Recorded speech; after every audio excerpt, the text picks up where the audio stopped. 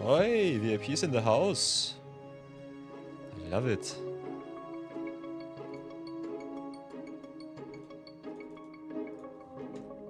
Magic here, hello. Got a short little ad break. Got myself some protein shakes and then I'm feeling we start stream. Wahahaha.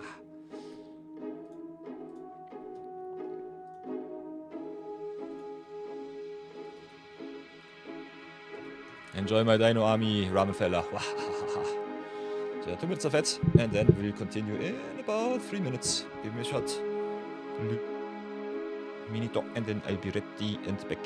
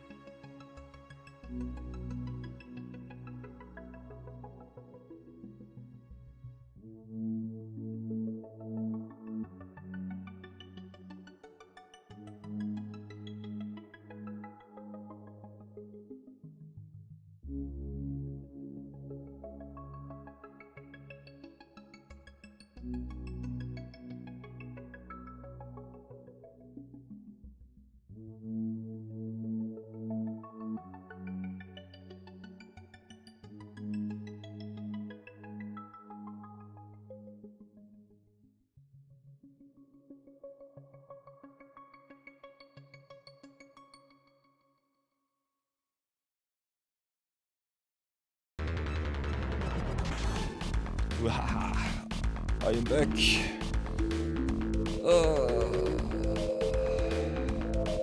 Let's max out Avatar before the year ends. Welcome back, everybody. Welcome back.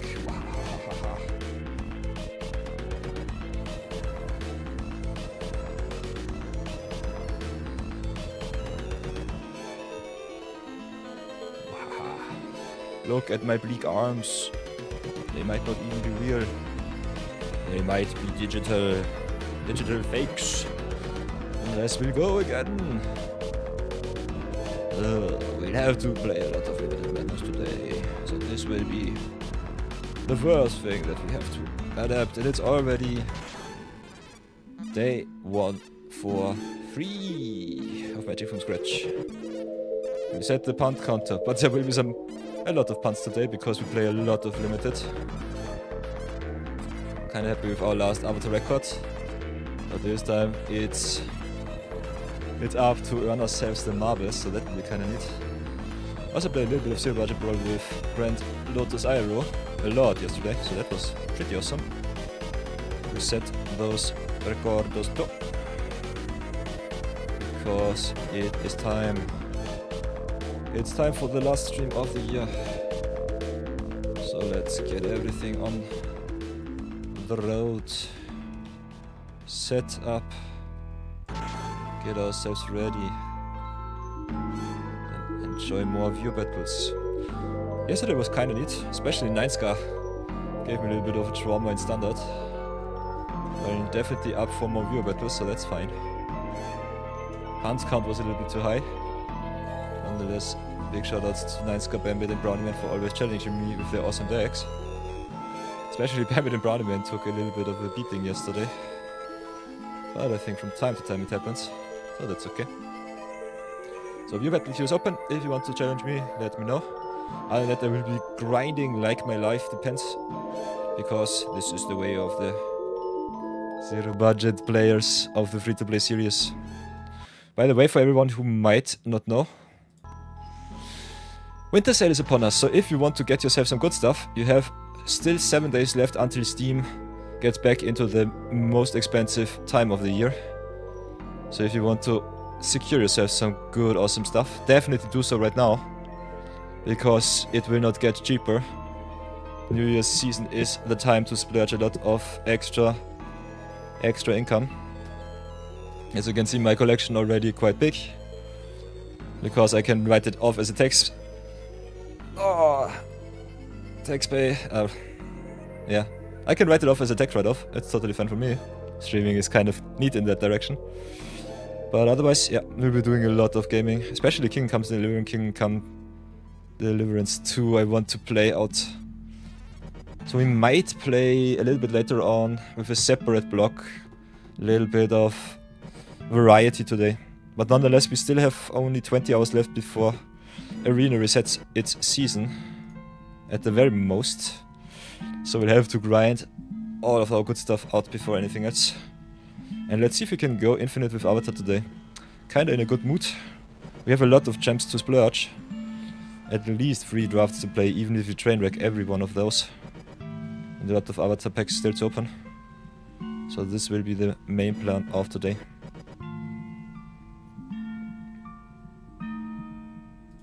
So graphics down. Then we'll go to town.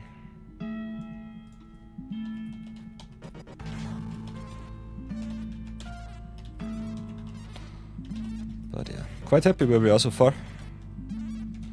And we'll definitely have an awesome year in 2026 too. If Arena releases a new batch of starter decks, I will also do a starter deck duel guide for 2026. So I'm kinda excited to see if with Love and Eclipse there will be some new starter decks. I personally love me the starter decks a lot, and the starter deck duels are always so much fun because you don't have to fear the opponents playing only busted decks. And if you know the best deck in the whole pool, you can normally easily grind out your 15 wins per day as a free-to-play starter. So that's pretty awesome too. So as you can see, we are definitely blessed with gems. So let's see how far we come. Music begun and stream or start. Lock it in, go to town. YouTube videos are also in the pipeline, so with new next year, there will be at least 1 Limited Madness and 1 Zero Budget Brawl video every day. Just have to upload them, edit them a little bit, so if you think the video quality sucks, let me know in the chat on Twitch and also in the comments on the YouTubes. Otherwise, I will always give my best. Big shoutouts also to our new followers. Very happy for those. So, if you go to the followers list, for everyone who might not know, I have you all on the horizon. So big shoutouts to really Colin Beal from yesterday, and also from 2 days ago, Hedrex. I mean, thank you so much for joining the crew. Also Hemox42, one of the bigger streamers. So in my prize collection of awesome followers, Hemox definitely holds a very special place. And big shoutouts to all of my other fellow streamers like Pixel Nomad, Lesamal. Also Professor Rex is very fun. Ember Pingu, taking a little break of MTG right now because, yeah, sometimes you get smacked a little bit too much.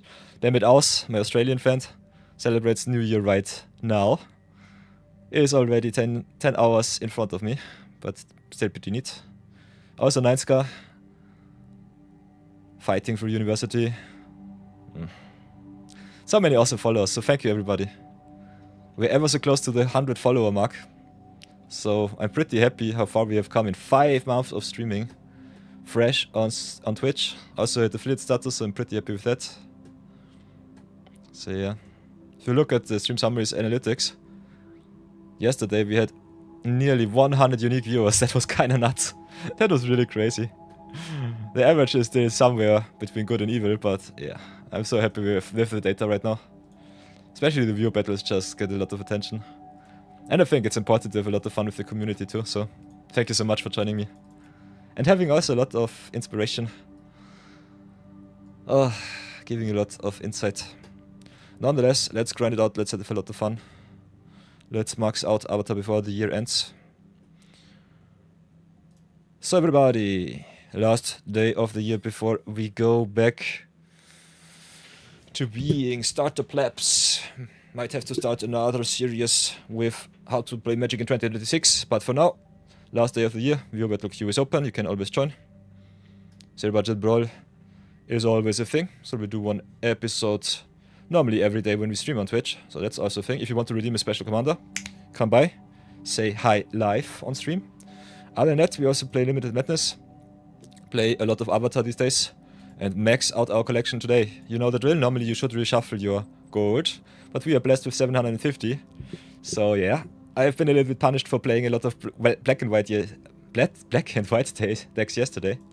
There's also the midweek Magic slow start, which you can play. I will be doing it after this video, but definitely encourage you to bring a lot of power. We luckily had a lot of Avatar drafts, so I was blessed by Ninska yesterday to build me some new decks, and we did some standard lessons, so that was kind of fun too. So if you want to build and play one of the most budget lists in block constructed with 4 of cards, definitely go into lessons because it mainly consists of commons and uncommons. And especially filler cards and payoff cards like the Dragonfly Storm are easy lot inclusions. Otherwise, if you want to play power, go for the talents. Lorwyn comes in 3 weeks next year. And until then, Bloomborough holds the best deck in its clutches. Nonetheless, we go again and play some Avatar Limited. Let's try and go infinite. We still got a lot of gems to splurge. Got 3 weeks of gold left in the tank, so that's at least another 1 or 2 drafts. So let's splurge another 1,500 gems and go to town. Let's max out Avatar and grind like our life depends today.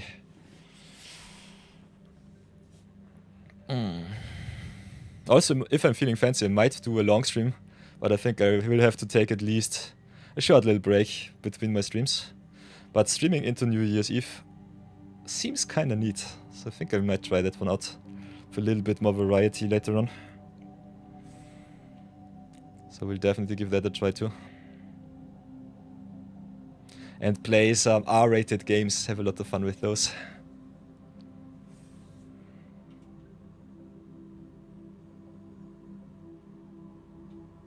So yeah, my American viewers are all sleeping right now, so I'm quite happy with that. Can also have a look at who else is online. I think right now the biggest streamers are Ekil. Yeah. Doing a lot of best of 3 drafties. Already has his collection. Nonetheless, let's see from high to low who else is online. Yeah, all of the other European streamers are online, so Americans still in deep sleep. Australians and Asians already celebrating the year. So this might be a nice little quiet stream today, which I kindly like. Kinda like.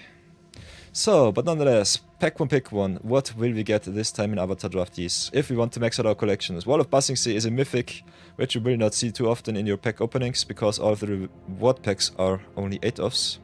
Other than that, if we want to grind out and go infinite with our draft potential, and open all of the commons and uncommons on the way too, I think going Katara Bending Prodigy is an easy pickup. She's an ally. She's a blue creature, which is very good for the blue-red, blue-black, blue-white. Awesome decks. Very good tempo card. and a very solid opener. Also draws you a million cards if you go white with blue-white water bending. Second pick is easy, my Jaded Edge, and the third pick in my opinion is the Sold Out. I like me some instant speed interaction, and Sold Out is premium with the Exile based effects. What would be your first pick? Let me know in the comments. I'll see you all in the drafty.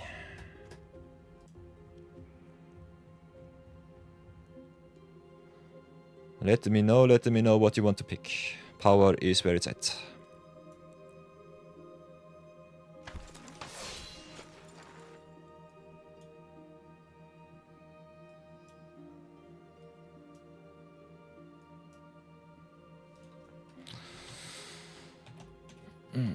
So pick one, it is Avatar Draft 2025 1231 number uno, draft number uno. There might be more coming your way. So second pickup, easy North Pole Patrol. We are already in blue. Got the two best uncommons in blue overall. North Pole Patrol is busted because it can tap down your opponent's stuff. And it also can untap your stuff, so you can also ramp up your mana. I personally think, especially for tempo heavy formats, the untap is even more important than anything else. Unless if you want some premium removal in the common slot for white, Razor Rings is definitely solid. Not the biggest fans of those attack and defend spells, but still it can give you also life if it does extra damage. And if it wins you a double block, it's definitely still neat. Now we have the choice between the Tsukikyoshi Warrior, the North Patrol number 2 and the Northern Air Temple. Got also the Forecasting Fortune Teller, which is really good in waterbending, so Katara profits a lot of those two for ones. Kyoshi Warriors and the Fortune Teller definitely are pretty up there. I personally love me going white, so Suki in my opinion might be a little bit better than the North Pole Patrol. Still having the option to just ramp you up is so good. So don't sleep on those two cards. If you want to still short the blue, I think we go for the North Pole Patrol. Otherwise, if you pick power, I think Suki might be a little bit better. Because going white is really important, and giving you extra tokens for potential waterbending is super important. And that just being able to tap on your opponent's stuff and go in for a lethal attack is also so nice. So I think we still take the interaction over the go white theme. But I think both is definitely first pickable. So what else do we have here? Not the biggest fan of Meteor Sword in the blue-white tempo decks. It's really good, but sometimes just comes down a little bit too late, or you will never ever hit your 7th land and just cry. Big fan of Watery Grasp. I think this card is pretty nice. Being able to shuffle back lands in your opponent's deck with a lot of counters is definitely an upside. Otherwise, for the first time flyers, I think picking up Waterbending Lesson is also neat. And just popping your whole board if you go blue-white waterbending and tokens. I think Water Trap Captain is solid. Just having the option to pump your whole team is neat. Normally he overperforms in white and red. So I'm a little bit more inclined to pick up Lesson or Grasp here. But I think both is pretty neat. And card advantage is where it is at.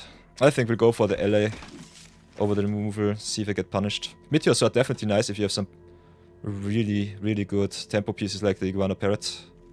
Also got the Master Paku here. If you have some lessons, you can mill out your opponent, which is kind of fun. So don't sleep on Paku, especially with the prowess. I think he's a very good 2-drop. Otherwise, the Iguana Parrot is just a very good tempo card. It does not fit too well into the synergies, but having a very aggressive slanted and very defensive slanted flyer is so good. So I personally am a big fan of the Parrot. Although in value-driven formats, I make cards like Paku might be better. If you want to go flyers, and the Signpost uncommon is for flyers, could pick up the Parrot here. We've got 2 North Pole Patrols though, so we can waterbend quite well with the Katara and the North Pole Patrol. We go for the Paku here and see how far we come with a nice little waterbending list today. So now, we don't have to go white, we can still go green too. Earth King in general is busted in allies. Got also the Watery Grasp and the North Pole Gates. Also Rocky Rebuke, if you are into some removal, is more a card for the red-green or red-green-black go big decks. I'm a big fan of life gain swing cards, so Earth King in general definitely my pick here. Otherwise, you could also pick Rebuke, Audience, Grasp. I think this pack is just busted. If you want to be as open as possible, you could also pick the North Pole Gates, maybe splash white, maybe splash green. Yeah, Marathon is also a big fan of the dual lands. Especially if you see some very late shrines going around. I think it's definitely a possibility. Now we can choose between going a little bit more into green, pick the rebellious captives for our ally base. Could also just pick up some good lessons on the way. Waterbending lesson is solid. We'll definitely getting cut in white, that's the thing. So yeah, picking the water tribe captain here high was maybe a little bit of a problem. But yeah, enabling your water bending with some lessons, definitely good. So I think I'll go for the lesson here over the captives. Parrot coming around is neat. Fog is one Wine Bender, also overperformer because the small creatures cannot block him. And he also has water bending. I am a bigger fan of the tempo pieces, so I think I go for the Iguana Parrot here. Just short blue. Ooh, for Bambit, moose count is at 1. So moose count at 1. But yeah, I think I will not pick up the moose here. I think I'll just go for the mythic on the reel. Definitely could pick up the moose. But yeah, I will not look a gifted mythic in the mouth, I will just pick it up. How to start the ride is also solid if you go blue-red tempo. Another ride, the audience and the air temple. Air temple is so good, if you just pick up 1 or 2 temples it's already nice. So we can decide if we want to ramp it up with the audience or just go air temple. I think blue-green ramp is still a possibility. And I'm a big fan of the general. So I think I just pick the audience. Audience not being allies sucks. But otherwise I think it's okay. Just some fillers going around. Yeah, Rammelfeller. Welcome back with the 5 stream watch streak. Yeah. With the Snorlax tweak, I love it. So far so good, especially the cheaper lessons are what I want. So not the biggest fan of waterbending lesson, how to start the riot. Still can win you a game. We already have a 4th of firebending student, so we don't really have to pick it high. But otherwise, just giving us extra mana for our combat tricks is quite neat. A very big fan of Iris Demonstration, it's also a very cheap lesson. Otherwise, Die the Agents is just a busted card. So if you want to still pick up power, I think the Agents is good. If you want some extra gems, you can definitely go for 20 extra gems with the firebending student. Every extra rare gives you 20, every extra mythic gives you 40 gems. So if you want to pick up power, we could go blue, black, green, and just go value. Could pick up lessons, not the biggest fan of blue-red lessons though. If you want to pick up the best card, it's Agents. We did not see too many good red cards. If you want to stay in lessons, I think Iris Demonstration is just good, roughing the board. So it's either lessons or Iris Demonstration or the Agents here. I think we'll go for the Agents, just because I'm greedy. Might get punished for that one. Yeah, every extra dual land also gives you ways to cast your spells, totally true, Marathon. So as you can see, we could go blue-black, maybe splash the green, could go blue-green and maybe splash the black. Avatar draft, especially for us Platinum Plebs, is in many directions very open. Best card impact definitely Bitter Work or June, depending on what you play. Not the biggest fan of Sacrifice, but she's more a draw 2 payoff. Cannot be blocked and goes to town. If you want to stay in the theme of waterbending, I think taking the Forecasting Fortune Teller here is also nice. And it's one of the better 2-drops. So it's either the Fortune Teller or the June. I think I'll go for the power. I like me the unblockability. All of the tempo pieces are so nice. Okay, getting punished. Not too much, but a little bit.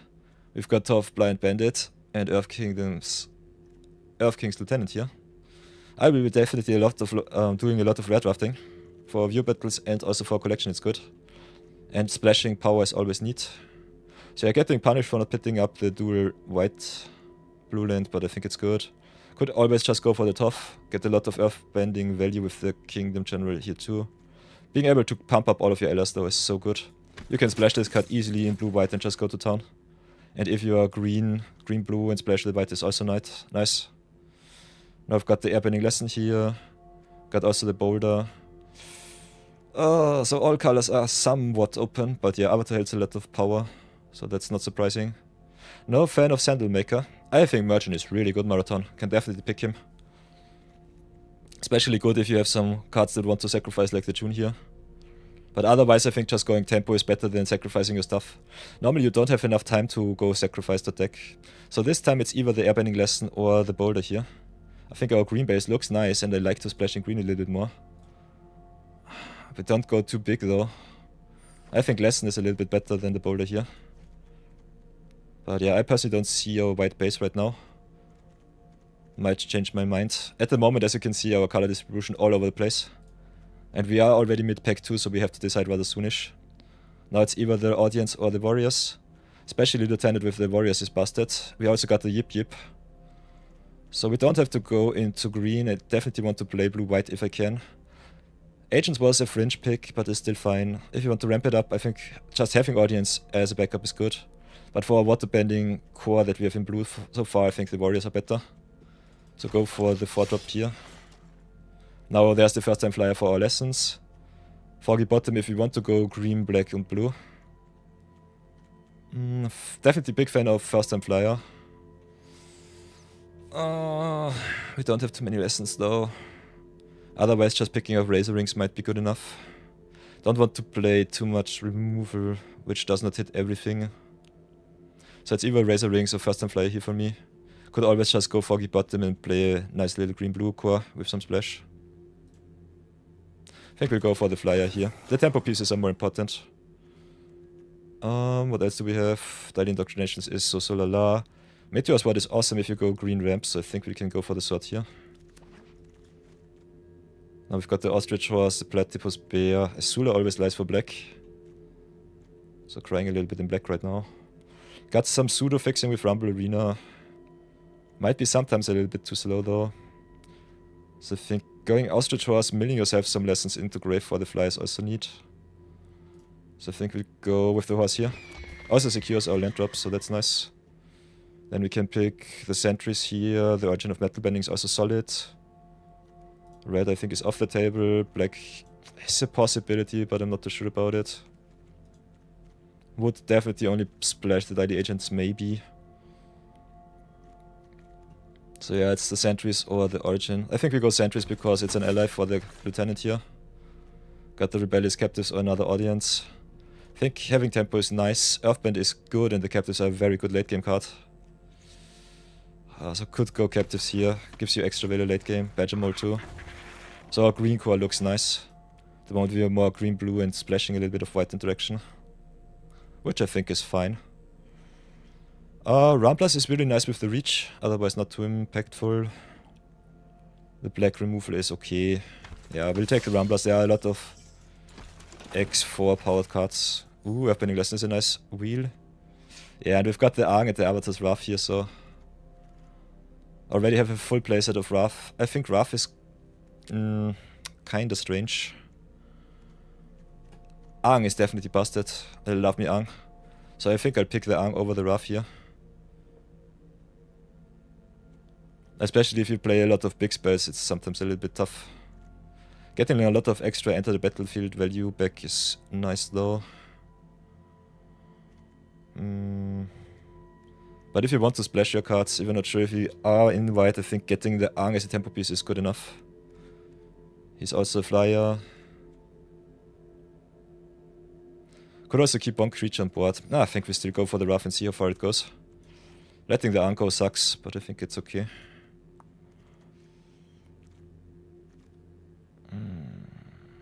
So yeah, this draft is a little bit strange. Marathon is still in Omniscience. Nice. And now we've got the Bayfeng Bounty Hunters also for a splash. And the Summon Air Temple. If you go tokens, I think the Air Temple is nice. But we are rare drafting today. And we all got a lot of good cards which can wheel. So I think we just have to go for the Bayfeng Bounty Hunters. Bite the bullet here. Maybe splash some black. Otherwise, Top Blind Bandit is just really nice on free. And if you drop our blue for green, white and black, I think it's nice. So yeah, the black splash looks busted. Could just go straight up. Straight up green and drop the rest. As you can see, our white cards are definitely coming by right now. So what else can we do? Definitely like me Cycle of Renewal just fixing us. One more playful pet is good if you have a lot of flyers, which we do not have right now. Got only Iguana Parrot and the first time flyer. Still the biggest fan of blue-white tempo. I think green-white is good if you can go big with cards like Lieutenant or the White Lotus reinforcements. So I think we just take the cycle here so that we are in every color good setup. I think we just drop the blue here. Blue is really good, but I think our white-green core is where it's at, and the black splash or blue splash is the future. So go either for the Tower Temple, for the Kyoshi Warriors, or the Rocky Book. The wider we go, the better it is. We still need some removal and some extra pumps, so I'm thinking of picking up Temple or Book here. I think going for Temple might be a little bit more fun with the Go White theme and with the Earthband. But yeah, letting my removal go might bite me back. But now we've got the Kyoshi Island Plaza also to fix us more. Cat Owl to go a little bit into the air if we need to. I will go with the Plaza here because we have the Air Temple, so can pump our board twice. Got the Turtle Duck here. Hermetic Herbalist is good, but we want more of a white-green core. Blue-green core with white splash is also still possible. So could go for the Knowledge Seeker here or the Herbalist. Turtle Duck is good, but having just the ally as a possible card to play is nice. Then we've got the Rocket Launch. If we are heavy green, it's nice. Otherwise, the Earth Kingdom Soldier is a solid curve topper. Sandbender Storm if you need to get rid of some big stuff. So it's either the Oasis or the Rocket Launch. We don't really have the fixing besides the Herbalist though. I think we'll go for the Rocket Launch. If you go blue and splash white, it's nice. Yip Yip is fine. We'll take the renewal here because we have some busted black cards. Then take the Battle Fan for some water bending. Ooh, building this deck will be tough. But we'll definitely give it our best. Picking up some rares on the way is definitely the way to win more games, I would say. So yeah. Now the Origin of Battle Bending too. So our lessons look ever so good. Kinda like where we are so far. Still not sure if you have some strange... If you have some strange splashes like the Avatar's Wrath, I think going blue-green might be better. Otherwise our removal is mainly in white. So yeah, picking up the Rocky Book here might have been better. Could still play the Suku's Exile, get another lesson in. So yeah, I'm quite happy with where we are. I think we can definitely play a blue core, play a white core with some green and some black.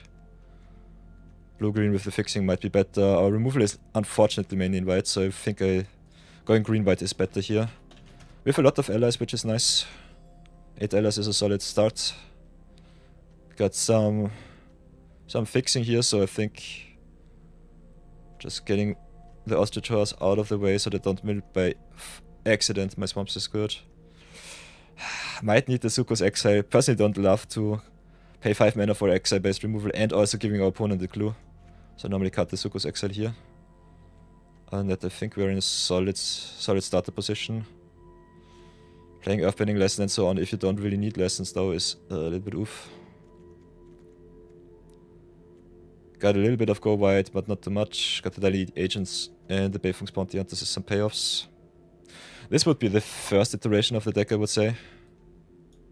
Can definitely see us just get the blue in, play a little bit more of a blue-based core. A lot of pros and cons. I think both is playable. How many white cards do we have in deck? 7. How many blue cards do we have? 1, 2, 3, 4, 5, 6, 7, 8. So we could definitely also go do it like this, cut all of the white cards and the removal. And just play some blue-green Lessons deck.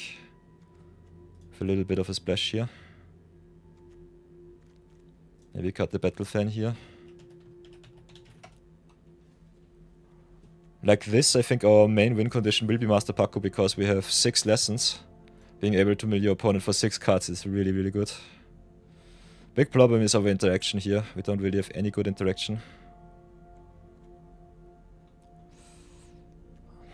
Yeah, our actual action is more based in North Pole Patrol and Master Paku. Is the win con. Got some payoffs, got some bombs also. Have a solid amount of allies. So I think we could drop the black here, maybe go for white instead. Daily Agents is busted though.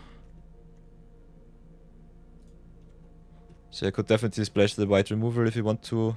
Hermetic Herbalist fixes us, as does the Cycle of Renewal. Got the Earth Kingdom General. The Earth King's Lieutenant here. I think with 2 Cycle of Renewals you can definitely play a lot of funky stuff.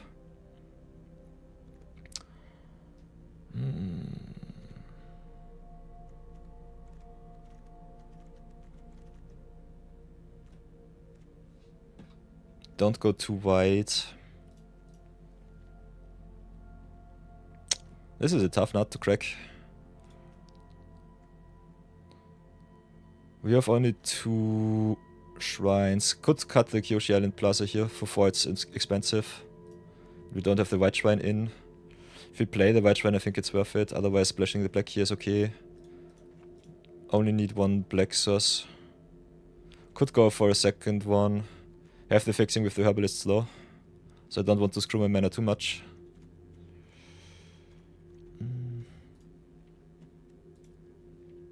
So yeah, I could do it like this, play some water bending, Kyoshi Battle Fan. Maybe some self-mill with the Ostrich Horse. Would definitely need another swamp in the list then though. But yeah, Ostrich Horse gets us back the land, so milling the land by accident is not too bad. Otherwise, yeah, the big question is our white better or is our blue better? I think I kind of want to try out Paku, so I guess we'll do it like this. And just see how far we come. So land it up. Cut 1 card and then just go to turn, I would say.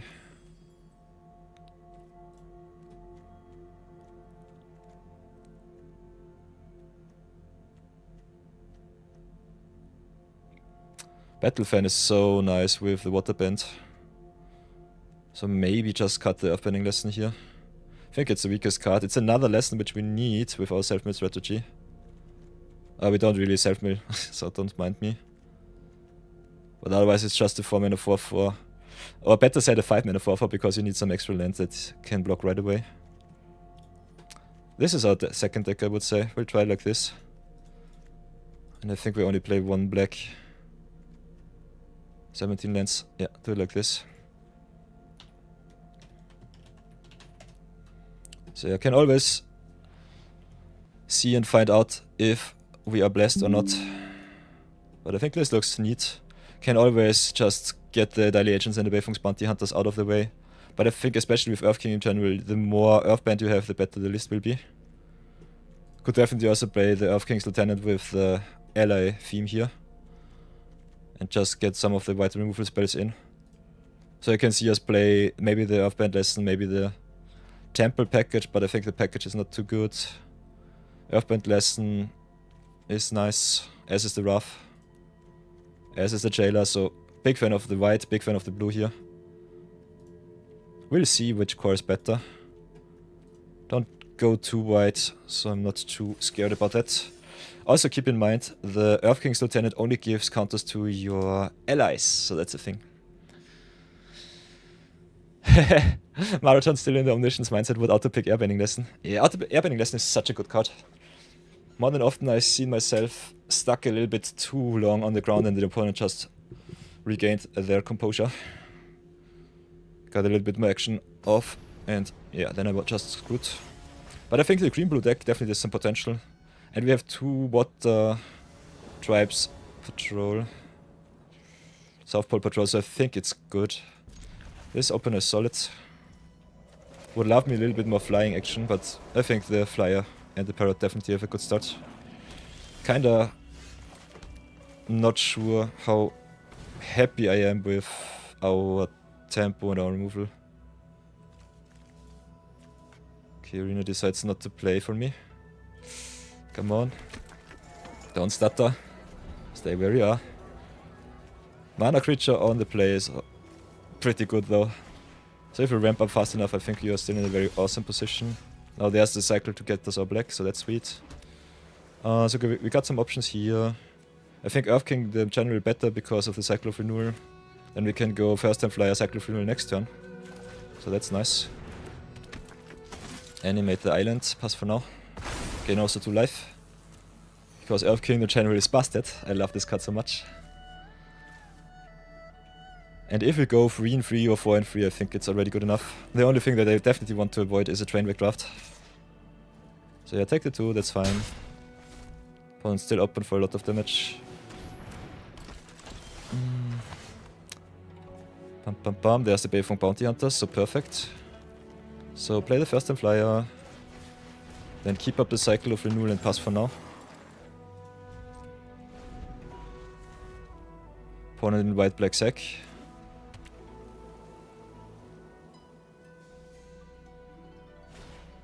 The Kyoshi Warriors, it's sweet too. So white black allies it is.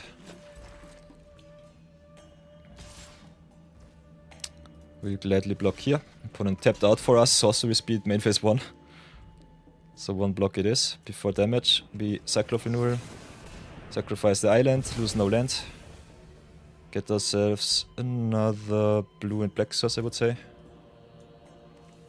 Fin the deck for 2 cards. Get our lesson, get the boost, merchant goes down, land comes back. Oh, whoops. So yeah, this block was stupid. Opponent could have tapped on the Boiling Rock, they did not see it. So pretty happy about this, because they could have exiled the Cycle of Renewal here. So what do we have? Got the Beifong Bounty Hunters, which I'll definitely play, that's for sure. Makes our blocks better, also Earthbands for more life. Then we've got 4 power on board, so we can audience, can decide if we want to tap down or not. So play lesson first, see what happens. Also, our opponent can tap down any allies, so he can exile my whole graveyard. Do I need the lands? Not really, I think I need the blockers more. So decline the tap down, drop the island. Then play the other island. Might get punished for this card spell here, but I'll gladly just attack for the 2 or 1 if the opponent sees the exile. I personally would definitely recommend you tap down your stuff, end of turn, just exile all of the opponent's graveyard.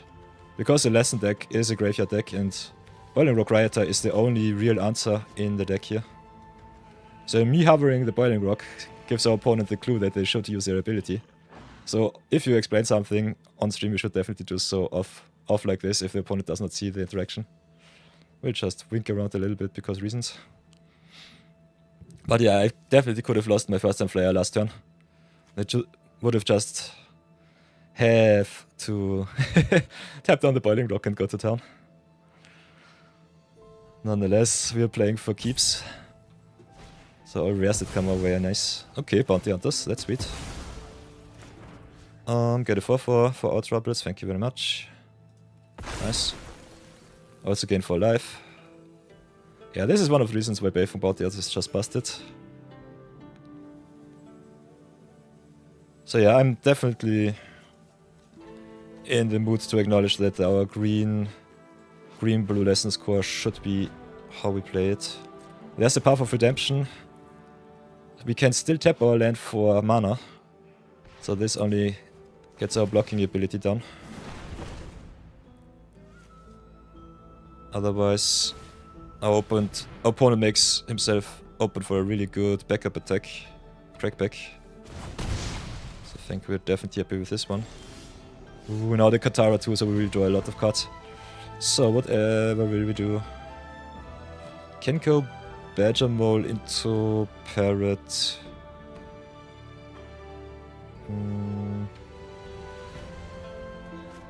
Kinda like tapping out here. Tap this one for mana. Could also just play Katara.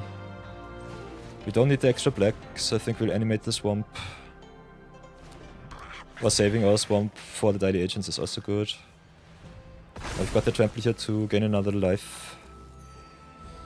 Do we want the extra flyer or do we want the Katara is the question. Kinda want to attack with everything, so I think we just drop the parrot here. And then attack for a solid 6. The more pressure you have, the better it is. pressure over value is normally the way to go.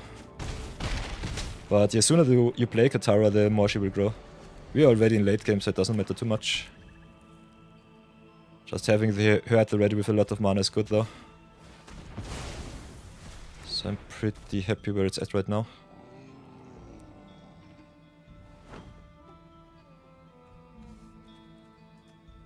So yeah, this deck looks busted. I love it. This deck looks pretty good. Got a little bit of cut draw, got a lot of good splash. Got a also very good solid ramp core with a little bit of splash here. So that definitely thins itself out quite easily. So gets the fire bending, recasts the warriors. Cannot block, which is fine. They can also activate this at instant speed, so they don't even have to attack with the Boiling Rock. Should definitely keep that in mind. What do we do? Play Katara, that's for sure. Could also play Captives and Earthbend another 2 to get in and attack with our Swamp. They get back the warriors each turn, so I think the flyers will be open conditions. Kinda like the redraw here. I think just tapping out is good though. Might get punished for not drawing more cards. So whatever do we do?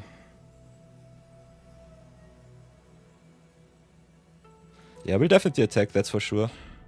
Also one of the reasons why I like the Parrot a lot, he's very good in water bending because of the vigilance. So my vigilance creatures are pretty happy. Then could play Katara, just draw more cards, which I think might be better than Captives here. 1, 2, 3, 4, 5, 6, 7, 8.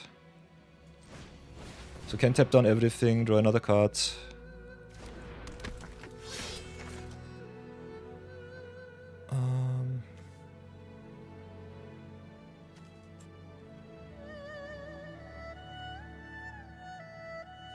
So pump up the Katara, tap 6. Also, could also play the Captives here. I think we just do like this. Play Captives 2, use our mana as much as possible. Then water bend like this. Like that. Like this for 2. Tap another 2. Tap this one. Tap that one. All of our value creatures stay back. Rest is a defense for the tokens. Can take another 6, just drawing another card is awesome. Now we've also got the Paku, which can mill our opponents, so that's sweet. We'll make the Boiling Rock better. But I think the wombo combos here are pretty nice. General giving us life every turn with the Katara. We draw another card each turn. She grows. Yeah, our opponent concedes to the value. Nice. Zero budget of Brawl going struck. But not today. The limited madness is where it's at. So yeah, 0 pots, only power. Then we have blue green with a little bit of black splash. Bending it is, I would say. Look like this.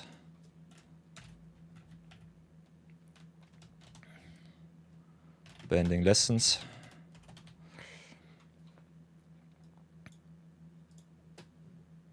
And go next. I love it. Oh, yeah, ever so gross.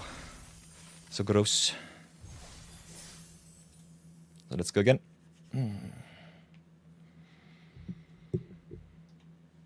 Being on the play, ramping it up. Tempo is so important. So I think all of the mana ramp is good, all of the evasion is good. So we've got the best of both worlds in green and blue. Okay, this looks fine. It's a Malto 6 on the draw. If you get our fixing, Daily Agents in hand is already neat. Have a lot of earth bending, so that's good. So I think this looks nice.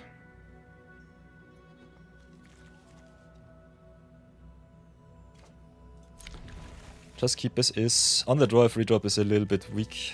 But taking a mulligan here is not necessary.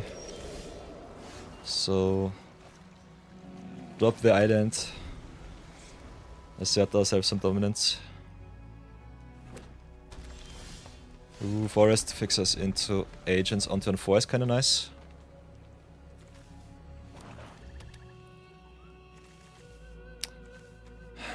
Could also just curve out. And there's Katara too. So now we have 2 choices. Could sacrifice the island, go to 4, go to 5 next turn. Katara is a big problem. We're playing the mirror match right now. Would love to drop the Iguana Parrot, but we don't really have a good turn 4 play. I think still the tempo piece is important. So commit to board before you ramp it up. Our opponent is tempo-wise a little bit ahead, but it should be fine. Depending on what the removal is, we might still be screwed. Because Katara is the biggest problem here. Turn 3 Katara on the play is busted. And even late game she just draws you a million cards.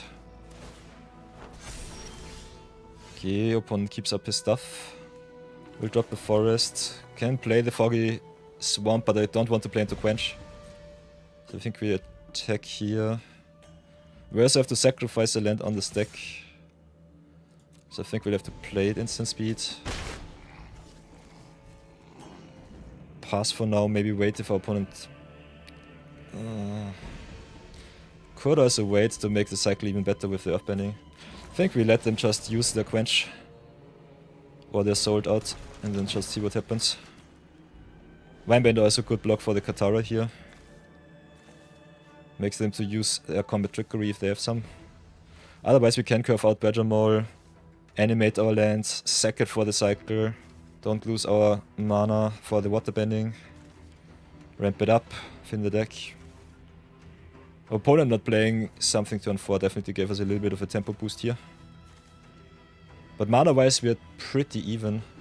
They did not play on 2 and on 4, so lost 6 mana. We lost 3 mana. So they're a little bit behind.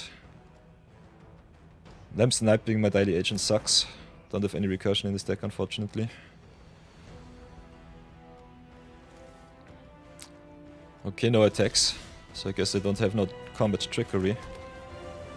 Let's see if they play some quenchiness. It seems they do not. So get the counter on the island. Just attack in for a solid... it could be less metal bending lesson. But yeah, there was no interaction here. I think we'll just be greedy and see if we can get a hit in. Normally, if you're a pro player, you should not attack in open mana. Most pros on the Pro Tour also played around quench. I'm a little bit too greedy for that. Especially if I don't see any pause timers, I think it's solid if you just try and curve out in this format. Slow rolling your spells too long definitely is a little bit of a problem. Otherwise just keeping the extra 2 mana open. Playing the cycle of renewal during your opponent's turn is also a possibility. But yeah, tempo wise we definitely have the opponent here on the ropes, so that's pretty sweet. So play the Foresto. Can rock a Lange. Can hit in for a lot of damage. I think we just rock a Lange here. Do we want to go wide or do we want to go big?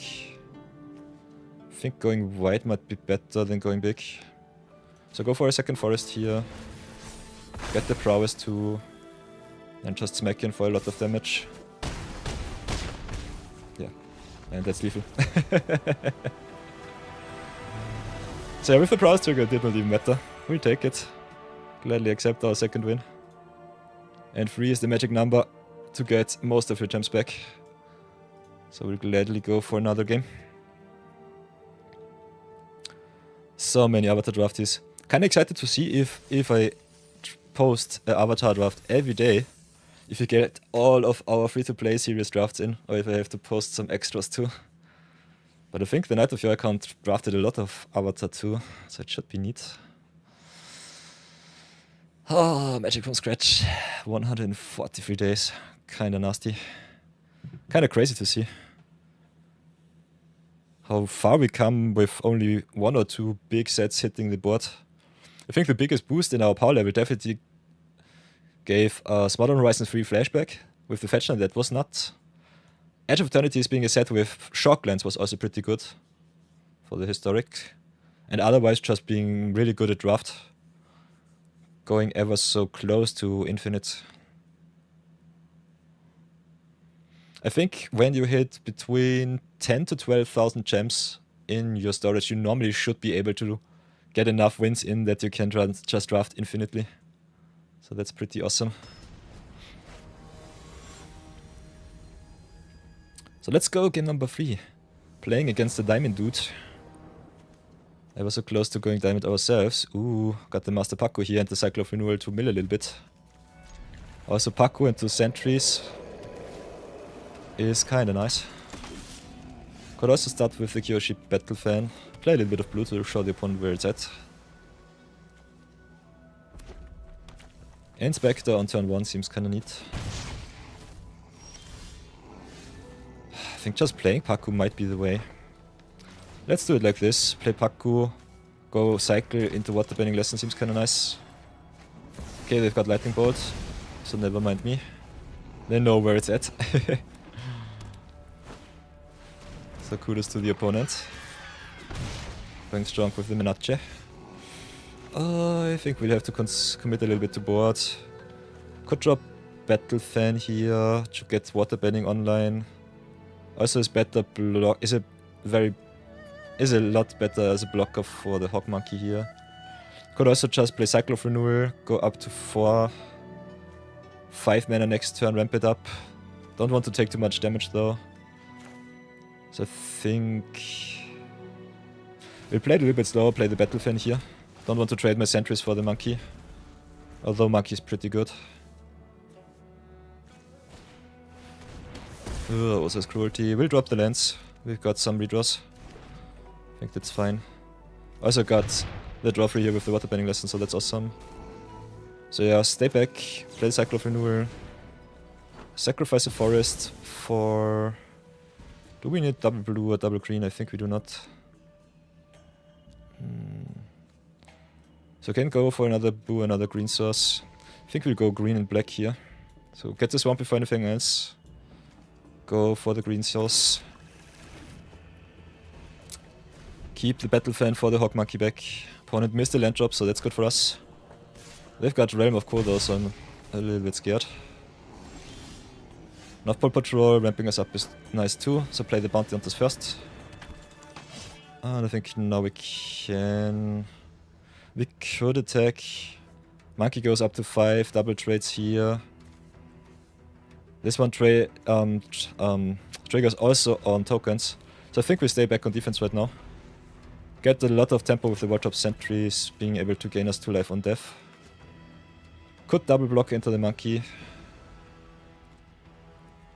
Could also just jump with the token. Having 2 creatures here open for the Inspector is neat. Let's see how it goes.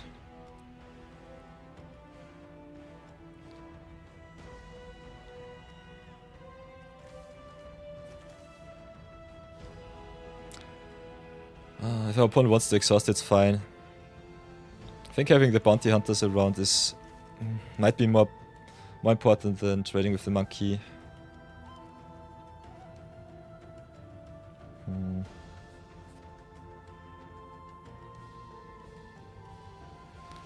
Don't really want to trade the Beifeng Bounty Hunters here. Yeah, but giving them the free trade here sucks too, so I think we just let it happen. Let's see if I get punished for cashing in my Bounty Hunters so early. If they do it like this, we get 2 tokens, so that's nice. Not 2 tokens, 2 Earthbands. So can animate the swamp here.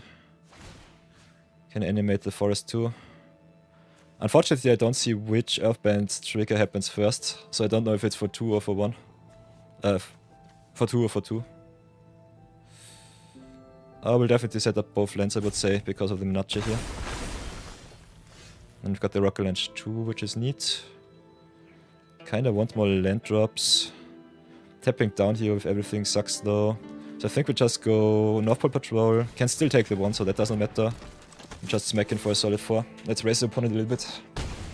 Because Realm of Cold will get us rather soon.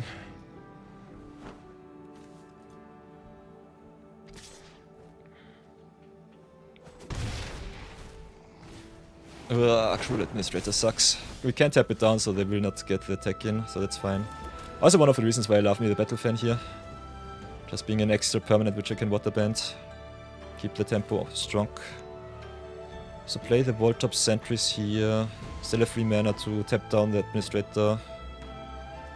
Have to play it a little bit slow, but it's fine. So play another defensive creature, pass for now.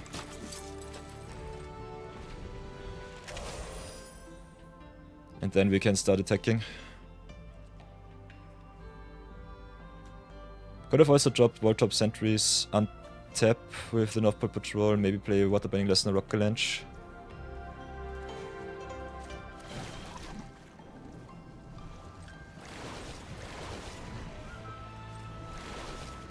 So tap down Administrator, no token for you. They still can ping me for 1, which is fine. Depending on their follow-ups, I think we're still in a good position. Okay, opponent does not want to race, so that's good. Dropping Beetlehead and Merchants. Okay. I got the downfall for the patrol. This sucks. Instead they go for the sentries, which is neat. So yeah, what else can we do? Can play lesson here, redraw. Could just play first time flyer, tap down even more. I think we just get our tempo down. Do it like this.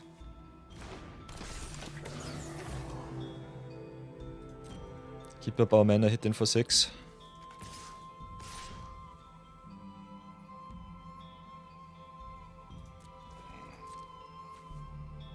Do have removal for the patrol. Ah, this sucks bad. So yeah, untap the forest. So that they get at least some blocks for the Cruel Administrator.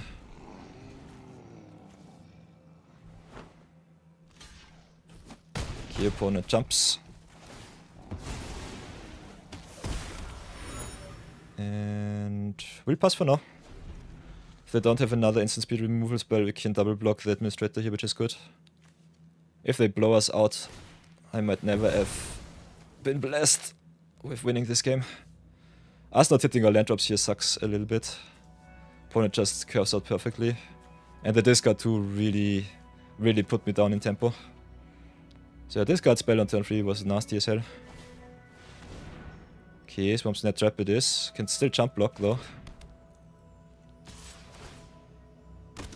So yeah, jump here. Will not take the 6. Get my land back. Not hitting our forest is also nasty. So what else can we do? Can still try and raise. Definitely drop the island here. Can always drop the Rock Galanch. Kinda need something.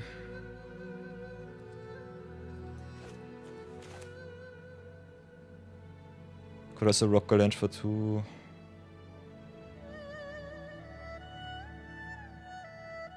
Go white, but we take a lot of damage on the backswing, so this sucks.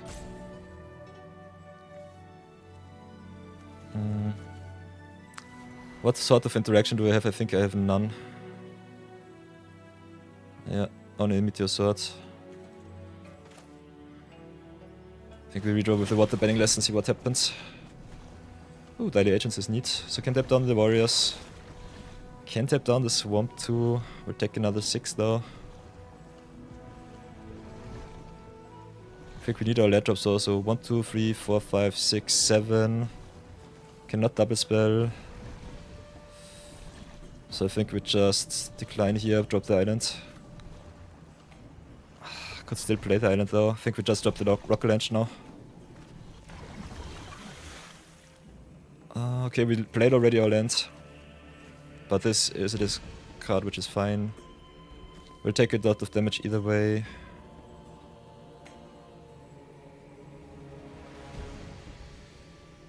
Yeah, this sucks. This sucks real bad.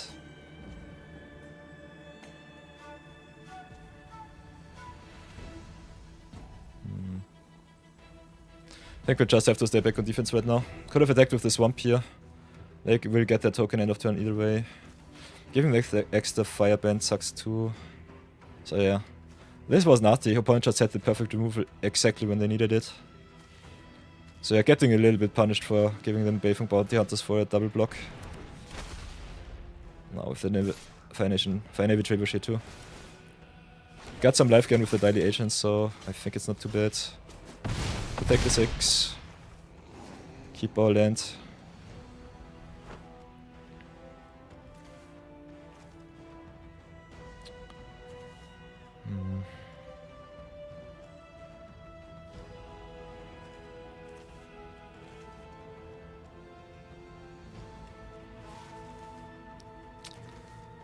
Oi, oi, oi, oi, oi.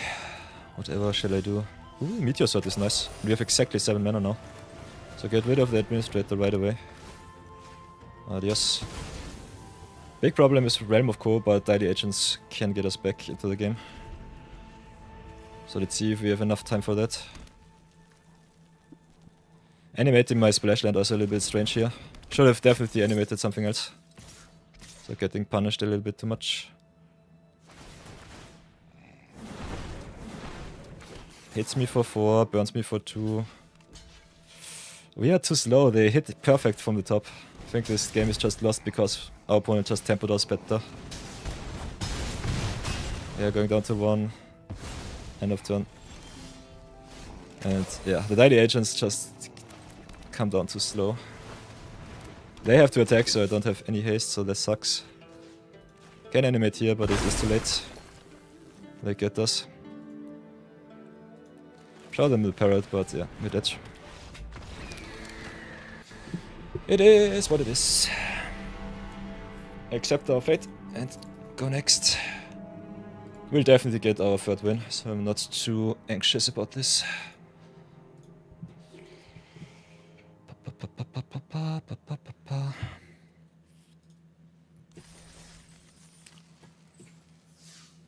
So yeah, not having the interaction when we needed it was a little bit nasty.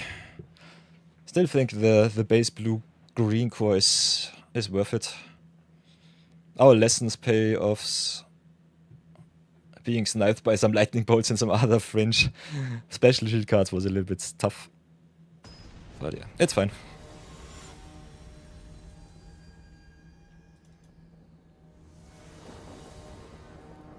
Ugh, okay, this is a color screw on the draw, it's fine-ish. Sucks still. But yeah, we'll have the mulligan. Definitely keep this one. Get the forest back, I guess. Could also drop the island. I think it doesn't matter. And keeping the extra green might be okay. Being on the draw with Malta 6 sucks. So drop the forest. Then go into audience.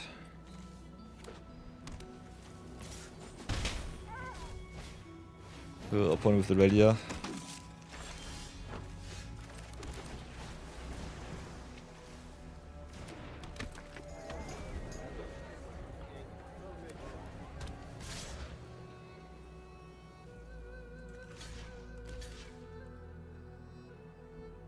This smells so bad like a combat trick. I don't need the mana right now. If they have Yip Yip, I'm so sad. They could also just give Indestructible to the Water Trap earlier, so I think I will not pass. Pass it up like this, just take the L here. Play the Patrol as another blocker and pass.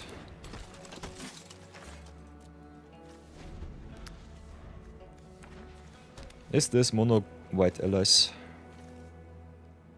How bad will it be? Our karma level is quite high, so I think it might be time to lose 3 games in a row once more, but I definitely don't want to train up with this deck. I think it's good. Our removal is a little bit weak, but otherwise I think the synergies are definitely there. Come on, no touchy. Always touching my stuff. I can activate the Northpole Patrol still, so it doesn't matter too much, but taking the 5 here because don't want to cash in my audience sucks. So I might be taking a little bit too much incidental damage from the Earth King Protectors here. So now go up to 6. Got double blue too, so go here, untap there. Could also tap down their stuff, but they only have 2 powered creatures right now. So I think just committing to board is better. So play the Patrol first. Then play the sentries next, I would say. Just get the defense going. Iguana, parrots is also neat, but if the opponent has a removal for my 3 toughness creature, I kinda want the second one. Sentries having death touch is also quite nice. So yeah, no attacks, but I can activate. This is my no-no square. Magic, you're welcome back. Got this. Okay, we have 1,000,000 mana, so that's nice. Can also tap down the opponent's stuff. They have the Water Tribe Rally, which sucks. So start with the Iguana Parrotto here. Just drop the island to get all of the mana to tap down the opponent's stuff. Can attack in with the sentries, but I think my flyers will just have to get the job done. So do it like this, pass for now. Opponents can search for the good stuff from deck.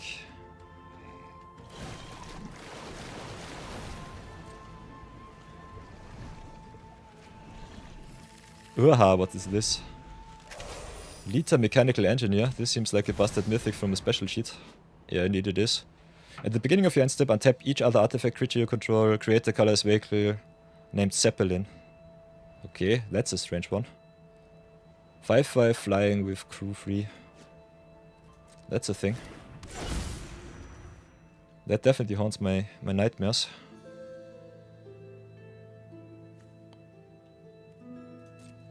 Pass for now, see what happens.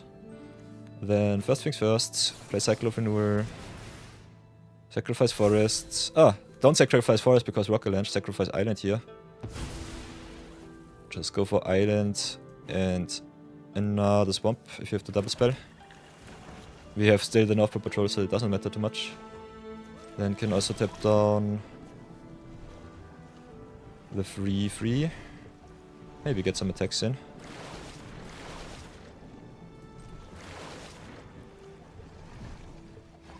So yeah, playing Cycle of Renewal here, end of turn is good. Because we kinda need something good from our deck. Then can go here, untap there. Got 6 mana. So now we can exhaust. Can exhaust at instant speed too if you want to. So I think first things first, we just go and hit in, I would say. The Earth King and Protectors are the biggest obstacle. So I'm not too happy about this. They can cash in whatever they want. The less creatures they have, the better it is, which kinda needs to pressure them. Can always just attack in like this. Force them to block, tap down their stuff. And we definitely need to be on the offense here. We are still at 11 though, so that's a little bit of an oof. Can I need also my mana? I think this is not a good attack. Just hitting with the Iguana Parrot is the way. Could have also animated with the captives. Can still do so at instant speed, so it doesn't matter too much. So, pass the turn.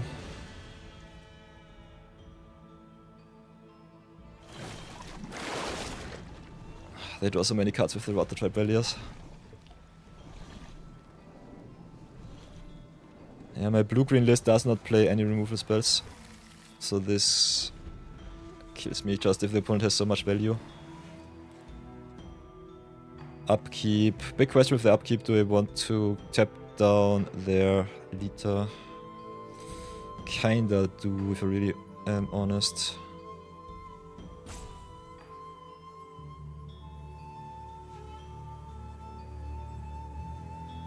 Kinda want to also animate here the open land. 1, 2, 3, 4, 5, 6, 7, 8, 9, 10 mana. If you use our mana and our creatures to tap down. Yeah, let's see what our opponent does. I think them having their stuff on board sucks. Losing to all of those stupid special sheet cards. I hate the special sheet so much.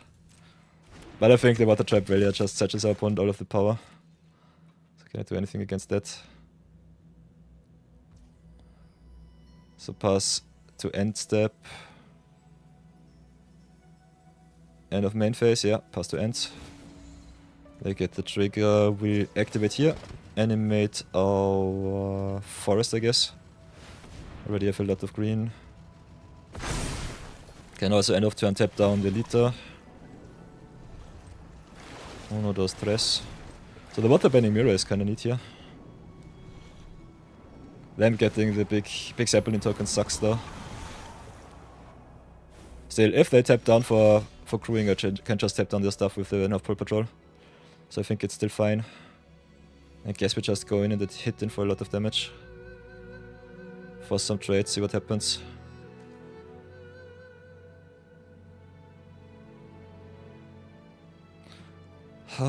Keep the land back. Hit in with the land, hit in with the sentries, hit in with the parrot and the captives.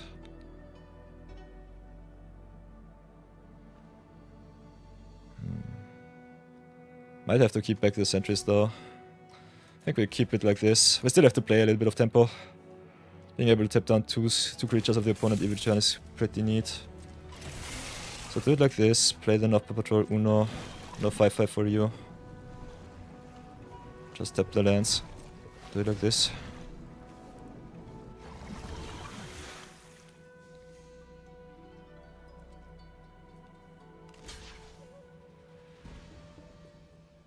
So yeah. Could have also tapped on the Poxbearers here. They take... I think they should have double blocked and sacrificed the Elf King and Protectors, if I'm really honest. Land for Poxbearers is okay-ish. So yeah, pass for now.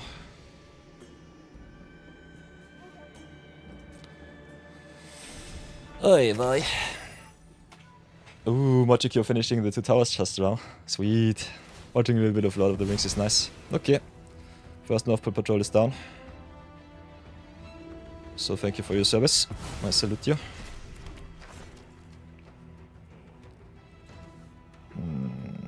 So yeah, this card will just wreck me. Fortnite with the Water Tribe Relias also gets a million allies from his deck. So and the Earth Kingdom Project is still being strong. So yeah, I gladly tap down their flyer here. They untap it though, so this sucks. They can still hit in for at least 7. Or not, because I can block. Tap down like this. Could have also kept the mana up, tap for 2. Got the captives. They can hit in, I will gladly eat the Lita. Otherwise just untapping the artifacts is so good for the water bending here. So big yikes. Then go play Master Paku. Then go in and attack.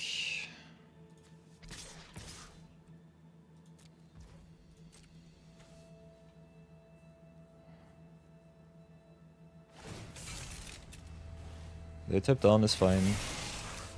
We tap down their 5-5.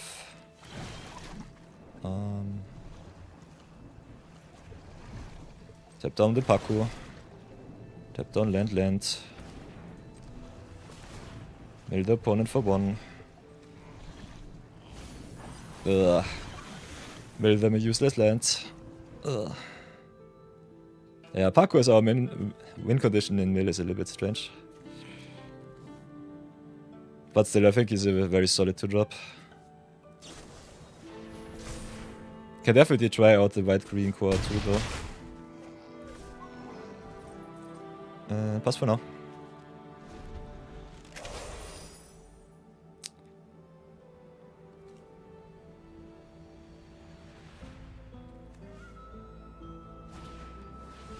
Okay, path to redemption on my captives instead of my parrot or my sentries is kinda interesting. I think our opponent should definitely have... Ooh, do we take the 5 here? That's a big question. They can make another fly only next turn. I think we just cash in our World Drop sentries here. On the floor we will never ever get through. Okay, Vengeful Villagers it is. Badger Mall is a sweet, sweet pickup. So tap down the black.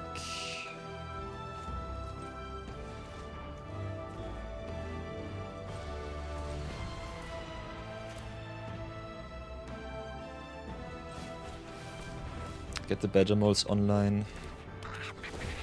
Gives me another 2-2. We'll just animate the land, get another blocker. Can we attack? Answer is in the air, yes. On the floor, no.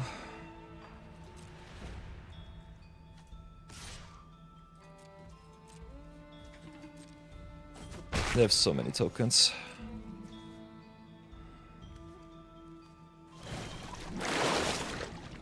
Ah, their water trap ralliers are so good. This card is so past that, I hate it. I want my third win, come on. Let's not waste me too much gems. Come on, please, please, please, please, please. Ugh, they have King and Soldier 2 now. All of the Vigilants.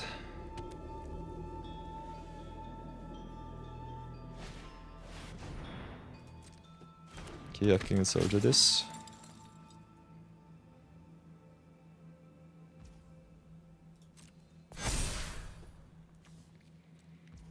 Interesting that he does not give the counters to the Lita here. Can attack. The question is, should they? Answer is maybe.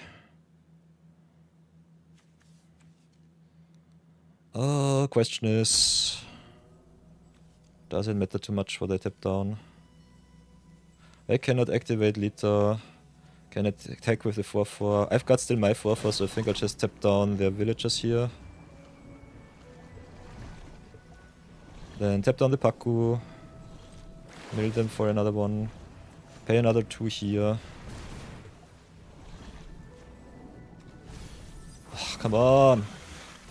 Whoopsie daisy. This is so strange. I'm not dead on board. At least I think I'm not dead.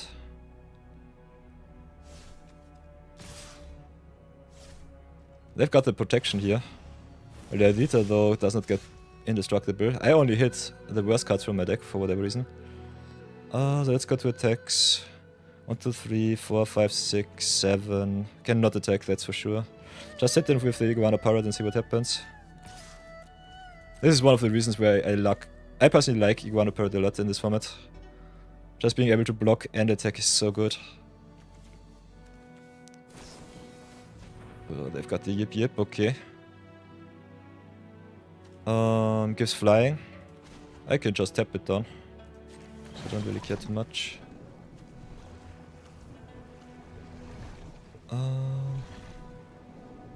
They can give unblockable, which sucks.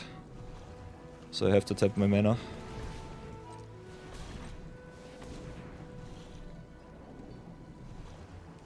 Yip Yip does not untap. So nice. Big oof. So getting a little bit punished. They just hit everything from the top. I mill them exactly for their lands that they don't need. And they draw a million cards with their Water Trap Ralliers now. Got also the Secret Tunnel, so I will just lose to their rares. And I just drew a million lands from the top.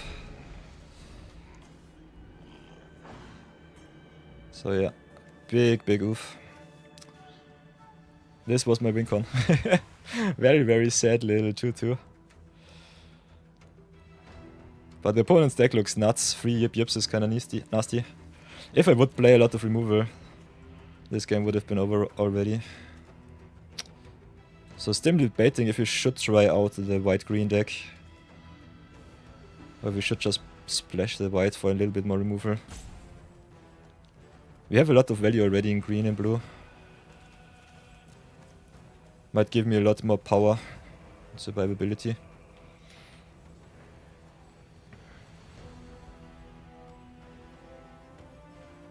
Still think the green-blue base is good. White will definitely be only a splash. Will definitely screw up my mana though. So yeah, this sucks. Unfortunate. Don't think I have any good big blowouts that I can play that get me back into this game. My tempo is way too slow. General would have been nice. Bounty Hunters is sweet. Meteor Sword, Tidy Agents comes too late. Because they have the... Meteor Sword would be my out because I can destroy the secret tunnel. But I'm already at 6 and they have 8 attackers here. So yeah, General is nice. But I don't have unblockable, so it's not good enough. I've got the Trample, they still have the Protectors. Can go a little bit wider. They have the big boys though. How many blockers do you have? 1, 2, 3, 4, 5, 6. Still have 6 blockers. The secret tunnel kills me. Can tap down one of their creatures. Gain 2. So I think I'm still not dead. Still looks pretty bad though. So yeah, guess we'll go to attack with the island. Force them to at least block a little bit. They can just cash in the Earth King and Protectors. Still got the win condition with the Lita too.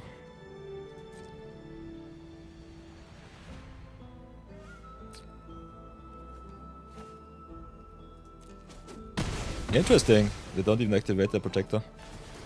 That's strange.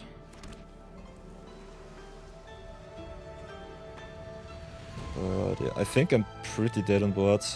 We'll do it like this so that I don't have to waterbend my stuff. Could have also kept back the spell maybe. But yeah.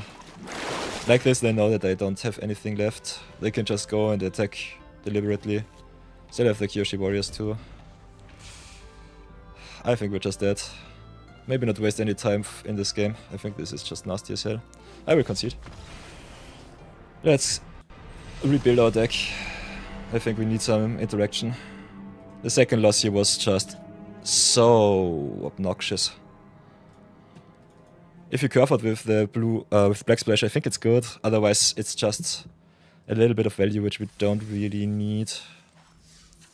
It's the easiest splash of the two, I would say. But yeah, I'm not happy with the deck. I think Walker Lynch sucks. Don't want this card in my deck. Battle Fan is pretty neat with the 2-for-1. Battle Bending is okay. Not the biggest fan of Paku. He's a very nice 2-drop. Don't think we need him. We've got a lot of 2-drops. So can get the Paku out. Still have enough allies to get us some good value. So Airbending Lesson is nice. Savaner Temple is definitely good. Outer's Rough Kyoshi Boris is what I want. Kinda like me Lieutenant 2. Agents out. Hunter. We could still splash the agents and the hunters if I really want to. I think it's possible. But would only splash one swamp for them. Oh, okay. Campaign Plaza, which also fixes me. Costs 4 mana for 1 extra land, sucks. If I have Temple on the battlefield, it's good. Otherwise, just taking your turn 4 off is kinda nasty. How many lessons do I have left in deck? 5. I think Waterbending Lesson is good. Cycle of Renewal for 2 is good. Origin of Battle Bending is nice if you need the lessons. Without the Paku I don't need it, so I think I can get it out. It's a nice combat trick though. Not the biggest fan of the trickery, but I think it might be necessary. If you play tempo, it's good. Otherwise, we play a little bit value here. How do I feel about this list so far? This looks definitely way more powerful. Having some flying creatures is important, so I think the parrots and the flyer have to stay in. Need some removal. Got the Airbending Lesson and the Avatar's Wrath and the Meteor Sword. Plus the Elf Kingdom Jailer definitely gives us a little bit of an edge. Could cut the land, but I think the 31 special here is the way. We'll do it like this. The Black Splash might get me by surprise. Still think it's worth it. Let's go 4 color allies. Go to town. See if I get wrecked on our last game. Or maybe not our last game, we'll see. Got a lot of fixing, got a lot of ramp, so I think it's okay. But with so many white cards, our mana base definitely gets worse. And also we're playing against a mythic player here. Missing our green, also nasty. Got the lesson for redraw, but I think we have to mulligan. Okay, now we've got all of our colors. Kinda like that. What else do I not need right now? Guess the white. We got the flyer though. Could just drop the Kyoshi Battle Fan. This looks like a strange keep, but I think it's neat. Oh, okay. Never did I ever not get punished for getting a permanent back. So drop the forest, play the flyer. We have all of our lands, landlord of MTG we are. Pawn it in blue-white with a Suki on 3. Got our fixing. Let's see how bad it will be. Got our turn 4 into turn 5. So this looks pretty nasty. But yeah, against blue-white tempo we're normally dead. Against blue-white allies, water bending. Maybe we're even deader. So step back on defense now, we cannot really race. Bounty Hunters is good though. But yeah, we're losing this draft to a lot of stupid rares. So I'm not too happy with that. But we got stupid rares of our own, so it doesn't really matter. Let's splurge some gems with some fun. Don't overanalyze too much. Get as many avatar packs as possible.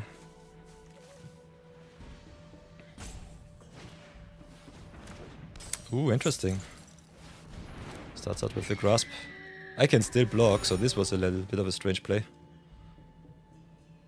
Big question is if I should block. Ooh, they can waterbend because, yeah, message hog, nice. So this is how blue-white normally out-tempers you. Just get one busted rare, get all of the good commons and go to town. So yeah, this was nasty. What else can I do? Can play Daily Agents, makes my cycle better, can double spell next turn. Their board still looks pretty crazy. So I get the 2 forests online. Stay back on defense pass for now.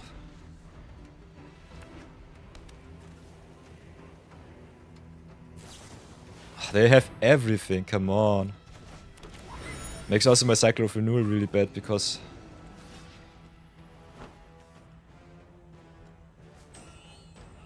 also the block here does not even make any sense because they get their token back either way. So yeah, I chose that to Suki. What the heck? 1-2 punch with Suki going to town.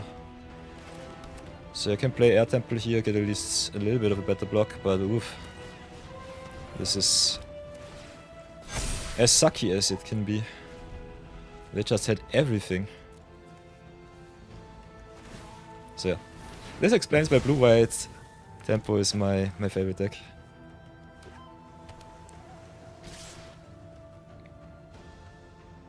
So I have to block here, otherwise dodge.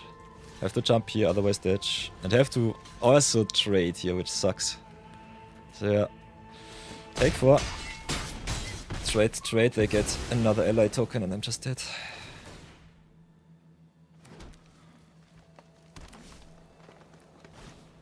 Only triggers once per turn though, so that's nice. But yeah. Crying in Suki. Okay, nice. First train wreck of the day. You'd love to see it. I think the deck was okay. Could have definitely won the last game, but this was just obnoxious. So, Rio D, DBB, Mythic Drafter. I tip my head to you. You know what deck is the best one. And they just hit everything, what the heck. So, Shuttle deck tech here. We started with an experiment in blue-green. Tried to get our deck a little bit more powerful with all of the off-color splashes in black and in white. We carved out perfectly, but so did the opponent, so yeah, cannot say anything against game number 3. Game number 3. Loss number 3. So yeah, Paco definitely underperformer. First time flyer is always good. All of the value is pretty neat if you get it off of. Water banning, awesome, as you can see, is busted. Yeah, our rares were just fair. A little bit too fair. Our removal not really existent until I decided to go into white. Our first 2 wins with blue-green though were pretty neat, so thinking that it's still a solid core. But yeah, get yourself the 2-for-1s in the deck, get yourself a lot of tempo, and yeah, just try to be fast as opponent. As you can see, blue-white flyers is just busted, blue-white water bending is busted. So let's see if we can get another draft in. And definitely don't sleep on the big spells. If you can ramp up enough, I think it's good, but ramp is normally too slow to win against tempo, so that's more of a backup plan if your draft just sucks and your opponent shot you in any direction. Nonetheless, let's cash in our pity gems and go again. We want to max it out. So do that, and I'll see you in the next draft. Time for another draft of Avatar. Lost the last one. Go for another one. Oh, I hate it when I lose so many gems. But nonetheless, we have a lot to splurge, so let's go again. Will not go under 3000 gems though. So if I lose another big draft, I will go to my other account and just go infinite with that one. But today is New Year's Eve. So we'll definitely go in and splurge a lot of gems, because it's holiday season. And that is important. Also rehydrate. From time to time, my lovely jet.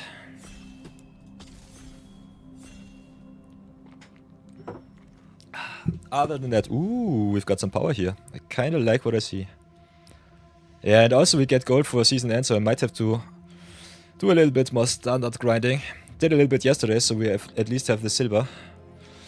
But let's see. Pack one. What do we have here? What will we get ourselves this time? Got Aang at the Crossroads, one of the best 3-color cards in the whole set. Southern Air Temple and Boiling Rock Riot are also pretty strong. Lo and Lee, Tai Lee and Guru Patik, so all of our commons and rares are busted. We'll take the Aang because value is really good, and blue-white flyers. Blue, white and green are the best colors in this set. You can play nearly everything. If you tempo out good enough, it's definitely neat. Splashing some off-color cards definitely good. Otherwise, I would recommend you just go 2-color and go to town. So, pick one Avatar. I think Aang at the Crossroads over the Boiling Rock and the Guru Patik would be the picks for me. What would you pick, chat? Let me know, let me know.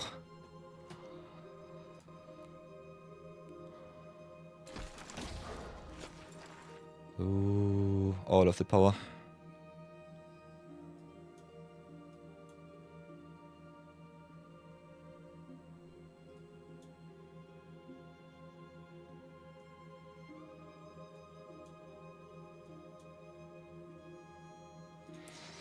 What else will we get? Untap this down once more.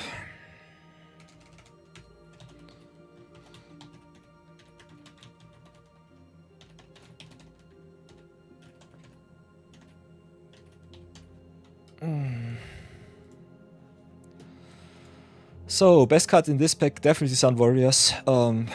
Splashing 4 colors is kind of crazy. Also 2 shrines. Not the biggest fan of taking off your turn with the Kyoshi Island Plaza on turn 4. Otherwise not too much for us. Could pick the Kyoshi Battle Fan for waterbending or the Foggy Bottom Swamp, but I personally definitely implore you to pick the power in pack 1.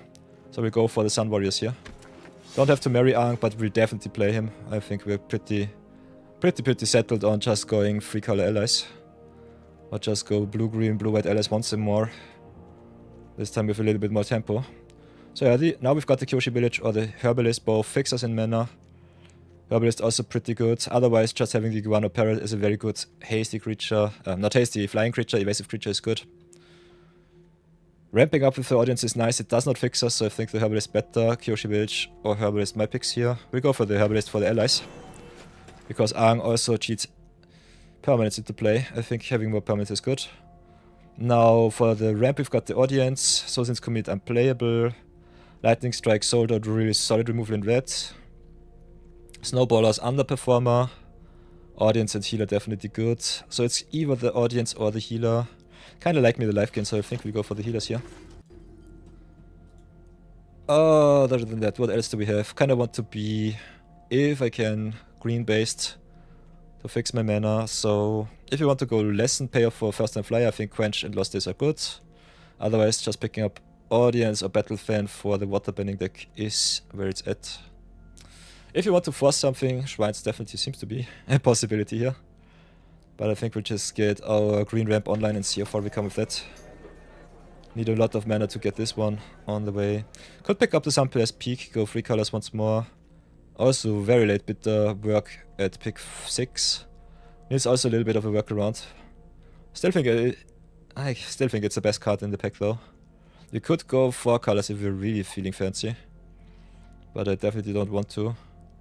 Sample as peak, just being able to splash maybe the red if you go green-white though is nice. So it's either the Meteor Sword or the Peak. Sword is very expensive though.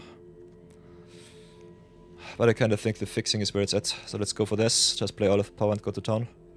Now the best removal spell in green, allies at last. So green base looks good. Also Cave of Two Lovers, making us 2 allies and earthbending. Plus another mountain from the top. Is a lot of awesome value in green. Red. So it's either the cave or the allies with the Aang. If you want to play the Aang, I think the allies is better.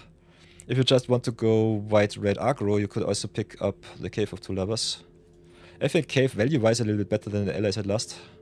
But allies just being able to come out for 1 mana, roughing the opponent's best creatures need. So what here? Musicians is good if you want to go play tempo. Zuko if you have a lot of mana, otherwise it's just a very good value piece, late game piece. So we'll pick the Zuko here. Might be pushed into green, red or white red. If we go green red we can still try and splash Aang. Not too optimistic for that though. But yeah, pack 1 is picking power. Pack 2 and 3 is solidifying your stance.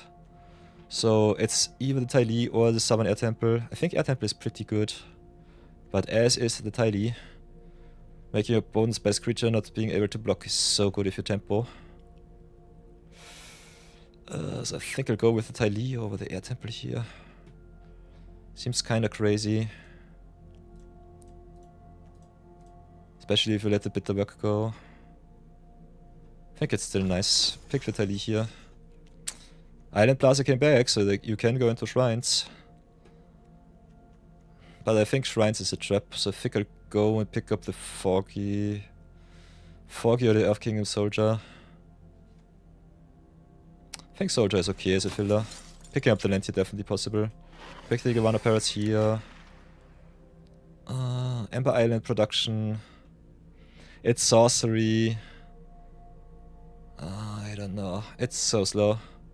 Pick the Snowballers, but I think we will not play it. Porcupine is solid for red. So yeah, pack 1 was rough. Nice little opener with Aang, but after that we did not see anything. Ooh, another Badgermole Cup. Badgermole Cup is still solid in limited, busted in constructed, and we are rare drafting today. So it's either the Ty Lee or the Badgermole Cup. Ty Lee tempo-wise a little better, but Badgermole Cup being able to make our lands tap for even more mana. It's kinda nice if you have some pairs like the Zuko here. And I kinda want to be base green, so I think we'll go for the Cup here over the Ty Lee. Also it's a mythic, so you will not see it ever so often in your drafties. And in your packs. So big shoutouts to Bambit for making me craft the Badgermole. Now I've got my second one.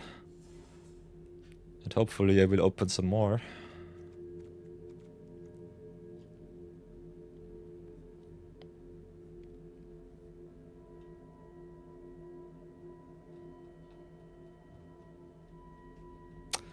New Year's Eve drafties, I love it. So yeah, green base looks nice. Ooh, and green red ever so strong here. Yeah, I think the rares just push us into green red. Letting go of the lightning strike in pack 1. Or pack 2, or pack 3. Yeah, but we'll definitely have to pick the Toph. I am rare drafting. And I also pick a lot of power and Toph is just busted. If you have some good hard removal spells, getting them back with the Toph is neat. And if you play some lessons, you also can put some extra counters in the stuff. Green red, oh, if you go over the top and ramp out fast, definitely nice. Our blue mana dogs look a little bit weak, but we've got the audience. At least once, so that's a good start. So we can go red, green, splash the white. And if we splash white, we can still try and off-color splash Aang for 2. We want also some lessons for Toph, so I think Cycle of Renewal is still nice. If we have enough life gain, we also can raise the Flyers deck. So this will be my strategy for this draft. Let's see if it works. And another Buzzing Sea. And another Boiling Rock. And Kate Gator too. Oi, oi, oi. Do I want to just pick all of the stupid mythics so that I can get myself some extra gems? Other than that, I think the Haru is just solid in allies. We have a little bit of an ally core right now. Big fan of Cat Gator. Big fan of Boiling Rock. Black not really on the table right now. Picking the rares over the uncommon here, definitely what I want. Picking some stupid mythics, definitely something. But also Buzzing Sea is a trap in limited. If you want to play this most competitive as possible, I think Haru or Razor Rings is the pick. I think we have already Boiling Rock. Let's just pick a stupid mythic. Don't talk about it. Flash out the collection as much as possible. Imprison in the Moon, not really playable. Glider Kits is sweet. Angst Journey is pretty nice if you have a temple in your deck lying around. Airbanner's Reversal is solid. So yeah, could have definitely picked something better. Missing out on the Haru also with the Benjamin Cup might not have been the best decision in my life. But still give it a try. So yeah, big shout outs to Ramen Fellow for making me craft this artwork too. I think picking Airbanner's Reversal is good. Disciple is fine. Journey Fixing is, in my opinion, maybe the better pickup here. Although Journey more than often just wheels. So now there is a Fatigue and a Bitter Work. Also Redirect Lightning, Boomy Bash. Could go for Work or for Fatigue. If you play some Shrines, I think Fatigue is neat. If you pick up more Lessons, it's fine. So I think value-wise, I guess Fatigue is better than Bitter Work. Bitter Work being able to redraw you some cards though with your 4-pot stuff is really neat too. I think we still go for the Fatigue here. Maybe we will the hard work. Now we've got the Zhong here. A lot of black cards coming by very late. Not the biggest fan of Rocky Rebook. Ah, fine. Stupid. I like Rocky Rebook. It's okay. Dealing damage is nice. And we need some removals. I think I'll pick it over the Zhong here. So yeah, not the biggest fan of the 4 mana fight spell, but the 2 mana instant speed is good.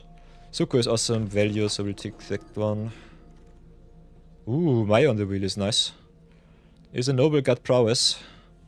Otherwise the rebellious captives also look okay, but Maya is just good. Don't like Tiger Dildo. The red cards so far have been quite neat. We got a little bit of 4 power dot theme, but playing it as a 2-drop is so bad. So normally we would say Earth Kingdom Soldier or the Cat Doll here. Just get some value for your cards. Turtle Duck over Earth Bending. Energy Bending. Ooh, very late Cat Gator. Sheesh. Ephemeral Restless is okay, but yeah, we'll take the Cat Gator. We'll not talk about it. Platypus Bear is okay. Price of Freedom. Gets only opponent stuff, so nope. Ooh, Bitter Work on the wheel is sweet. So yeah, no one else in green-red. Ooh, now with the Suki too. What else can we draft in our colors? Nothing really too impactful, so I think I'll just pick the Suki, maybe play her. Double whites off splash is a little bit strange though. But I think the blue train left. Fatigue is neat. But we don't have any lessons so far, also on the chopping block right now. Fireband Ascension is nice, I already have 4 of those. Just being a 2-drop, which also makes you firebanding stuff, especially with 2 Sukos, is kinda nice. Also the Fireband really good with Tylee and with the exhaust abilities. So get the good 2-drop. Conflicted sucks. Katara is nasty good. Rockalanche not so nice. Definitely pick up the firebending lesson here. I think our red core looks good. Not sure about the rest though. Would love to play the Aang, but I think we cannot. Final Nation Attacks is sweet.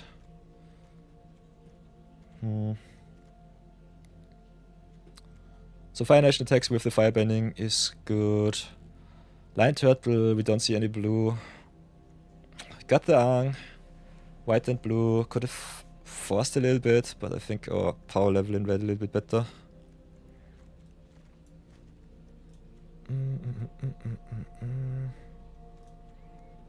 So yeah, I think we'll have to go for the Fire Nation attacks here. Could pick up the Origins, but yeah, this card is way too good. Double white off splash, I don't know. Suki's so good. Unfortunately not good enough in our deck. Got the banned attachments if we want more lessons. Don't have really that many lessons though. Letting that airbending tent will go for the... what's a passing say? That will haunt me in my nightmares. Other than that, Iroh is solid. Also got firebending, the Yip Yip for white. Could pick some fringe splash color cards, like the Rumble Arena. Otherwise, Cunning Maneuver is a very good combat trick with creating also a clue for us. So yeah, missing out on some removal. Still have a little bit of interaction with the Tylee, with the firebending lesson. Not too happy about this draft. Battle Cup on 2 is just nice. Got the Cave of Two Lovers, which is sweet. Might have to pick up the Blasting Jelly here on the North Pole Gate. We still want to play the Aang. But I think that train left the station way too soon. Yeah, I personally think best card is Cave of Two Lovers. Other than that, Blasting Jelly is solid removal. Can just play it to fix your colors. And then just, whoa, cash it in. No one in blue. Pick 7, sheesh. Tylee coming by is kinda crazy. Other than that, we've got for us the Bitterberg and another Zuko. Too many Zuko legends is kinda strange. With a little bit of a 4-power theme going on. Not too much value. Yeah. I think we already have a full playset of Tylee. I'll have to look it up. Sheesh. So yeah, this is Easy Boomy Bash over Waterbender Ascension. We need some playables. What a Destiny I think I have. Will not splash the reds. How to start the riot I don't think we need. White looks a little bit weak. Yeah, just get the rares out of the way. Get all of the gems. The free gems is definitely need. Pick the Waterbender skin over the Ostrich Horse. Don't like the horse. If you want some more removal, I think Sandbender Storm is okay.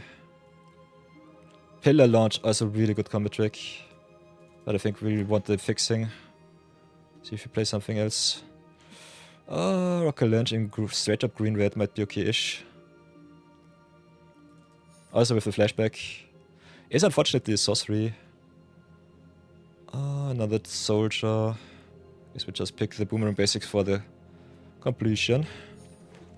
I think the blue train left the station though. Got a free white splash for the Sun Warriors and the Suki. Splashing double white for the Suki is a little bit greedy. Other than that...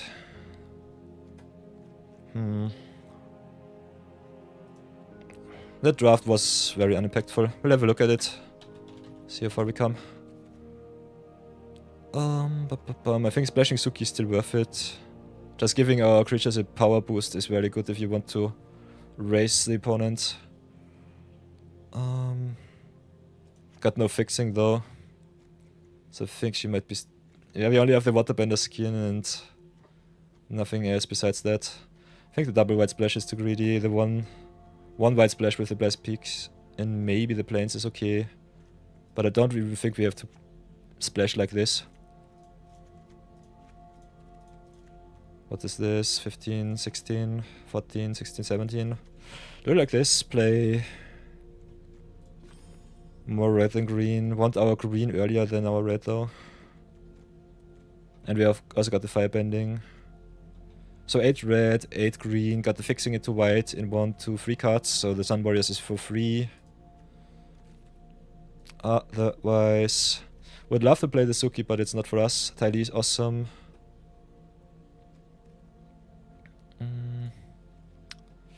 Cannot really splash the Aang, unfortunately. Still have 1 card left to put in. I think we could go for the Platypus Bear. only have the Rocket Launch as a lesson, so this will always be just a cheap block at the start. We are pretty heavy on our 5 drops already, so the rough Rhino cavalry might not be its best. Winning our Staff 2 cards down is a little bit annoying though. I think for the curve or the Platypus Bear is better. Otherwise, just power level wise, the rough Rhino cavalry is where it's at. So I guess we'll play it like this, see if the mills punish us. But yeah, you definitely should always look at your curve out average, so that you can get at least the curve going. And we've got some flashback cards, so I think the self-mill is not too bad. So save this deck list right here. And go into a short little ad break, and then after that we will continue our drafties. Yeah.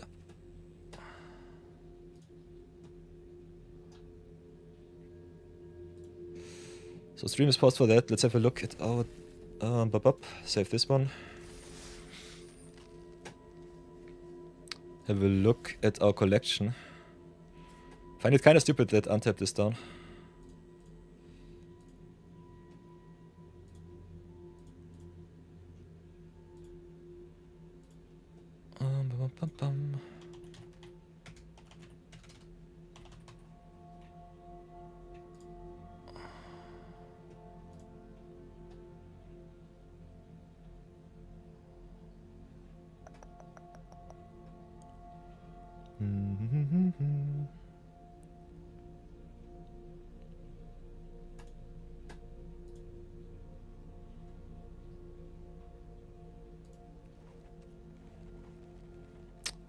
So have a look at our collection before I forget all of those cards. Okay, third copy of Tidy is nice. Second copy of Suki is sweet. I will definitely play a little bit of Midweek Magic, totally marathon. On my other account already did it. It's only standard with the caveat of your first land coming to play tapped. But we'll definitely do Midweek Magic too. I just get this draft out of the way and then we'll continue with it. So the answer is yes. It's just standard with a caveat. So have a look at our avatar set completion Resonifics. Of course today is a grind stream. So what else do I need? The Momo, the Urban Ascension, what I don't have, I have to look up too.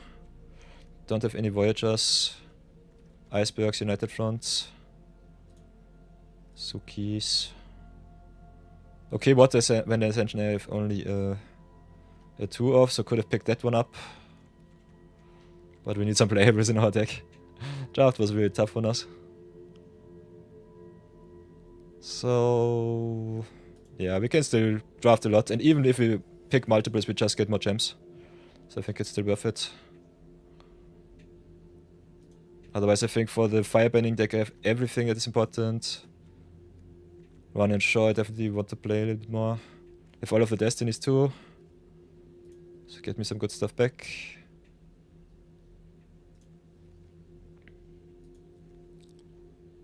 Okay, all of the Angst too, nice. Wall of Blessings, yeah. Should not have picked up this card, but other than that I think the draft was fine. Hoi, oi, oi.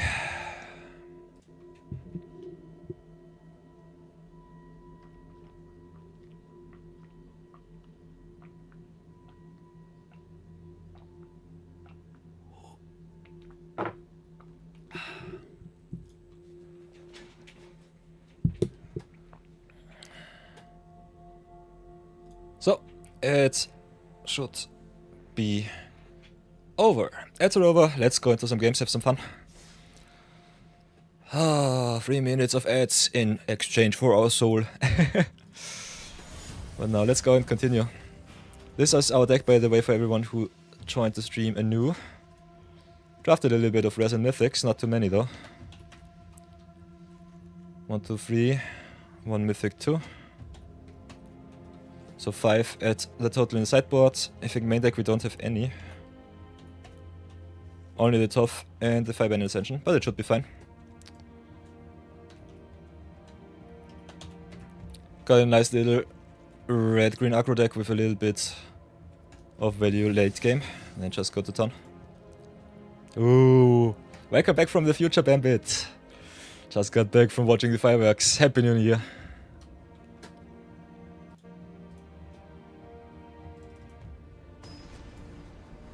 Take all of my stars. A lot of bling. Hope you had an awesome time with your friends. Okay, we are color screwed. This is the reason why I hate Rumble Arena. But we've got the Badgermole Cup, so we can ramp us up. So that seems kinda neat. Also, Rumble Arena taps for 2 with the Badgermole Cup. So it can fix us right away for full awesomeness. So this is kinda nice. Also gives us a scry at the start. Maybe into something red. I kinda want my red sources, so Forest be gone. Because we need red and white for the Sun Warriors. Opponent with the Compassionate Healer. Okay, there's a red source, nice. What shall we do? Could play Badgermole Cup. Don't really want to give the opponent the free attack here. I think we just play the Platypus Bear first. And just ramp up next turn. Yeah, and there is the punishment for my self-mill. Still think you need some early defensive creatures. Yeah, very good. So play the mountain, fix our mana. Can play Badgermole Cup into the Rumble Arena, I think. Kinda want my Vigilant land here.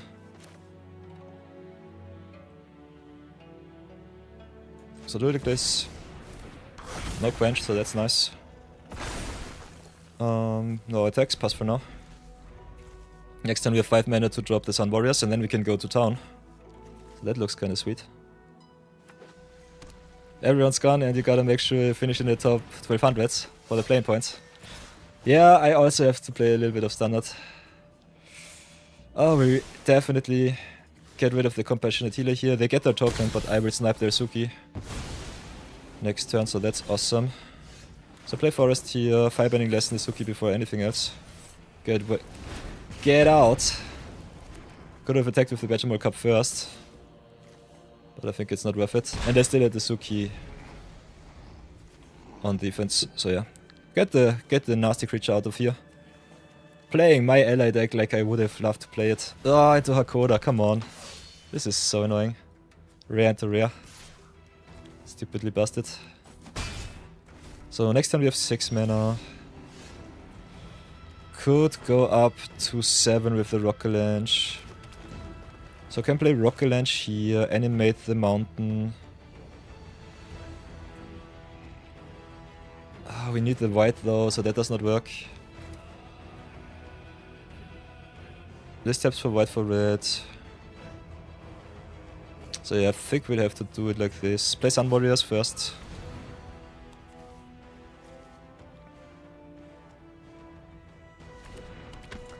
Or maybe I'm just stupid. Can I not count? This is 3, this is 4. Nah, we need the extra white mana and this has to tap for 2. Does not work. Could have played Rockalanche into Bitterberg. I think playing Sun Warriors here is better. Pass for now. Our tempo looks fine, but sheesh, our opponent just brings all of the big guns to the table. Healer into Suki into Hakoda is a nasty curve out. Also can play all of the allies now from the top. Still think it was the right decision to get rid of Suki right away. The longer she stays, the worse it will get for us. Big oof.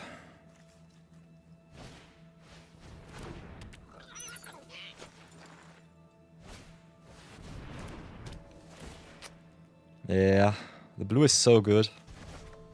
This sucks. All of those tempo pieces and we just have to keep our board state, otherwise we lose. But our board looks not even that bad, I would say. Having to fix myself in 2 colors sucks though. So play the Rockalanche, go to 4, play the Zuko. This will be my play this time. Would love to animate the forest, but Cup only gives us 1 extra green. So animate the mountain here. Ramp it up, ramp it up. The Bambit special. Cup, your beloved. So I get the 3/3. Play the Zuko. Stay back on defense. No attacks here. Nothing to see here.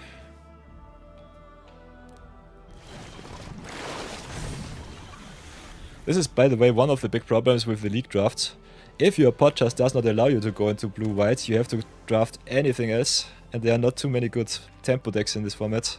Other than blue-black, blue-white, and maybe red-white. So all of the blue and the white normally pretty much overdrafted.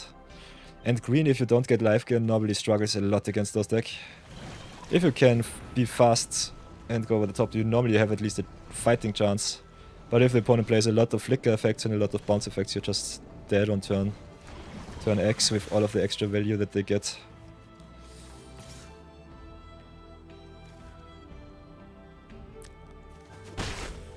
So yeah, water bending, air bending, just playing all of the tempo flyers is where it's at, where you should go. So we've got the skin, can go up to 5 mana. They still got the Hakoda as a very big nasty defender. Sleep well, Bambit. Have an awesome night.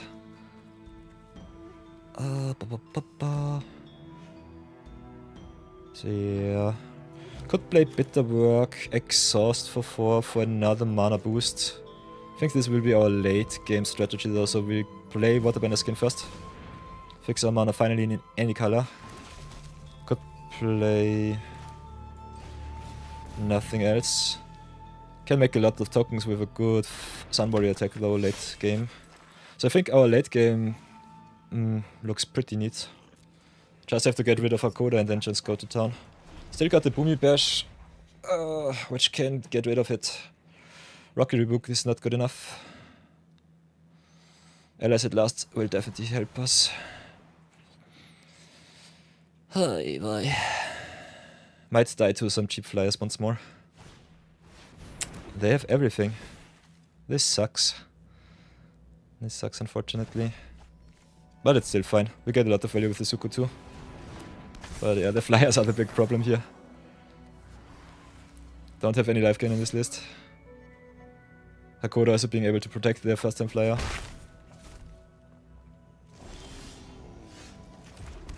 So whatever shall we do? Can cash in the Sun Warriors for one good turn.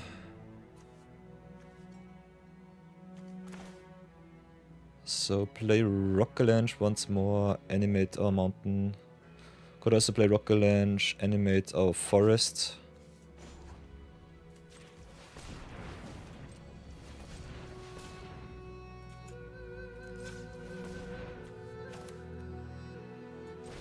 Play Rockalange on the forest, get even more mana. Take a little bit of a beating, but at least the ground looks kinda good. Play the Zuko once more. And just exile most of our deck. Pray that we hit something good from the top. Also opponent with the Grand Ramage. Grand is so good. Invasion Submersible is the best uncommon in blue. But it struggles with the composition. I think Katara is also busted. As is South Pole Voyagers. They also get some good attacks because we don't have too many big blockers.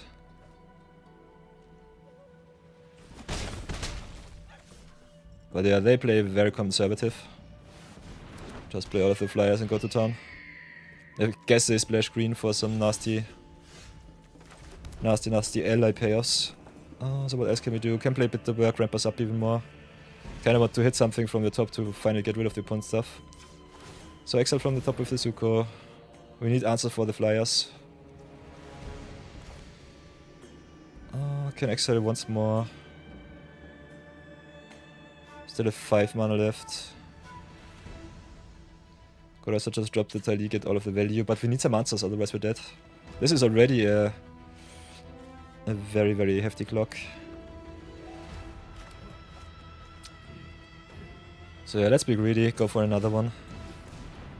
Might exile our out.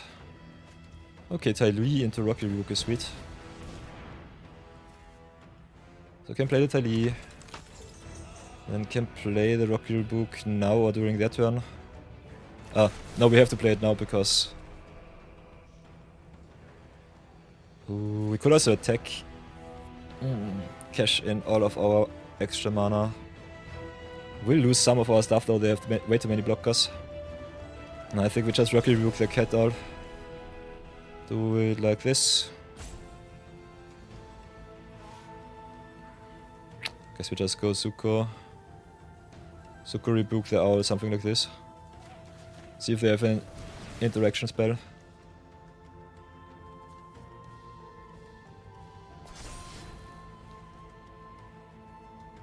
Ketal also not an ally, so the Hakoda cannot save it. Buys us a little bit of time. Pass for now. Yeah, our only outs are Boomy Bash or allies at last. Nothing else will get me through.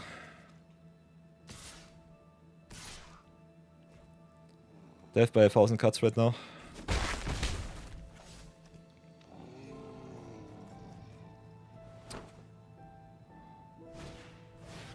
Giant Coil being unblockable is also nasty.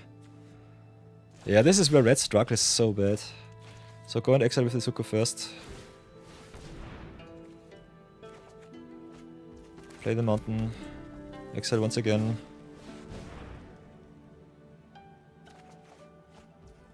Pray that we don't get color screwed.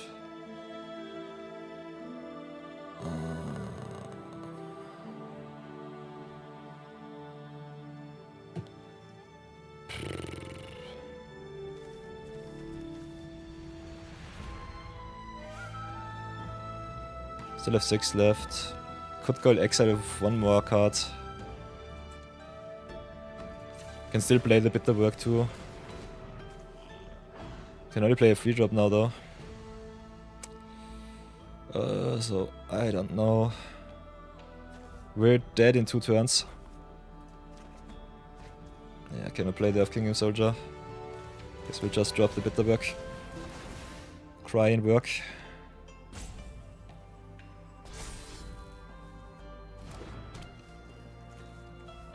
With the Ty Lee on board, we can definitely next turn, or this turn, get at least somewhat of an attack in.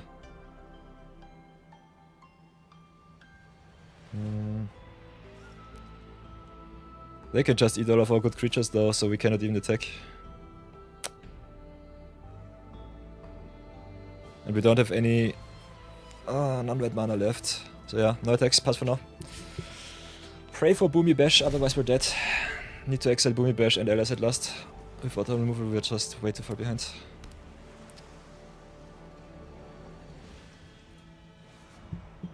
So yeah, this sucks. This sucks really, really bad. Them just going Suki into Hakoda. Healer into Suki into Hakoda was nasty. And then 2 submersibles to just solidify their bot position. Play their flyers and go to town.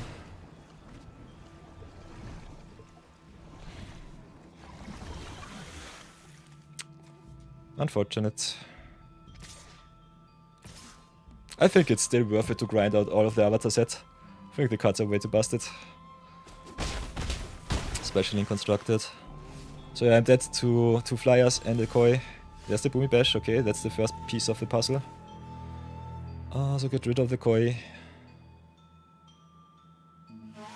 This equal to the amount of lands. 1, 2, 3, 4, 5, 6, 7, 8. So we might have to drop the mountain too. Let's do it like this first. Play Zuko. Activate here. Exile mountain, play mountain. And I think we play Boomy Bash for full price. Get rid of koi.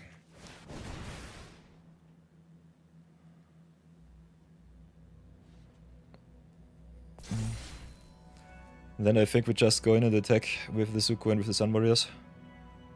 Do they have a protection spell? If they do, I think I'm just dead.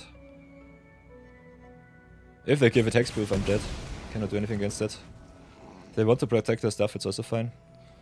Let's go to attacks.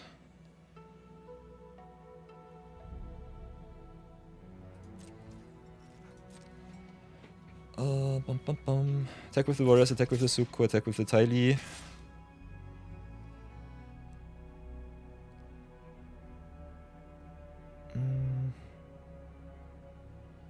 Tiny needs to tap something down though.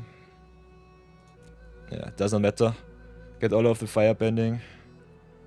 Try another card before anything else. Should have maybe sandwiched the Tiny trigger. Nah, it works still. Stuff works still like it should. Then pay the one with the firebend. Hakoda cannot block. So I have to cash in the submersibles. We're still dead to their dire flyers. So let's go ahead exile with the Zuko first.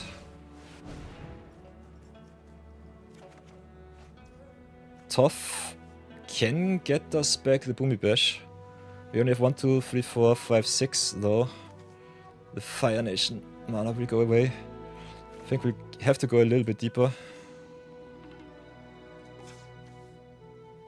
Whenever you cast a spell, up and 1. Can get us also the Rocky Rook. I think this is good enough. This should be good enough. If I really count it right. I think this is okay. So play Fire Nation attacks. Get the Teddy some prowess. Then go next. Let's see how they block.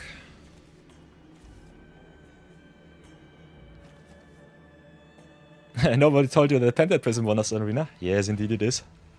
Welcome back, Brownie man. Oi, oi, oi. So I cannot exile anything else with Zuko. Need all of my mana for Toph into another Rocky Book and pray that the opponent does not have a protection spell. So opponent blocks with a submersible, trades with the Zuko, takes 8. What else do they have? We could fish for the allies at last. But I think playing tough with discard land is good enough. They get the Sun Warriors back into deck, that's fine. Don't really care. That's A-okay. So cash in the Zuko for a submersible. Hit them for 5. They tapped nearly out of their mana, so that's good. So let's go next. Then tap down for 2. Tap down for red. Can play the Tough. Get back instant sorcery back. Oh, they still have something. No, don't tell me. If they have Octopus form, I'm dead. Then it does not matter. Got the Firebending lesson or the Rockery Book. Yeah, we have to get the Rockery Book here. Lesson is not good enough. Oh, I'm stupid. He has allies. Oh, he has the Hakoda. This sucks. After this card here, we're still dead. Oh, annoying. Let's see if they see it. Try it like this. This is my out, but yeah, I cannot do anything else. If they see the Hakoda sacrifice, they win. Otherwise, yeah. Oh, annoying. GG's.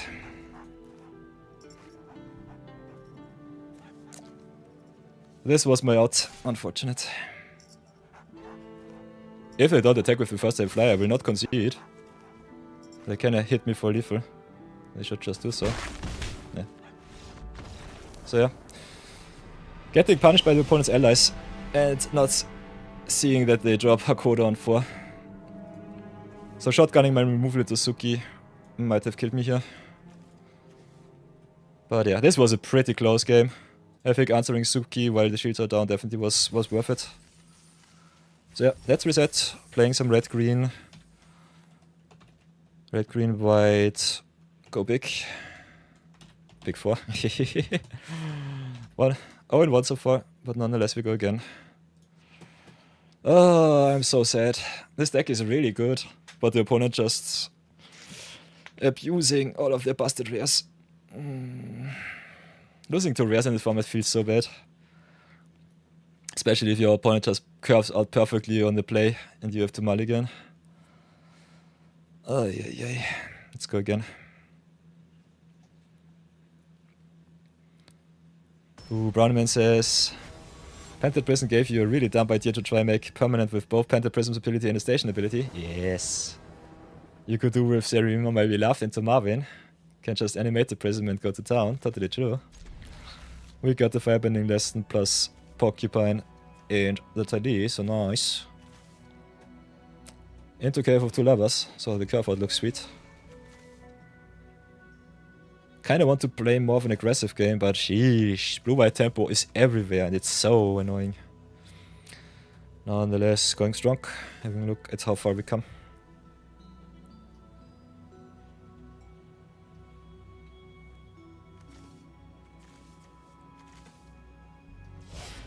So yeah, drop the mountain, assert some dominance. On the play, I think this hand looks awesome. Can start either with the Porcupine or the Tile D on 3. If we hit one of our 2-drops, it would also be awesome. Okay, Rocky Book is a start. Both of those creatures grow. Porcupine with every spell that you play.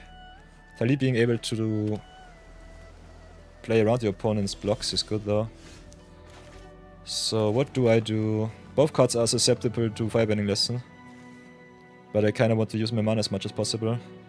So I think I still drop the Tile Lee first. Might be a misplay, we'll see. I think they just sniped my free drop here. So Porcupine, in my opinion, a little bit more valuable. Because we have a lot of non-creature spells in hand right now. Can grow it quite big so that red does not have too much option. Ooh, Moose counted 1. Don't tell Bambit. Okay, play the Porcupine. So opponent with the perfect fixing here. Any other ideas how you can do that? I will have to look up the combo after the limited portion here. Not sure what you might need, Brownie. There are definitely some options to do that even more. So, play the Forest first. Play around Quench, that's for sure. Could try and rebuke their Herbalist, see if it works out. Which I kinda like.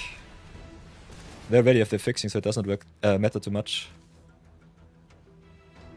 Still need a little bit of a boost to get my Boa over the finishing line. If they have Octopus form, I will cry. If they have Quench, I can play around it. Combustion technique it is, okay. So we'll always deal 3, even if I have a Firebending Lesson, it doesn't matter. So getting punished pretty bad here. This sucks. Maybe I should have just played the Cave of Two Lovers and accept my fate. So I will get blown out quite bad. This sucks, unfortunate. Opponent 2 for wanting me, especially on a Malto 6, is not what I want. But I think we kept everything, so don't mind my rumbling. My head is still in the other game. Oh, Sadness on the stack. Opponent discarded the Moose though for a land, so I think value-wise we are still quite on the same page.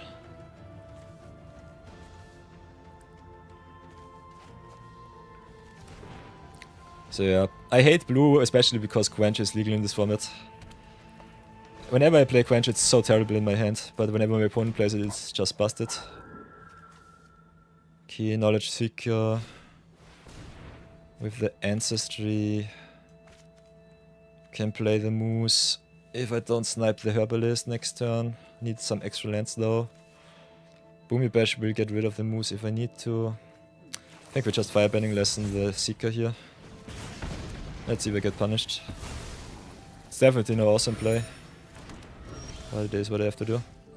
So play the Cave of Two Lovers, get me another mountain. Next turn, missing my land drop this time, which is not so nice. Also giving my opponent the clue for my Rufus spell sucks a little bit. So your opponent on the lessons plan, I think there might be an Iron in my future. For whatever reason my deck is way too slow. So yeah, get me the mountain. Still need more lands for the Sabertooth. We'll drop the Ascension though, so we got at least a very good activation block. See if it's good enough, otherwise we got to wait for 2 extra land drops until we can get rid of this nasty card. Just a 6 mana 7/7 is good enough against my deck. Also one of the reasons why I don't like red-green too much. Yeah, tell Bambit that I lost to the stupid Moose. So yeah, submersible bouncing my token, I guess. Yeah, there it is. Now the free attack with the moose, which I think I will have to jump. Could also take the 7, but I think it's not worth it. So all of my value cries on the stack, cries on attack. Pure sadness with a 0 now. 0 in 1, 0 in 2. Very terrible start into a draft. Not gonna lie. Okay, can earthbend at the very least. So we've got another good block without an interruption. Drop the land, pass for now. Next time we can snipe the moose.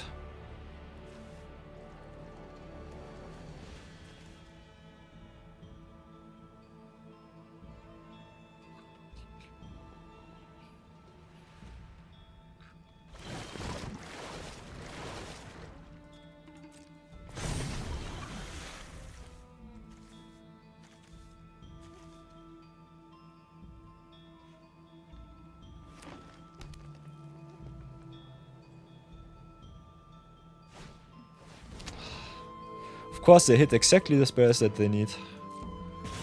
What the heck is this opener of the opponent? So I will gladly trade with the submersible. Will jump the moose. I will not take any 7 damage. Not this game. They still have the clue left. We get the forest back, have the 7 lands for the Boomy Bash next turn.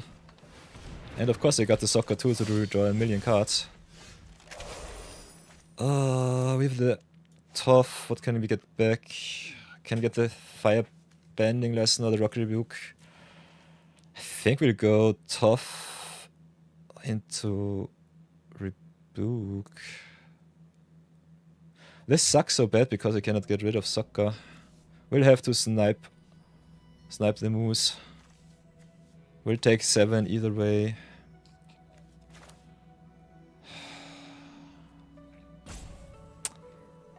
Guess I'd have to take it a little bit slower. I hate soccer so much. This card is so stupid. What shall I do? I think Rebuke is solid, but I could also get the Boomy Bash back afterwards. Could just take 7 next turn, get rid of soccer, so that the opponent does not draw too many cards. I think soccer... I will trade soccer for 7 damage. Yeah, this sucks. But I'll have to do it like this. Get rid of the soccer here, don't want them to draw any cards. Take the 7 of the moose. See what I draw next turn. And try and get back into the game with Tough and another removal spell. No extra draws for the opponent. We're playing both of it from the top. Dropping the land is where it's at. It sucks really bad. Yeah, we'll pass for now. Need that extra land. Need the extra land for the Boomy Bash, need the extra land also for the Tough. I take at least 7 here.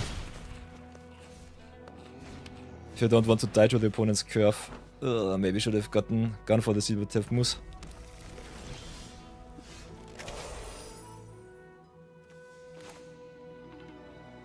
Oh, this sucks.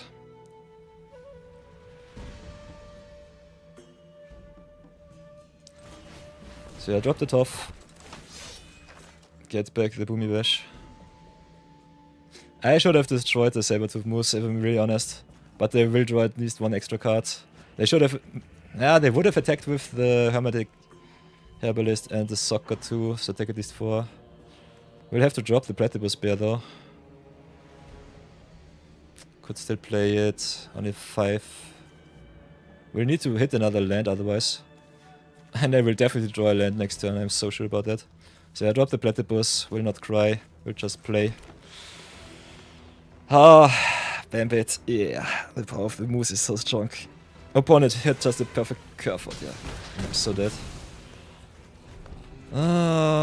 Had to jump block moose twice already. And they still draw all of the cards, come on. This is so annoying. Lessons that fudge me. It all started with a stupid combustion lesson. Sadness on the stack. At least they don't draw another card, but yeah. Hitting the draw free from the top was nasty. And now I'm dead to every creature. Don't have any life gain in this list. Ah, this sucks. I hate my life. Madness growing ever so strong. I'm so enraged right now. Yesterday was okay with the draft, but today I just get smacked left and right. It's just so annoying.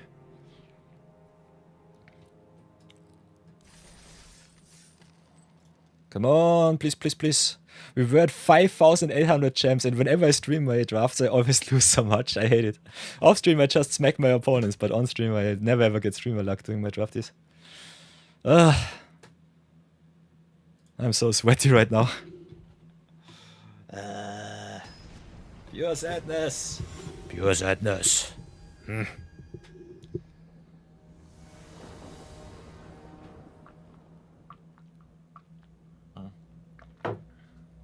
By the way, play versus draw difference is a thing. This looks awesome. Turn to Badger Mall into a Prince Zuko seems kinda busted. Could also play it a little bit slower and play the audience first, so that we don't get blown out.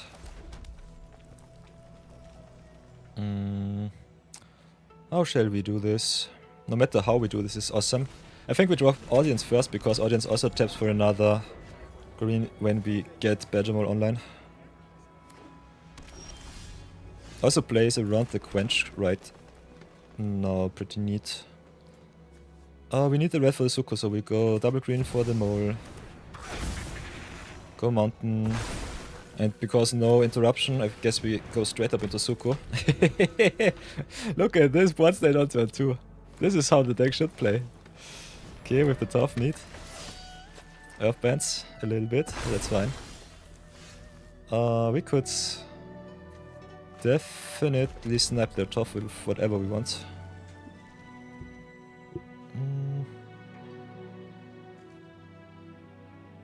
Can you attack with the Zuko first? We can attack with everything. Or nothing, depending on what we want to do. I think Rebuke is good. Boomy Bash will always be awesome. So Rebuke the top here. Can decide how much mana we really want to use. I think curving out is neat. Depending on how much we need, I think I'll just keep the mana dogs back. Just smack in and exile the top card. Then exile for free, see what hits. Ooh. So yeah, this is how the deck should work. That looks nice. Tough is very sweet. Don't have anything good to discard for the Rebuke though. I think I'll keep the Boomy Bash and the Tai Li. Like the removal spell, but our hand is already busted. Just having the payoff on board is already good enough. Rebuke being an instant though is kinda neat if you can put some counters. So yeah, what else do we do? I think we just go to attack, see what we hit. If we hit the land with the Zuko, I kinda want to play it, get all of the value. So do it like this. Platypus is okay-ish. Do they have a pump spell, do they have a combat trick, will it just take some damage? Do they jump? Because the power of the cup was too big. Platypus Bear is a solid defensive creature, otherwise I don't really need it. 1, 2, 3, 4, 5, we do have some cards to curve out. We have 6 with the raw audience. I could go as Suzuku exile another card. Because I don't think that Platypus Bear is worth it. It's still a creature for free. Also, Earthbend some more stuff.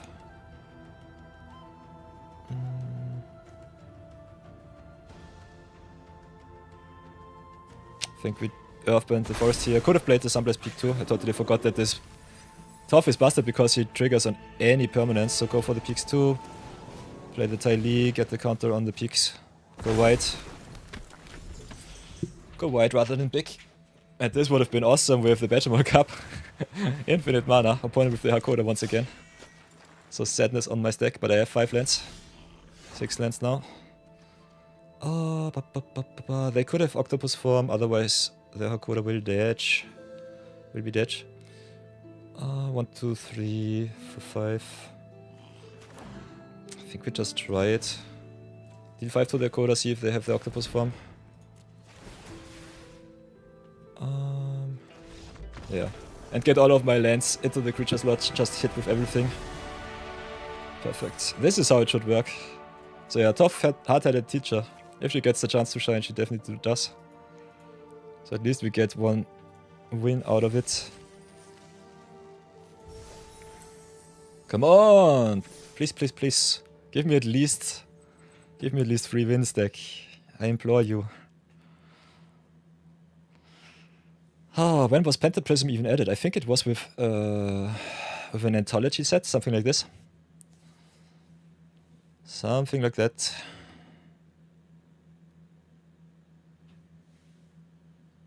I think Pentaprism was added with an anthology. Maybe Historical Commander Anthology 3 or 4, something like that. Or maybe 5 if it's 5 DN.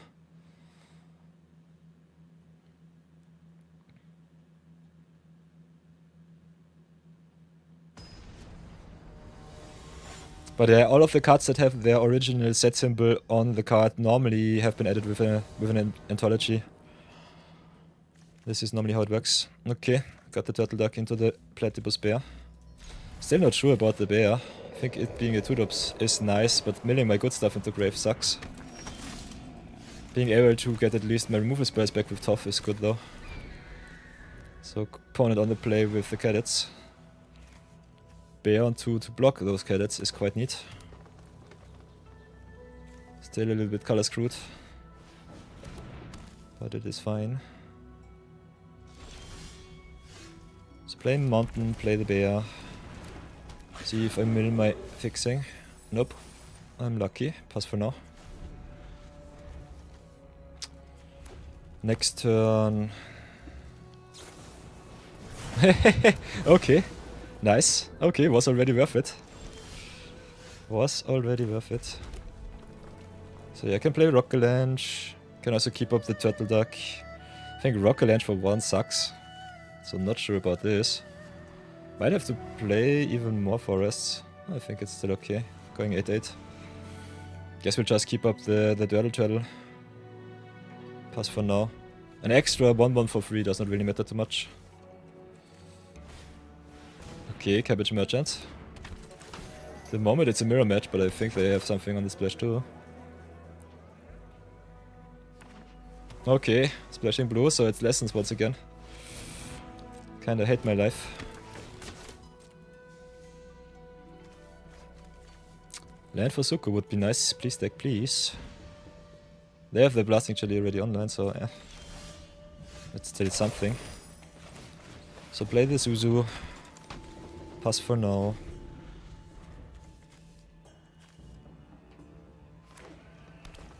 Yeah, they've got the Blasting Jelly. Instead they go for the Agnikai, fight it out, interesting. 2 for 1 themselves. I would have played the Blasting Jelly just to remove the Suko. So a little bit of a misplay from the opponent here. Ooh, there's our white. Nice, nice. I think Rockalanche for a 2-2 is a different story. Gives us another blocker for the cadets. So do it like this. See if they want to Blasting Jelly. Definitely stay back on defense. Because they can pump it up pretty big. We'll play Sun Warriors next turn, that's for sure. If we get another land, we also can play the Allies at last to get rid of the Sparring Dummy before it draws too many cards. So do it like this. They can snipe my Warriors for 5 with the Jelly though, so they are pretty lucky. Don't have the 5 mana though, so I think I can still do it. Could also slow roll the Allies at last. Would love them to just crash their Barrels of Blasting Jelly in. We need an extra power on board. Allies works with 2 creatures, so we could go Financial Attacks, get rid of the dummy. Nah, I cannot. We need 1 extra mana. I think we just bite the bullet here. Sucks, but it is what it is. So play the Warriors while your opponent is tapped down.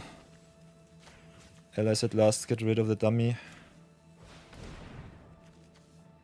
Might get punished if they hit something nasty from the top, but this is value for them.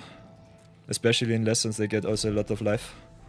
And giving them the extra land draws from the top draws them into the eye row. So definitely no from me. Ooh, Bitterwork is sweet. Still need one extra mana, but we can pump the Turtle Duck to draw another card. So that is nice. So go to 4, draw another card. That top deck was... Chef's Kiss. Still have a lot of power in deck. A little bit light. A little bit light on good stuff. Okay, opponent stays back on defense, that's fine. Can decide if we want to trade into their cadets. Got another forest for the Rocker Lanch. And the Tidy can go up to 4 for another Bitterwork. Can also go Bitterwork, animate the Sunblazed Peaks. If we have to sacrifice it for another card, we get it back, so that's awesome. Can just cash in the Turtle here. Definitely want to attack with something. So I think we just offer the trade here with the Turtle. They will have nothing left, we have the Sunblazed Peaks. Peaks a little bit more worth than the Turtle. We nevertheless draw another card. So our plan B works. I pray that we don't get punished. Okay. Nice.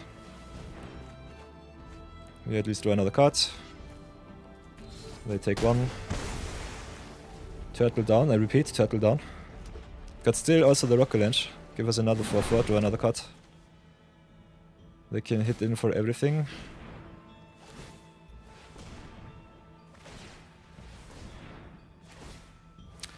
How much mana do we have left? 6 mana next turn. So Earth Kingdom Soldier looks pretty neat. Is a free for... We could pump our lands, keep the offense strong. Which I personally like.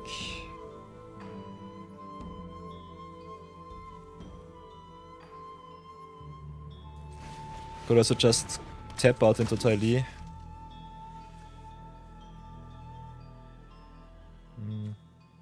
So get another counter on the forest, that's for sure. Maybe another counter on the soldier too.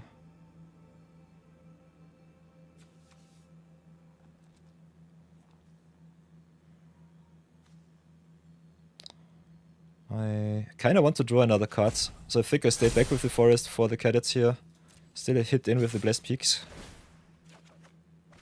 Just get our big 4 online. Not the best use of our mana, but I think it's still worth it.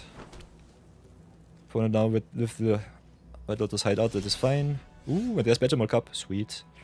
So drop the Rumble Arena, scribe 1. Boomy Bash is awesome. Then play the Badgermole Cup. Earthbend another Uno. I think this time on the Rumble Arena, get my mana. Also gets haste, so it can tap right away. Oh, we can crash in whatever we want. We have the 5 for the Fire Nation tax. So I think that's good. Yeah, I think this game is pretty over. Could also just curve out with everything that we have.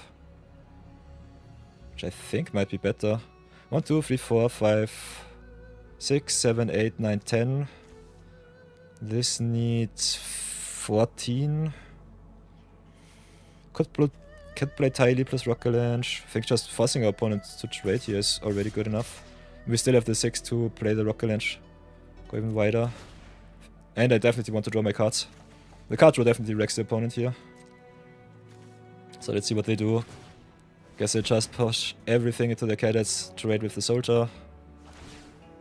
So that's okay.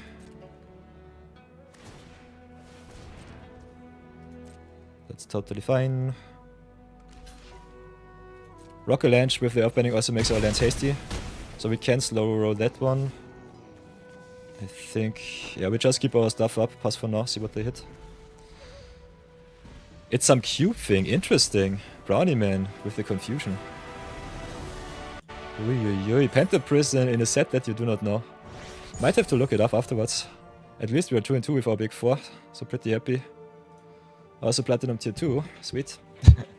Would be interesting if we hit Diamonds, but I think this might not be possible. We could still try to grind, but I might need the time though to get my standard rank up to gold to get all of the gold rewards and the extra packs. So after this draft I think we might have to grind out a little bit of standard. Yesterday it was quite a chore, sheesh. I played at least 15 games with my budget is at Lessons deck and whoa. The competition is so nasty, especially the mono black skeleton deck was kinda nuts to see in best of 1. So definitely check out all of the skeleton cards in your standard collection if you did not so already. So we are screwed into green, but I think we can keep. Got the Rumble Arena to search us some good stuff from the top. And that we got the Cave of Two Lovers to fix us late. But still. So because we need our colors, I think we go for Rumble Arena first. Mai is nice, we can play her on 3 next turn. Kinda want to hit my lands though. So I think I'll get the Mai out of the way. Try and get ever so close to Cave of Two Lovers. Turtle Duck is a really good blocker.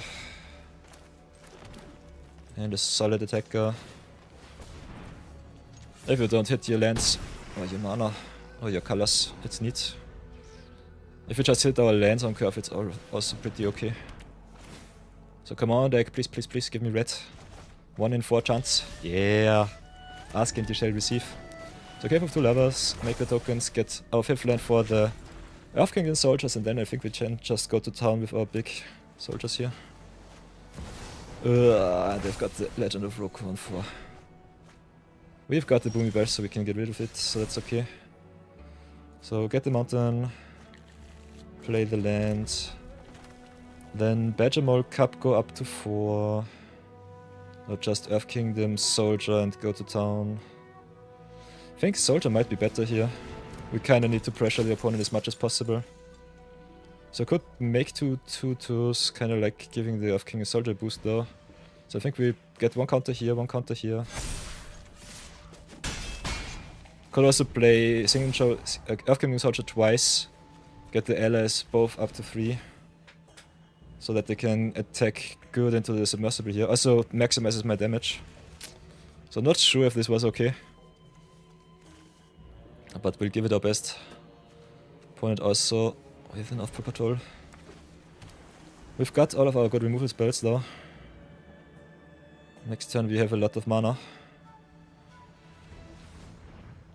Got 2 Earth Bands from the Badger Mole Cup and the Cave of Two Lovers. So yeah, I might get punished for not pumping my allies up to 3. I think cashing a token in for the submersible is okay. Okay, they go Firebending Lesson, so mega punished.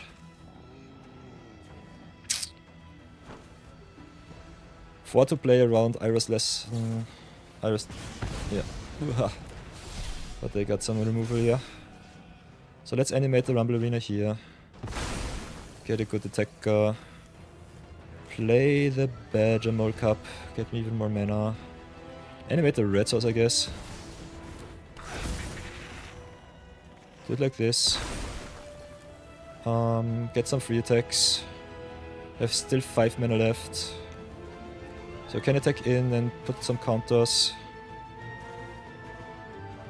Which I think is fine. Do it like this. Hit in. Whoops. Keep this one back. This is Vigilance.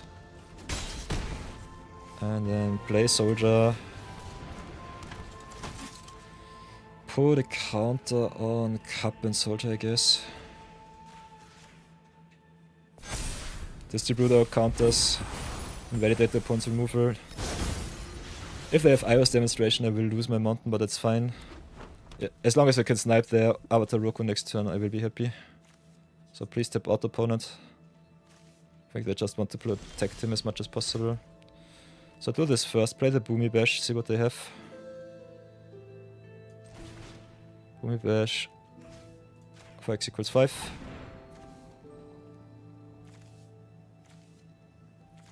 Praying a ground quench. Quench.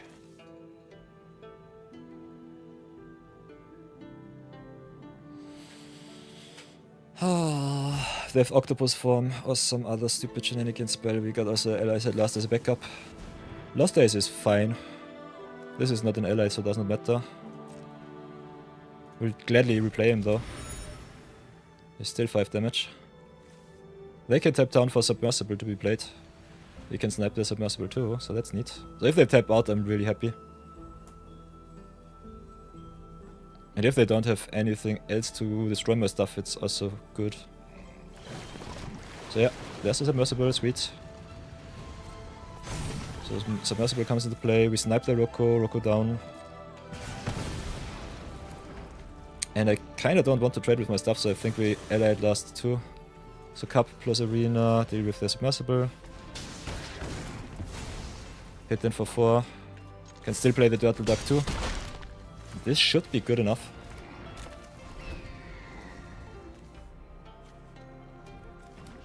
This was greedy with the allies at last, but I think it's worth it to push the damage. Also Turtle Duck itself is 4 damage on board. So yeah, it seems our opponent struggles a little bit, which is neat. So go ahead and hit in with everything. They need a lot of answers. So there's Fire Nation attacks, tokens come down, which is fine. They need to double block though, if they don't have another spell.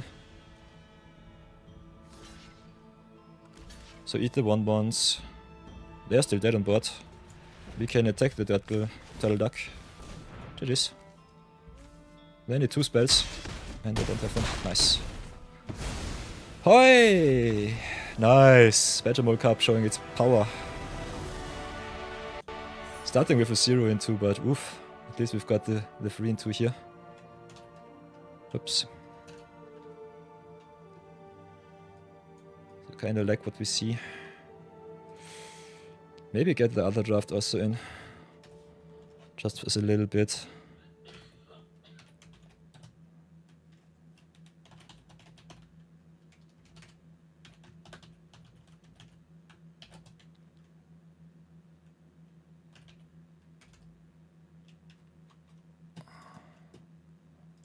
So yeah, the first one was 2 in 3, I guess.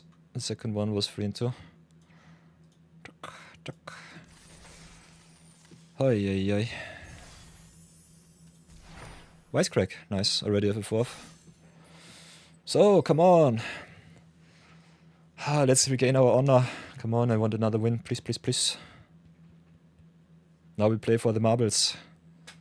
Can we get the winning record? Our deck is busted if it gets off. If the opponent plays their tempo right. Oh, it's really hard. Nonetheless, we'll go again. Hoi, hoi, hoi.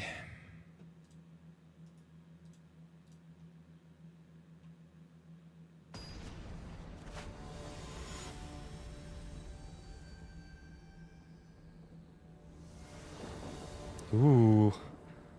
Bambit also streaming right now. Nice. Sweet, sweet, sweet. Chris giving his best. We have Platypus Bear and Totoff is nice. Kinda like it. Opponent with a mulligan to 6. Will we get our 4th win? Come on, please, please, deck. I beseech you. We are also playing 1 lesson just for the good luck. Come on. Only bad mills. Okay, Boomy Bash can come back with the top 4 lands, so that's good setup. Don't play too many lessons though. Ooh, Fireban Ascension though is neat. So drop the Ascension here.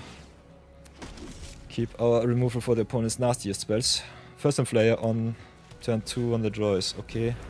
Yeah, Soccer is one of those cards that I definitely want to get rid of. So we've got some choices here. How much do I despise Soccer? Can play tough, get even more value. I think we'll do it like this, just play the tough. We have a good block set up.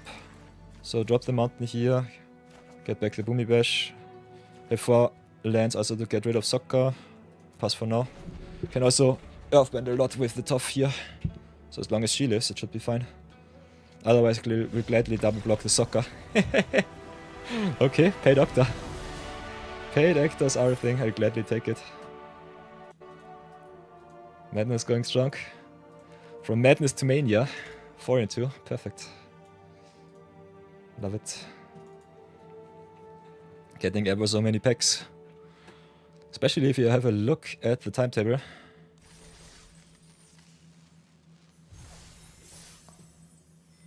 $1,000 gems, 2 packs, 1,400 3 packs. So these 3 are the biggest jumps. The gem jumps, and now come the pack jumps.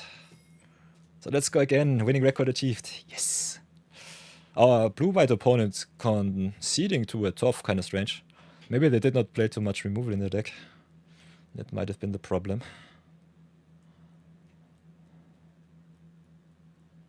But we'll see how far we come.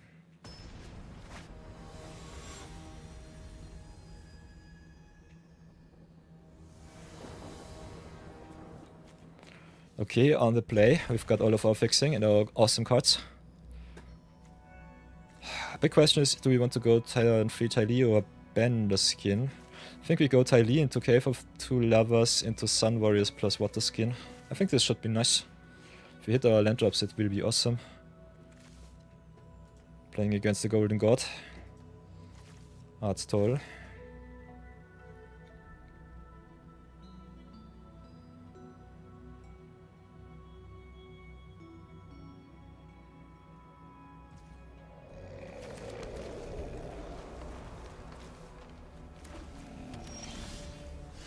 Okay. Rumble Arena 2 to search for a little bit more action from the top.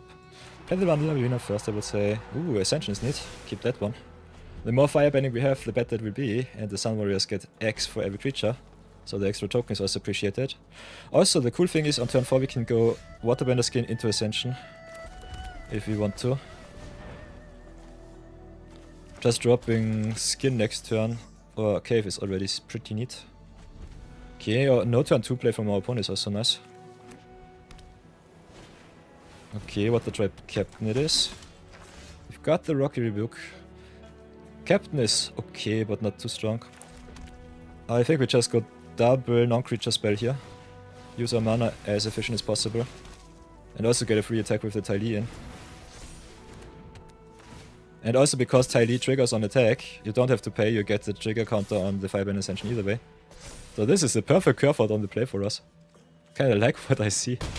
This is how the deck should play. Perfect. I love it. And when we get 2 triggers with the Ty Lee, it will be busted, so...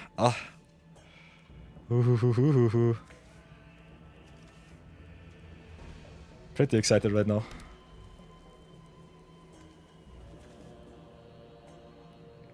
Only downside is opponent plays green-white allies, so they might go pretty wide if they have the QC Warriors on 4. Otherwise, I think we're in a really good position, and even if they double block, we've got the Rocky Rebuke as a backup still. So that's quite nice. Also got the extra mana from the Firebender here. So we can decide if we want to just use the Ty Lee's ability or just do it differently. I think we just go Cave of Two Lovers here. If they don't play anything, it's awesome. Can also get an extra free attack in with the Firebender. So do it like this. If you want to be really fancy, we could also Rocky Rebuke on the stack. Get even more boosts.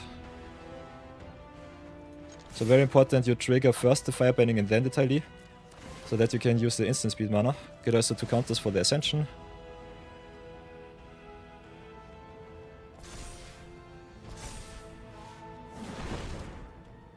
Then can use the pay here. Captain cannot block.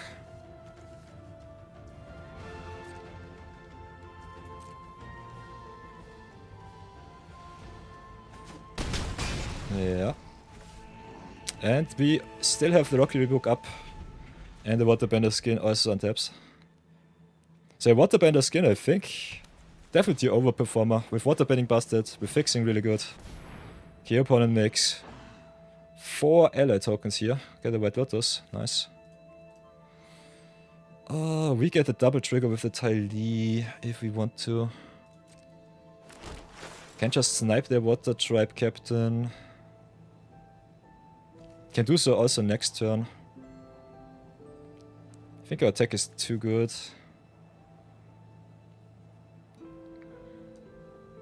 Let's try to...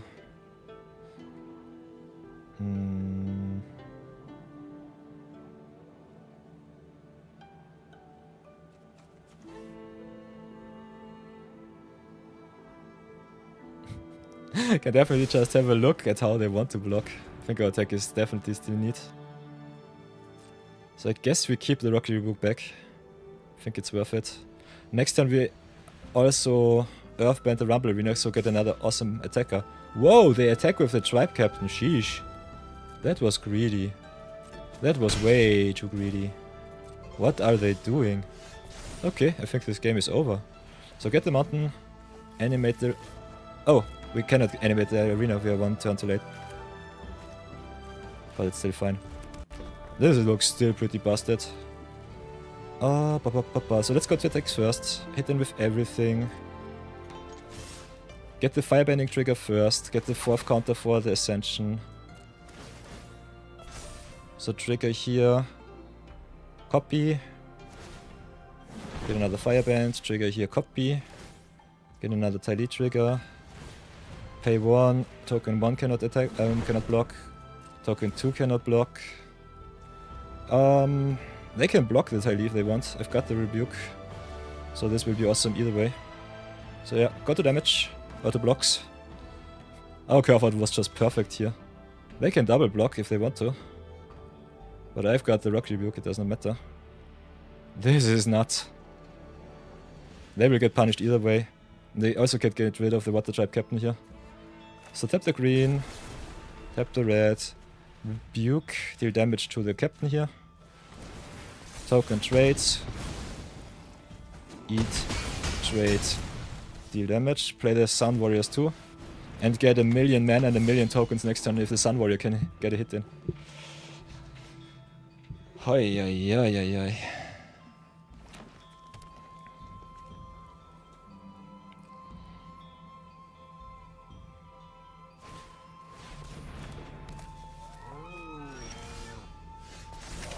So yeah, and Earthband now the Rumble Arena too. So this game is so over. Play the Forest. Moose count also quite high for Bambit. Yeah, I think we'll still play the Earth Kingdom Soldier here. Get even more good stuff online.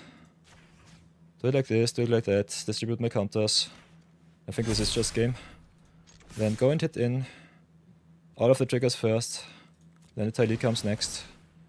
And this is just... this is all mega lethal. Copy all abilities.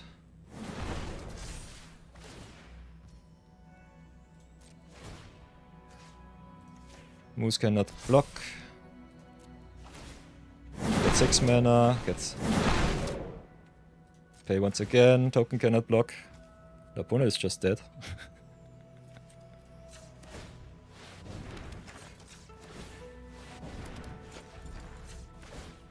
Welcome back for the ads. Look at this. We made 13 mana. 15 mana we made. Yeah. And Bambit. This time the Moose could not save our opponent. Nice. Trainwreck draft into a 5-2. Sweet. Sweet, sweet, sweet, sweet, sweet. Ooh, Painted Prism is from Arena Powered Cube. Very good to know, Brownie Man. Thank you for watching that. Looking that up.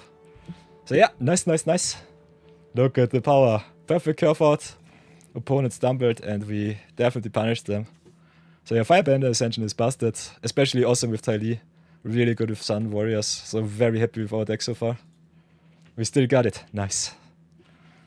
Very nice.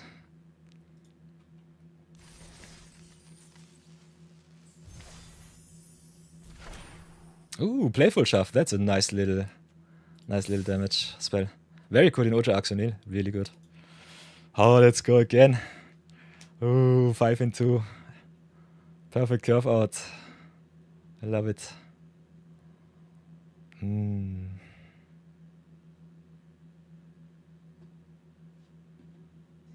Let's do this once more. On a side note, Brownieman says, this member is not now in Uncommon due to a printing in the cube at Uncommon. Ooh, sweet. Was this member one of the specialties? I think it was a mythic at the start, right? Do I remember correctly?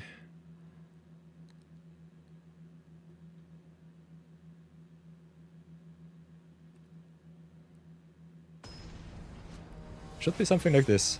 So let's go again. Game number 8, I think. Yeah, game number 8 already. It was mythic, yeah. Ah, Wizards is always so greedy. We are on the play once more with a 2-drop, 3-drop, 4-drop curve. Got all of the power. So let's give it our best. Play the forest first, pass for now. Drop the Mai on 2.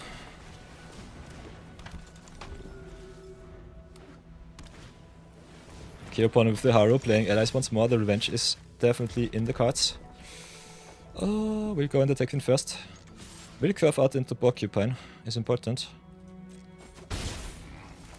Use our mana as much as possible and just go aggro. Would love to hit our 4th land for the Cave of Two Lovers. Otherwise also having Zuko just being able to give us more card advantage is neat. Okay, it's banned allies once again. So there might be some Arcs, some Kataras. Running rampant. Okay, Junk's Deserters. Triggers the Harrow. So opponent with the perfect deck. Also Mythic Legend here. Oh. Us not hitting our land drop here sucks. Opponent curving out perfectly. So we might get punished. Yeah, we'll have to stay back on defense for now. Still having the exhaust double strike with the Mai is nice. So we can at least use a little bit of our mana. Let's pray that it's good enough.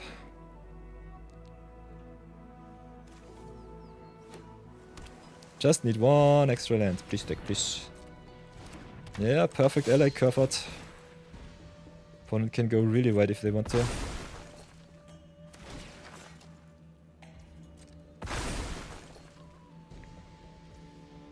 So yeah, get the double strike on Mai. Oh, play Tylee too. Because no lands for me. Yeah, opponent perfect on the play. 2-drop into turn 3 play into turn 4 play. Also making a 3/3/3. Like what they do. Definitely like what they do. Ah, the Avatar flavor is so good. I love it. Harrow on turn 2 is kinda busted in allies. I think our deck does not play too many of those. So I'm not too sad of foregoing him for some shenanigan rare pickups.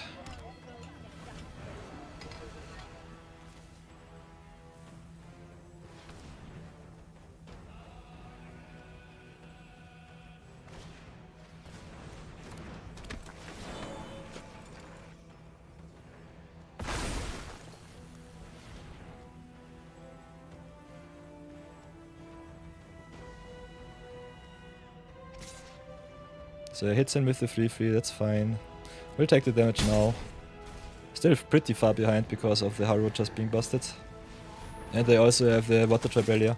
They might have top decked that one now, because I personally think if you have Relia in hand, you should just go with all of the forests and Earthbend pretty wide. Just to have more cards to Waterbend with. But it might not even be necessary, because Waterbend also works with mana from lands and artifacts tapping down. So I wish white would destabilize somehow, so let's make some tokens. Go a little bit wider. Opponent at the moment also still on the ground. So as long as they don't top deck their big busted rares, mythics or flyers, I think we should be fine. But yeah, Relia can search for every card with power 3 or less. So first time flyers, for example, are definitely a good target. They also have a very good late game with the Jasmine Dragon T-Shop here. So I think we might die to the opponent's rares once more. But it does not matter, we are 5-2, so we already are positive. Even if it's only 100 gems, a win is a win. If it's 300, I will be happy.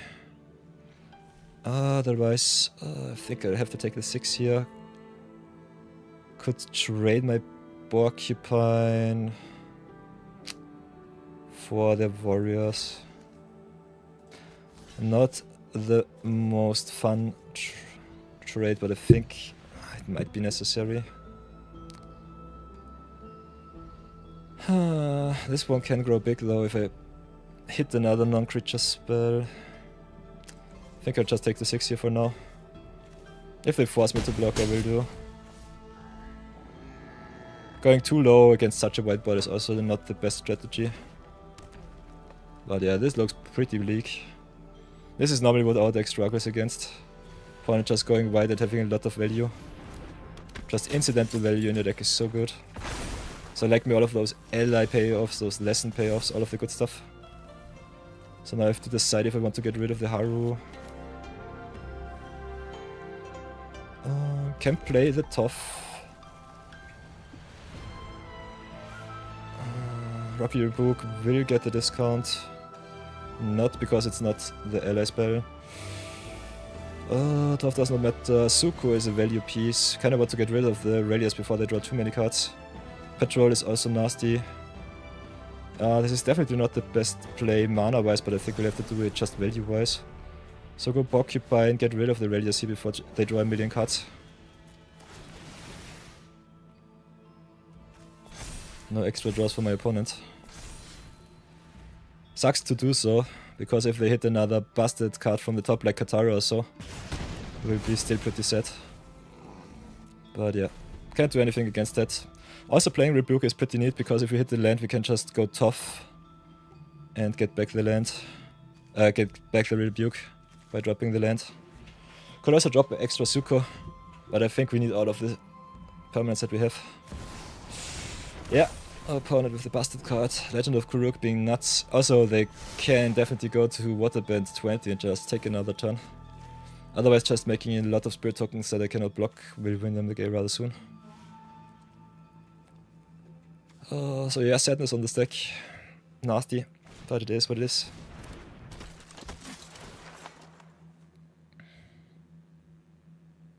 Yeah, they could push more damage. They can also tap down my Porcupine. I will jump block now. Kinda want to keep my big boy at least for one turn or two on my side. But yeah, this looks nasty. Opponent just has the wombo combo that we had last game. They have now. They play all of their good stuff exactly on curve, exactly how they need it. Still in a solid position, but big oof there. So yeah, go play the Tough, discard the land, get more Earthband value, go even wider if you need to. Could also just drop the Suko here. Keep the Rocky Book up. Could get rid of the North Pole, but I need it for the Avatar Kurok. I think it's still worth it to drop the land.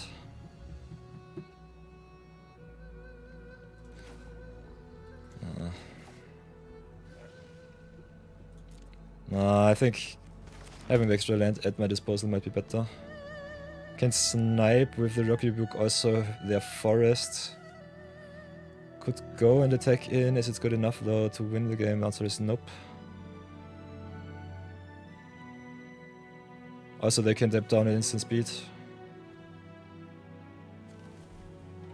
Might have to snipe the North Pole Patrol. Not having an answer for Kuruk though is nasty. This sucks in so many directions.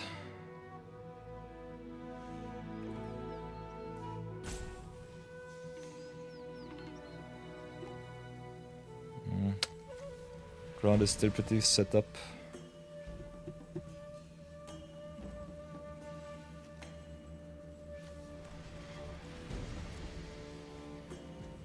This is such a strange decision, getting rid of the Patrol or of the Kuruk. I think Patrol sucks, but the Kuruk is the bigger problem. Kuruk is a wind core and Patrol just makes their attacks better. I think we let it resolve like this.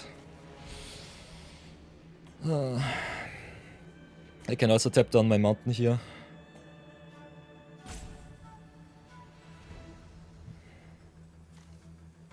Their tempo is so much better than mine. And I don't have any evasion. Blue-white on the other hand can get me pretty bad in any direction. So yeah, Porcupine is down, that's fine. If they don't tap my land, it's okay. Still have enough good blockers. Also got the prowess with the Rocky Book. But yeah, this looks pretty unwinnable. At least for now. What are my follow-up plays? We got some removal, which is okay. Get some cut draw with the bitter work. Got the Fire Nation attacks. But yeah, if we do not go wide enough with the Sun Warriors, I think we might not really have an out to this board state. Which is unfortunate, it's really unfortunate. But yeah. Sometimes the opponent just gets you exactly on your Achilles heel. Achilles heel down. Deck close was nice so far, so I can definitely not complain. Okay, honest work on the Mai. Cool thing if we lose our ability, we also get the counter off. I think yeah, we lose the counter. Okay.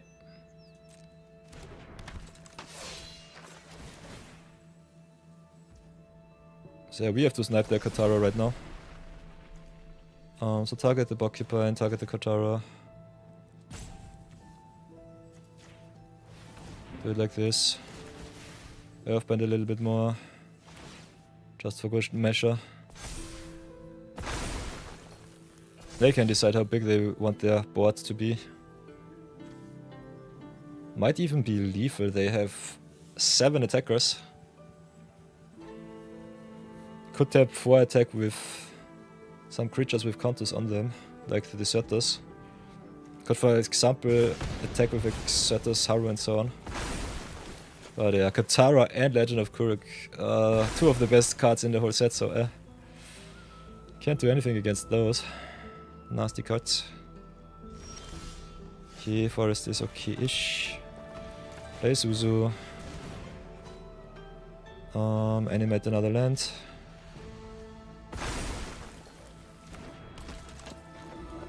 Can exile, it does not really do us any good. We already hit our land drop, so we'll pass for now.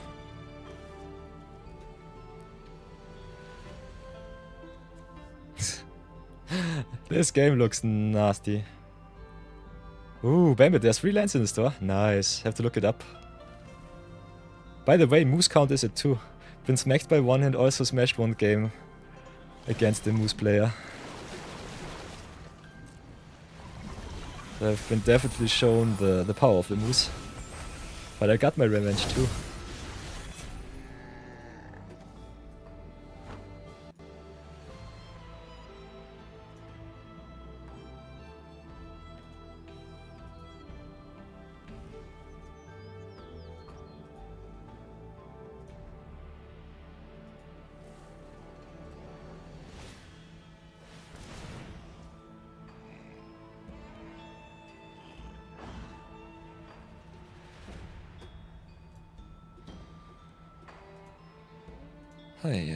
Oh, so yeah, make the first spirit. Opponent can also take another turn. 1, 2, 3, 4, 5, 6, 7, 8, 9, 10, 11, 12, 13, 14, 15, 16.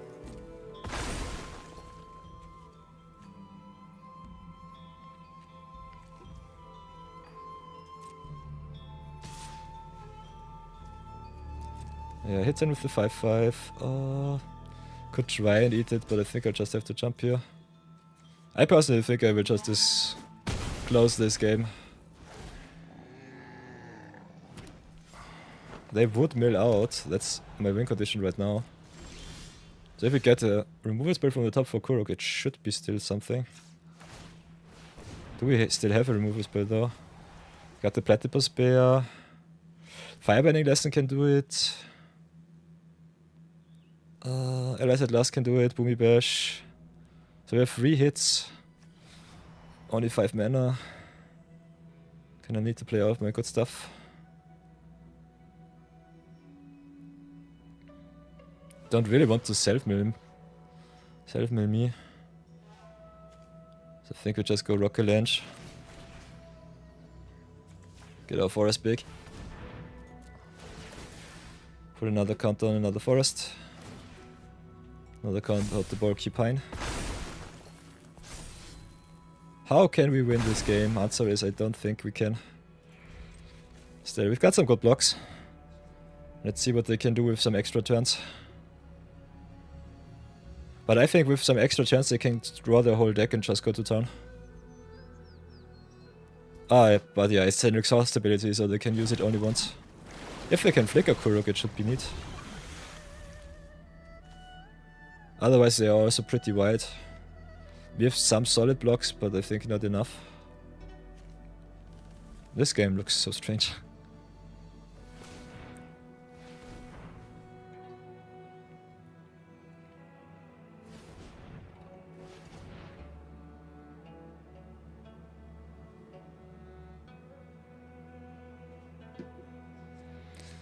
Hoi, oi, oi.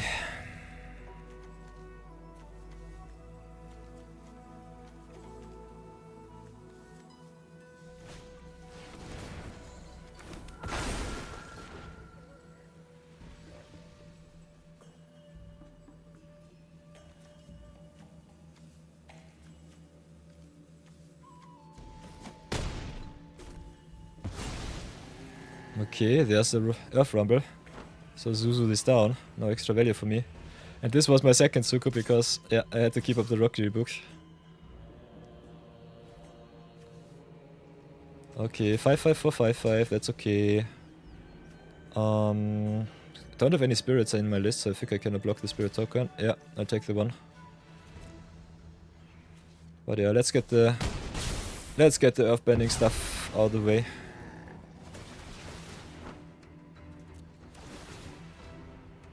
So 1, 2, 3, 4, 5, 6. 6 lands from the opponent. So 11 lands and 10 spells, I guess, still in deck. So can drop mountain, can flashback the Rocker Lunch. Get myself another big forest. Get another counter on the mountain here. Stay big, stay tasty. Right now our opponent still mills out before us, but we die to the spirit tokens before anything else. We cannot really attack. I'm pretty sure that we cannot attack. I think we'll have to do it. This is lethal, so they have to at least jump somehow.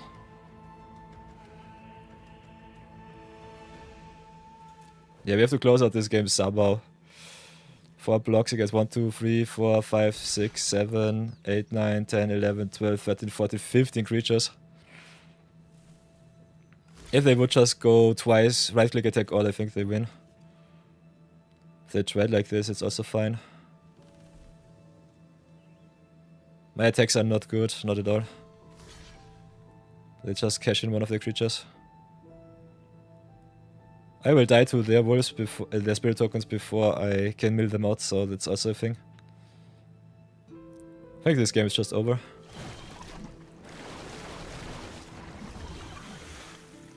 So yeah, eat the warriors.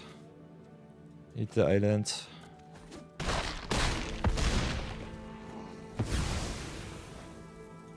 One, 2, 3, 4, 5, 6, 7, 8, 9, 10, 11, 12, 13. Yeah.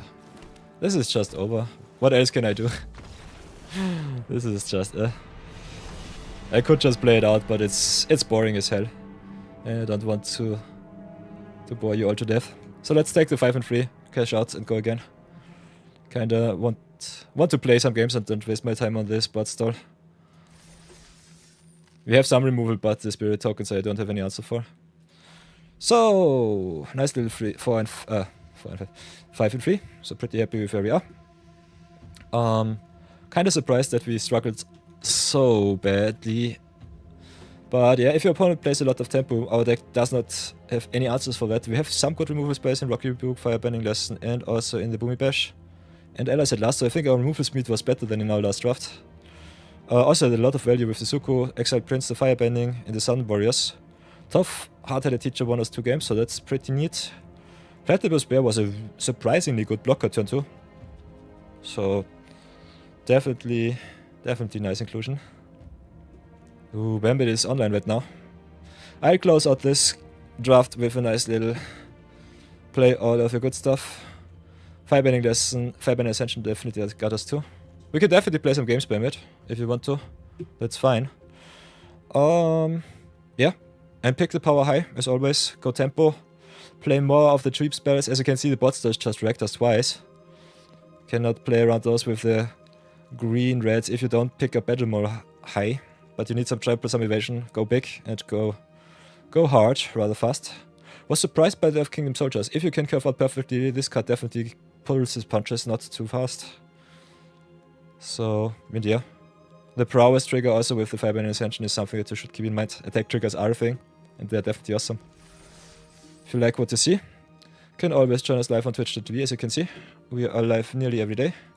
Got a nice little channel here, can leave a follow, can support the stream, can always join us live on twitch.tv. Can also get a little bit of Inception. Other than that, we also have the live stream here. Can also go to our YouTube channel. Got a lot of draft videos. A little bit of Brawl build around videos too.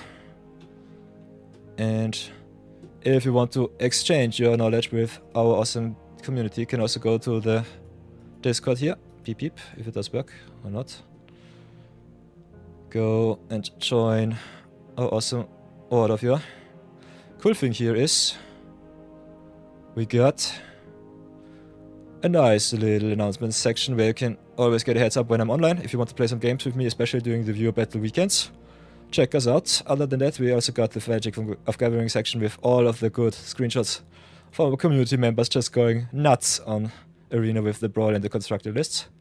And if you want to copy some of my zero budget Brawl deck lists, or want to check out some of my trophy winning and not so trophy winning draft lists, you can also check this out too.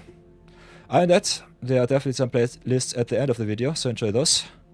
And me and my Twitchers will try and go ultimately max with the amateur drafties. So let's cash in our gems and go again. Oh, I love me some winning trophies, some winning drafties. So see you in the next one. Video and let's go play it out with the Bambit. My fellow streamers wants to fight. So let's fight it out, Bambit.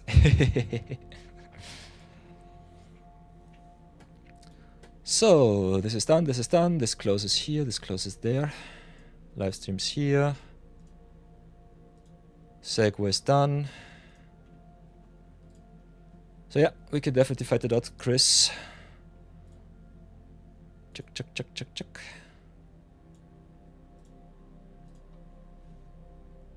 So this should be neat. Give me just a little second. We can try out a Discord call. Can just go into maybe a direct call. Give me a second. I think we should also have a game chat. General chat, game voice chat 1. Might be private call.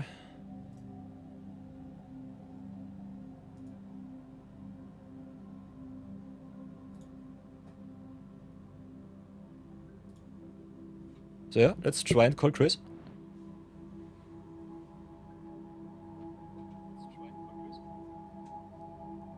Hello.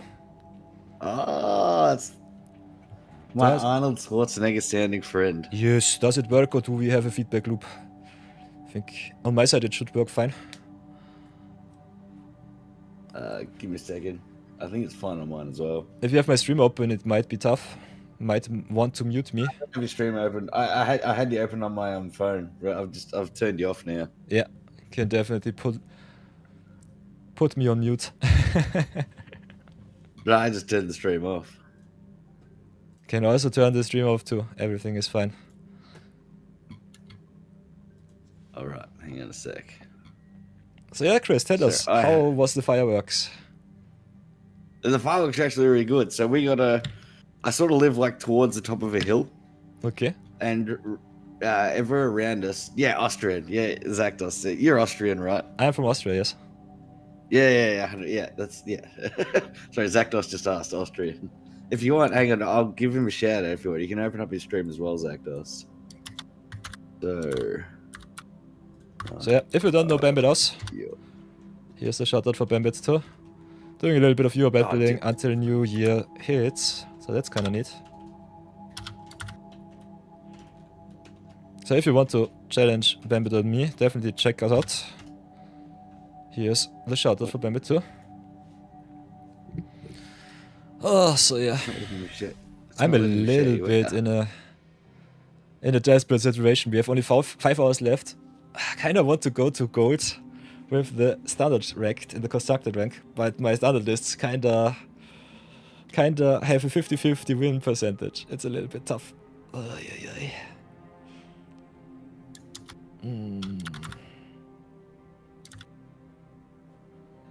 Nonetheless, quite happy with the drafty so far. The first one was a little bit tough, because we got outgrinded with blue-white twice, but yeah, red-greens gave me back my power.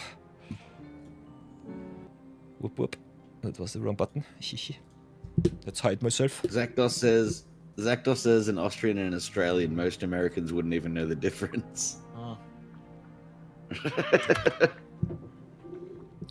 It's definitely an L. It's a big L. It's a big L for us. The difference is an L, like almost literally. An A and an L. L is the difference. I'm just trying to think. If I go into my decks, how many do I have? Brawl. 1, 2, 3, 4, 5, 6. I've got 6 different Brawl decks. 6 different Brawl decks. I have around 100. Yeah, I think legal decks I should have at least 80 or so. So yeah. Question. 88. Nice. Perfect number.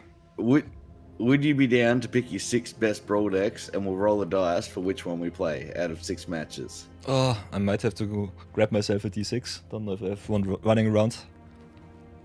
But we can definitely do so. I'll just do it online. So hang on. I'll just write mine down what they are. Esper. Ha! Brownieman rolls a D6. You can do so on stream too with the MTG bot. Nice. Ah, we can just do it that way, alright? Even better. Okay, then Brownieman will roll a dice for me. Thank you so much, Brownie. Showing us the good stuff. I love it.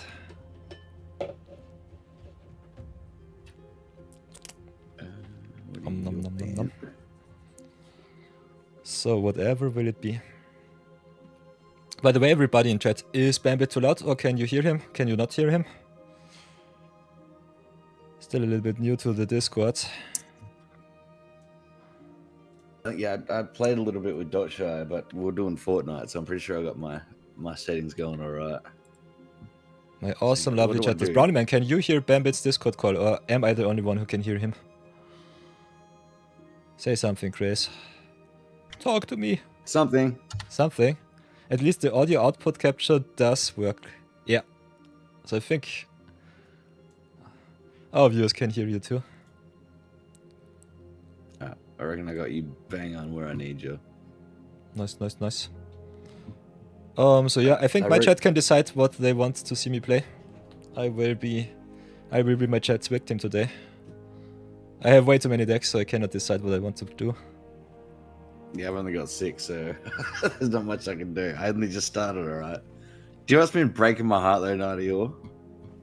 I'll just call you Peter, it'll be easier.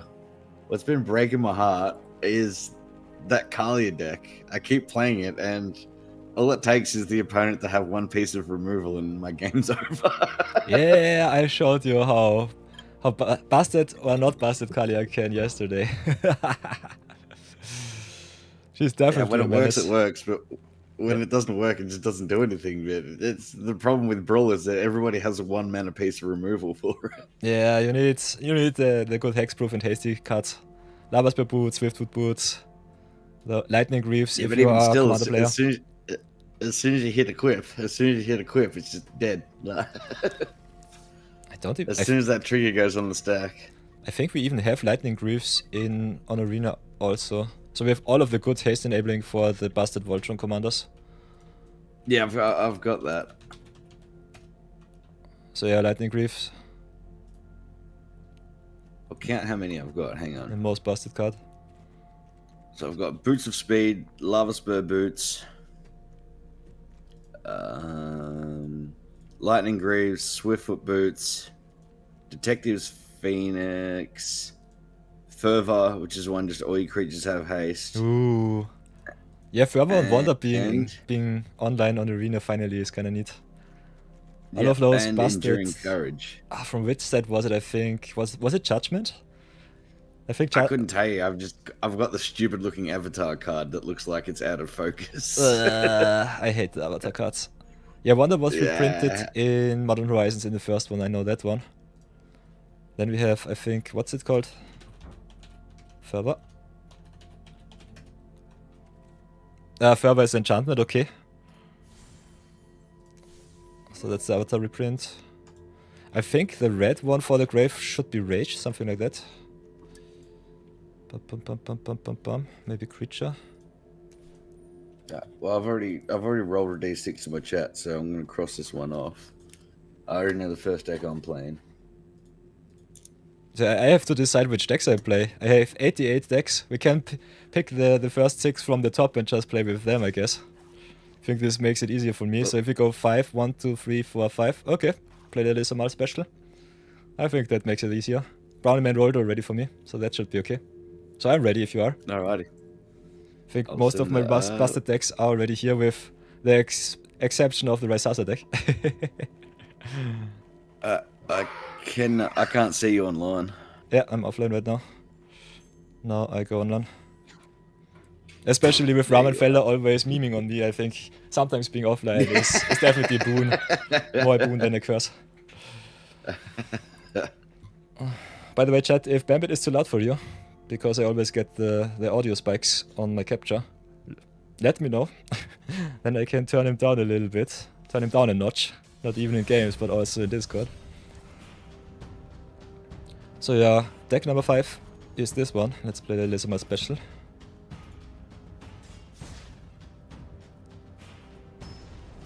Get Bambit also on my cheat sheet once more. Oh, it's mono versus mono. Alright, okay. Ooh, not again. The Sarkhan versus the Terra. Yes. Yeah. Normally I would not play Ursa Lord Artificer. But yeah. You said I should pick the most powerful cards. And all of our viewers just crafted the most powerful stuff into my collection, so that's that. How happy am I with this? I've almost got 5,000 laurels again. You've almost got your last mythic, and then your ninja deck should be good to go. Definitely. I think this looks a little bit better. Try it like this. So this is my first ever streamer collab besides the drafties with Ember Pingo, so I'm kind of happy to see how this works out. Bum, bum, bum, bum, bum, bum, bum, bum, bum. Get the cheat sheet ready so that I don't lose the oversight. So play the island, play the Lava Spit Boots pass for now. You start with Mox, Jasper, Shadows, Bee and Mountain on the play, I love it. Nah, but I got no turn 2 play. I just time walked myself. At least you did not play the 2-drop dragon. So that's all I need. No acceleration from you. Ooh, Maelstrom of the Spirit Dragon, neat one. Thank God, I was like, don't you dare have a counter spell. Yeah, the Lisamal special plays some, if I remember correctly. Wash away, some Phantom Interference, a little bit. I think I play only 3 counterspells, something like that. Sarkhan Uninterrupted is also nasty. Kinda want to curve out the Ursa, so I think I'll have to drop my Solar Transformer here. Ooh, Ramen Fella back. The meme lord is back at it again. You said his name, you summoned him. Yeah, I summoned him. If you speak of the devil, he comes running. Never ever will change. Never ever. Ooh, the Terror of the Peaks. Big X. Also Shadow Spear neat. So whatever will I do? I will definitely play the Terror here, that's for sure. Would love to go for your Sarkhan, but your Terror is a little bit too busted. So I'll do this. Tap down my 2 artifacts. And just get the Piranha online. Pass for now.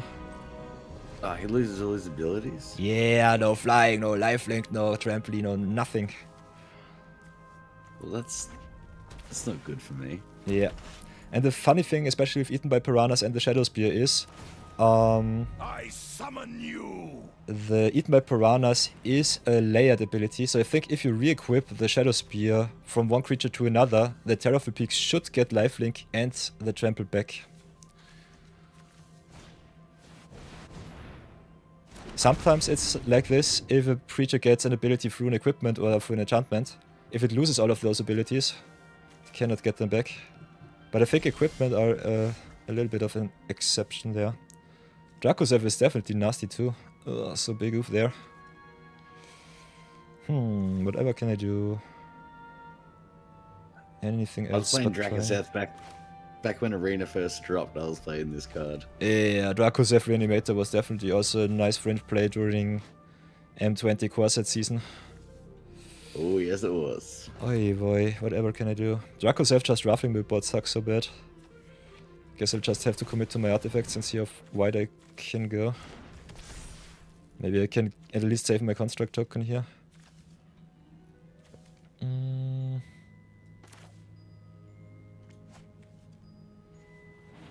Can play Windbreaker, get more flying. How much damage does Dracozev deal? 4 and 3. So my Ursa will die either way. This is annoying. This is pretty nasty. I think I'll just manifest with the Cursed Windbreaker and see if that's good enough. Cool thing is that Ursa makes blue mana. Yep. And the Sarkhan's Sarkhan really busted in the sense that like red's not supposed to ramp by 2. Yeah, it definitely gives you a big boost. Planeswalkers and Brawl are always pretty neat. That will never ever change. How many artifacts do I have? 3 right now. So I could play this 1 for 1. Which is something. For 1 for 2, tap out into aerial unit. Where did my dwarf come from? The dwarf? From the dwarven mine. The Dwarven Mine, right, yes. The land because I had 3 red lands, okay, yep. I've actually never played Dwarven Mine before with 3 red lands out before. Interesting. So yeah, I think I'll just play my Valkyrie unit and cry. Tap the boots, tap the Windbreaker, get at least some flyers.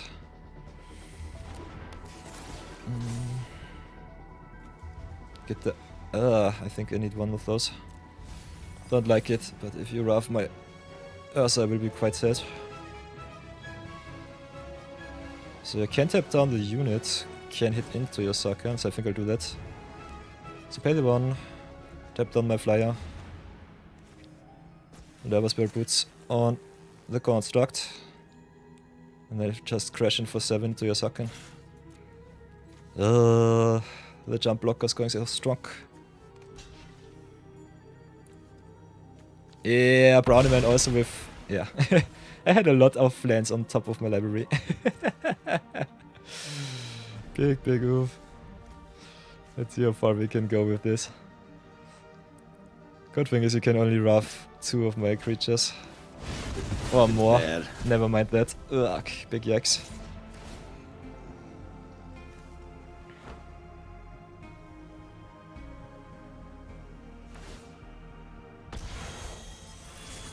Roughing my whole board. Also exiling them with the Anger of the Gods. I love football teams playing in the bowl game tonight. Very nice, Zaktos. You enjoy that, brother. Big I don't know how much you love that shit. I will call the dragons.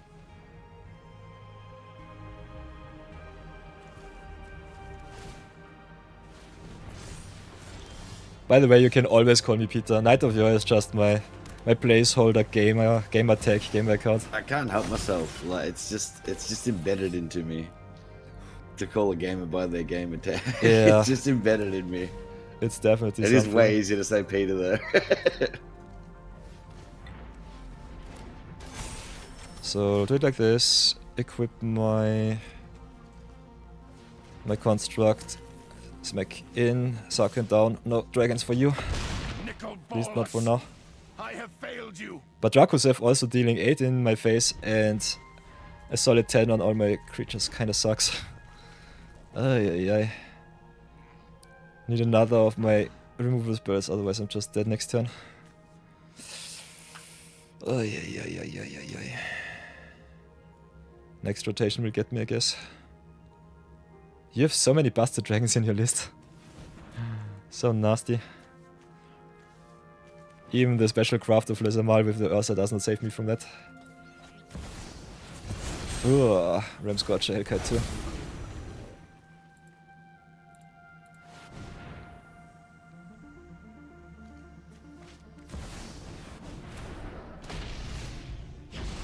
Tch.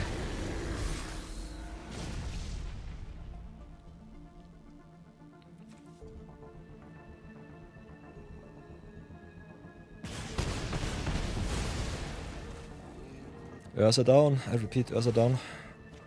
Oh, redraw was okay. But yeah, life is also down. Because Dracosev can also go face. I didn't even do the math on that one. Yeah, with the I didn't know Dracosev that being was able to shoot me in my face. Because he can target 3 different targets, also players and planeswalkers. Yeah, this is just too good. Ay ay ay. So streamer showdown. Well, at least that's that deck out of the way. Roll B6. Oh, 6 this time. Alright. So let's make a short little note on my cheat sheet. Get Bambit once more on the Hall of Fame. What's going on, B-Master?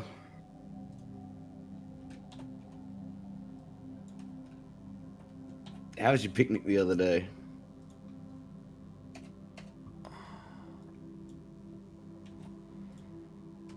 I can't remember what it's called now, the thing that you're using. But the B-Master does like all that VR stuff, like VR chat rooms. Yeah, chats. Food in?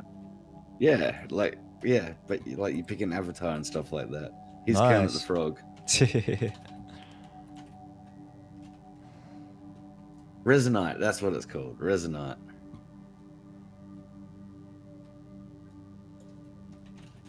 Oh, so brawl it up. Brawl best of 5 it is. Oops. What did I play? Ursa?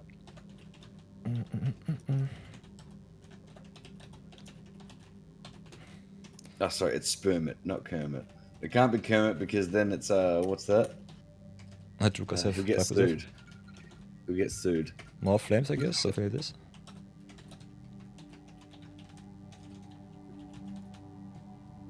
What's Dracosev called? Ugh, I always forget it. I think there's only one. I have to look it up. Bum, bum, bum, bum, bum. Yeah, it's just Dracosev. D-R-A-K-U-S-E-F. Yeah, it's more flames. I totally remember. Could be goldfish memory, but that at least works. So get another 4 rows in. Ugh. Also with the flickering now. Oh, come on, please. Please, deck, please. Release me from my sorrow. I've rolled well here. You've I'm rolled starting well. off with Brownie two. man with the Yeah. 4 now. Okay. Yeah, I've started off with 2 of my better decks, so it's all downhill after this one for me. You only play power. Don't. Don't undersell yourself so much. You always play power. I'm playing toddler account. I think if I have to pull my collection, then it will be definitely tough. But like this, I think it should be fine. Okay, we've got number 4. So 1, 2, 3, 4. Ooh, the Brownie Man special. Brownie Man, are you sure that you did not manipulate your dice roll? It's rigged. I'm playing against Nadia, B-Master. Oh, yeah. It's a streamer showdown. Yeah, indeed it is. We're doing 6 Brawl Decks versus 6 Brawl Decks, and we're going to roll a d6 for what one we play. That is a Slimefoot. Alright. 100%. Brownie I Man went to first take. last time too. This is unfair now. Yeah, all of the decks that we've put up so far have been in most of the viewer redemption decks. So I think the top 6, at least 2 of them are from me, but the other 4 are from the Wildcard redemptions. Okay, playing against Demric Chaosbringer. I think we'll scry that one down. Pass for now. Yeah, I told you I rolled well. I've started off with 2 of my more refined decks. Birds of Paradise, yikes. So do it like this. The bird. Play the shared roots here, fix ourselves a little bit more. Still need a second red source, so I think I'll go for that one. Tough, tough, tough, tough, tough it is.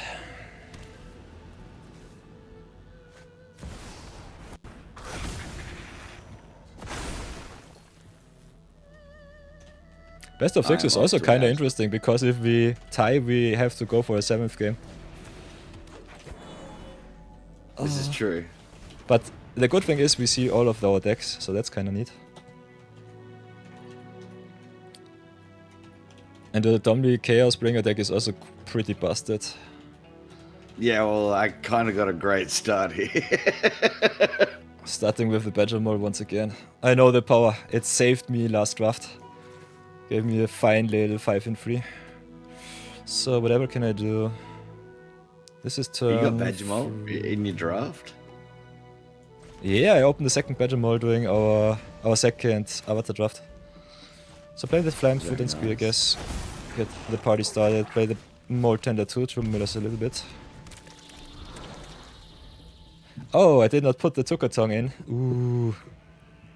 Is my deck illegal, Brownie man? Definitely have to put it in one of the decks. Did you just call me add to the pool? Add to the And I think you redeemed it after I was finished with the deck building. I have to look up the video of that. Disqualified. Yeah. No sacrifice coming for me. So yeah, Jumbly hits the field. Blockers are online. Also with still 5 mana left, so big oof.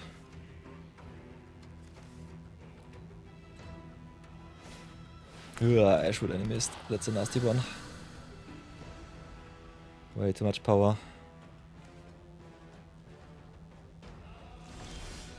Ooh, that's juicy though. Kinda nasty that you have your Planeswalker lying around. So Yeah, sequence that. Ashroot should have had why do I only have have to have haste. 6 mana? This sucks. You should have a Badger Mole cub. I think it's still okay. Yeah, I think we'll have to do it like this. Play a land. Go to attacks. Thank you. Smash it Thank to your you, Wrath Domri, of see what Lord. happens. Make another fungus.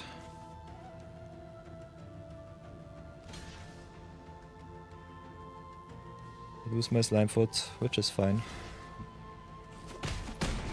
Domri goes at least a little bit down. I will take slime foot back to my command zone. And then I think we just do this. Enjoy. I expected that. I was waiting for it. And that, boys and girls, is why you always play Wraths in your decks. Yes, you do. At least I got a little bit of revenge. But yeah, playing a Wrath into Planeswalker bots is a little bit of a feels bad. You're gonna hurt when this is through. So I think your position's still pretty powerful. At least I've got a lot of your mana. So that you cannot do too much shenanigans. Rekindling Phoenix with haste. Or counter.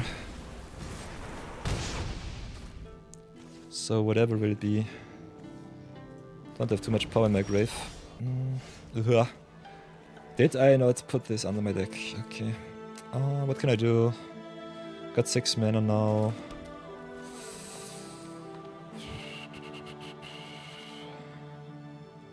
Can we play Slimefoot? I think it's okay. Could also do it like this. Kinda need to use my mana efficiently though. So play Slimefoot and Scree, go wide. Is the best action against the Planeswalker and pass for now.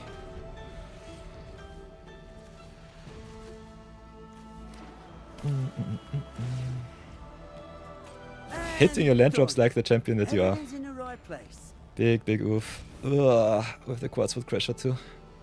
At least you don't have any tramplers right now. And the Fuel Tank Feaster, come on, this is just cheating. This is really cheating. This deck is just big things and ramp. Yeah, That's all Gruul is. I know. I The definitely deck's know literally that. called Big Dumb Gruul.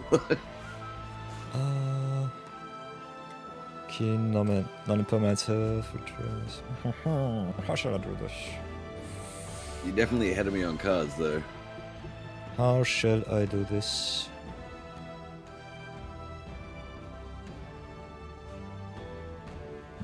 You've got the perfect blocks, so I cannot do anything. Sucks pretty bad. Still, I need to make at least another token. So attack here. Could also snipe some of your stuff. Maybe I should have vacuumed the Ashwood Animist. Could have gotten it back this turn if I really wanted to. So yeah, make the token. You jump, that's fine. I think we just play Elegy Acolyte. Play the 6 here. Okay, can replay the Molten too. Pass for now. But yeah, we'll lose to a big burly Quartzwood Crasher. So that's nasty. So me not Ghost Vacuuming your grave might kill me here. Could have gotten some evasive creatures against you. Oi oi oi. But yeah, still being so far behind because of the stupid Planeswalker on the battlefield. Playing against 2 Planeswalker decks back to back kinda sucks. Not gonna lie. Well, the good thing is that I got no more Planeswalker decks after this. I think I don't even have 1 Planeswalker deck in my whole collection. I only play creatures. We still have your Kaito Bane of Nightmares that you redeemed. So I think I'd have to play some ninjas rather sooner or later with a little bit of Planeswalker backup.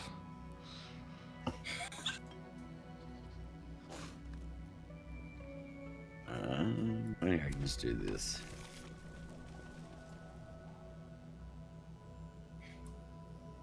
One, two. But yeah, you can definitely always call me on stream, off stream. It's pretty neat like this. I think it's way easier than just typing always in chat. I think this Definitely is. This is definitely fun. Okay, intervention it is. That's fine. Acolyte down. And a big burly Crasher attack too.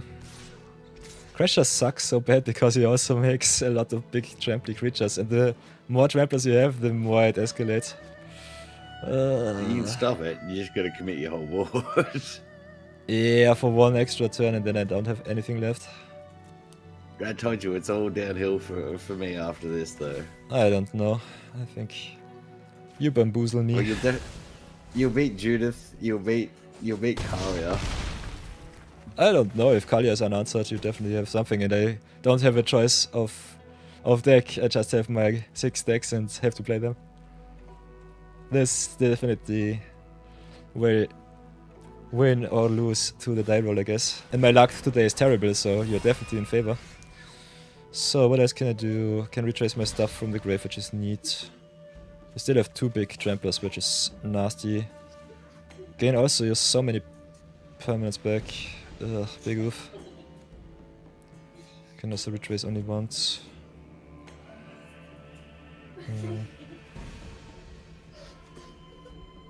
So I have to play the Elegy Acolyte first. Drop this swamp here. Oh yeah. And then I think just play the Hard Pressed Bandit. Pass for now. Would love to get rid of your Dombie. Ugh. That curve out at the start with the Badgermole Cup was just nasty. Oy boy. Oh, yes, that's nice. Very Hiding nice. behind the Planeswalker. Ooh, now with the Terror of the Peaks and Goarclaw Wombo combo, okay.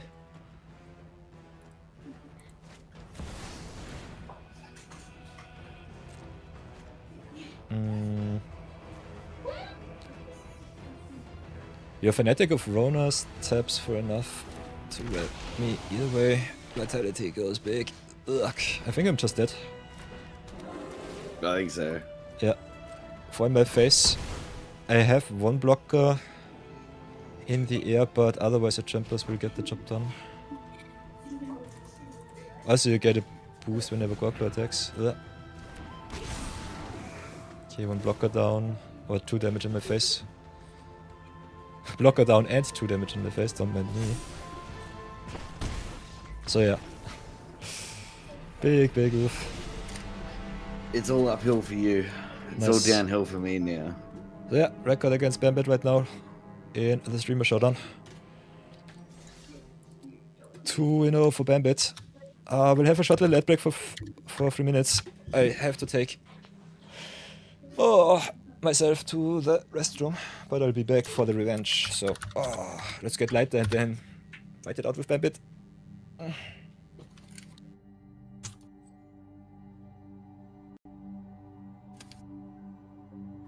let's go the drink then.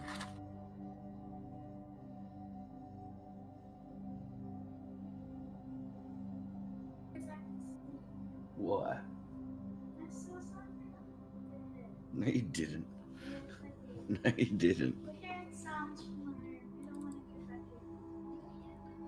Well, I had to lean from the bed to the door to open it, and then I had to jump out.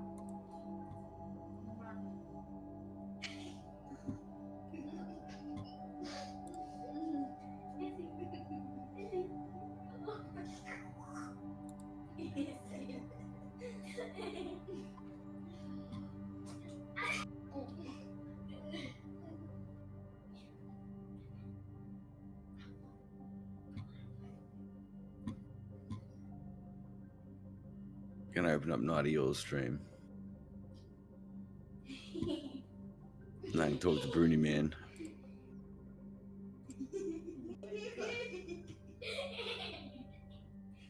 What's going on, Bruni Man?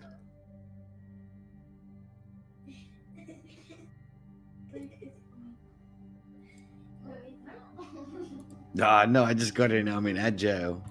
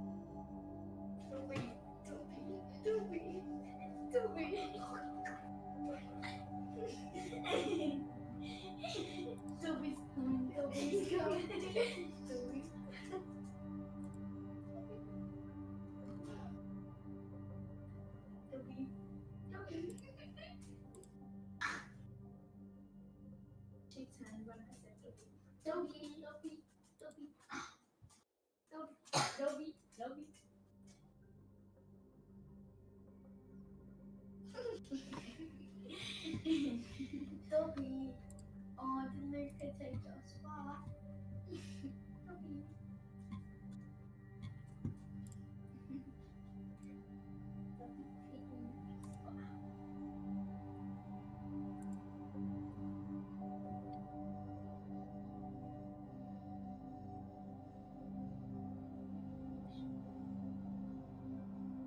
What's going on, Bruni Man?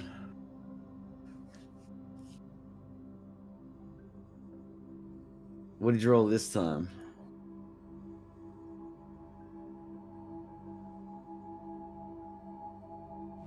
Hola! I'm back. And the ads are perfectly over right now, so we can continue. Yeah, I think they just stopped. Oh, yeah, I just jumped in the chat quickly to harass Brownie Man.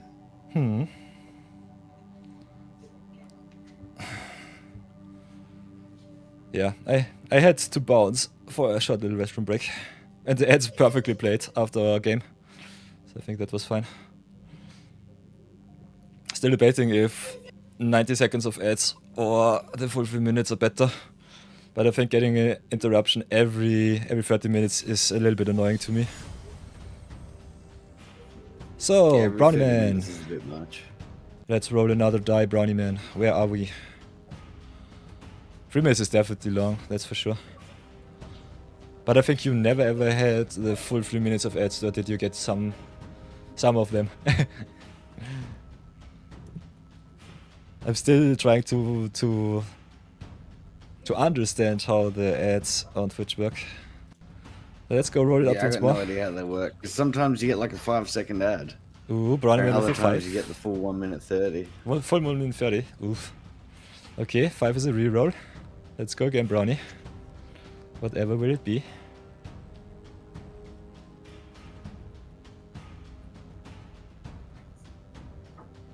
Ooh, 3. Okay, okay.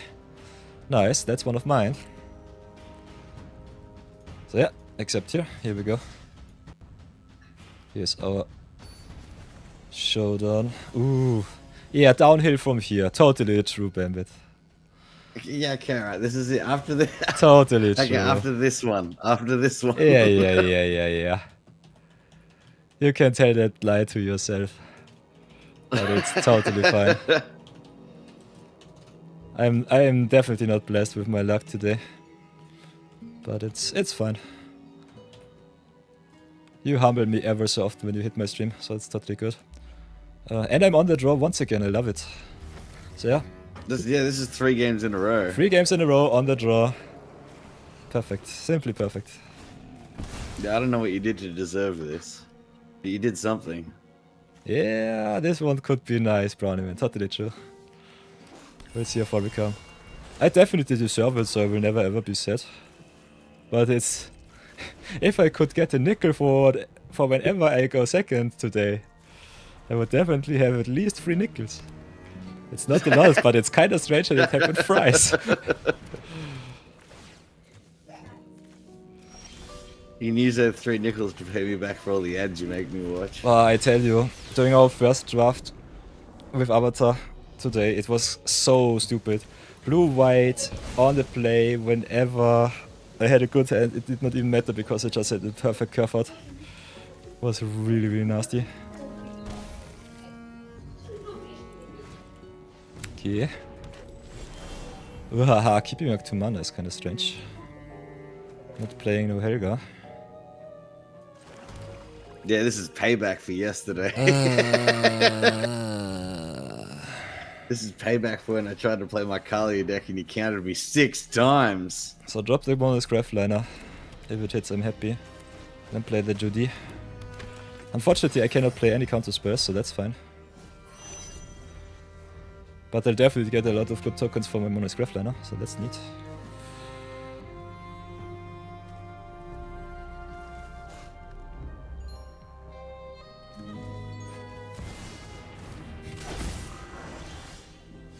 Ooh, that's sweet. So play the Plaza of Heroes. Have 5 mana left, and now I can decide what I want to do. I think you were quite successful with your Planeswalker, so I think I'll do the same thing to you.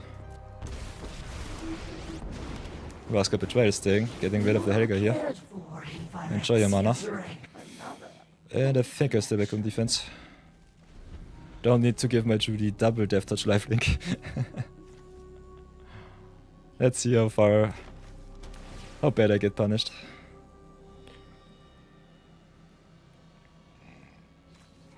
Still, dropping a Planeswalker on the board without too much pressure is always a good thing.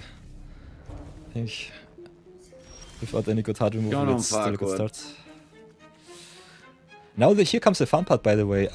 Raska draws a card and proliferates, and that works with the charged counters on my Grafliner as well as with the Death Touch lifelink counters on my Judy. So I can give her double Death Touch, lifelink. Does it give you an extra energy? It also gives an extra energy. It also works with players, yeah. Okay, yeah. Alright, there we go. So here we go, +1. Get the full package. Ooh, that's a juicy one. So yeah, target myself, target the Grafliner, target the string. Oh, interesting. It should work with the Death Touch lifelink counters, but Judy does not have a counter. The Grafliner gives it a perpetual effect. But with counters, it would work. Yeah, yep. If you give counters to the creatures, perpetual because it's alchemy, right? Yeah, it works forever. So only 3 Jerry, targets. Happy New Year, brother. Yeah, Happy New Jerry's Year. another one from Australia. Nice. Happy New Year, Terry. Jerry, future. So what else can I do but cry? I think I'll go and play Gravity Carrot. See if I can hit something good from the top. Auto tap ruining my life right now. Would have loved to survive with the scary. extra mana here. That's what I was trying to tell everyone. Everyone back in 2025 has no idea how bad 2026 is yet. It's I think we'll do it like this. Swap in the Spectacle of Destruction. Ah, it does not work. I need the Spectacle on board. Other than that, Spectacle of Destruction gets destruction counters. Those I can proliferate too. So yeah, this was stupid. But I think it should be still fine. Creatures die put a ret counter on this. Yeah, the big problem here is I play it with the Gravitic Herald, which gives it warp, so it becomes exiled after the end of the turn. Or at the beginning of the end of turn. So this does nothing. I need it on the upkeep. Still could have activated the Judy here, sacrifice the Herald, get the counter on the Spectacle. But me missing my land drop definitely puts a wrench in that. So if you want to get rid of it, you can counter it right away. Afterwards, it's just exiles and I have to replay it. I don't think I can allow you to have this.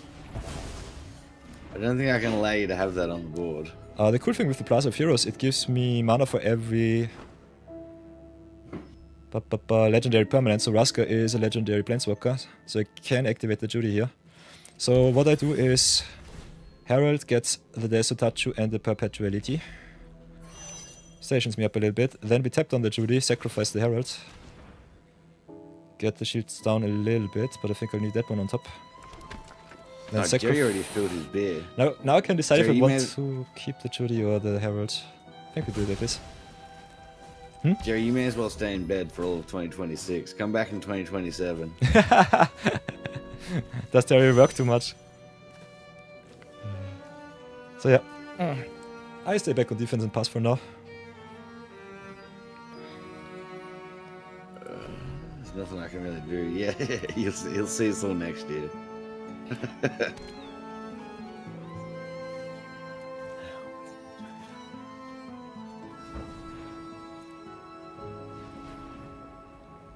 Bambit hitting us with the unintentional 6-7. Interesting. No worries at all, Jerry. Appreciate you dropping by, brother. Hope you had a good night.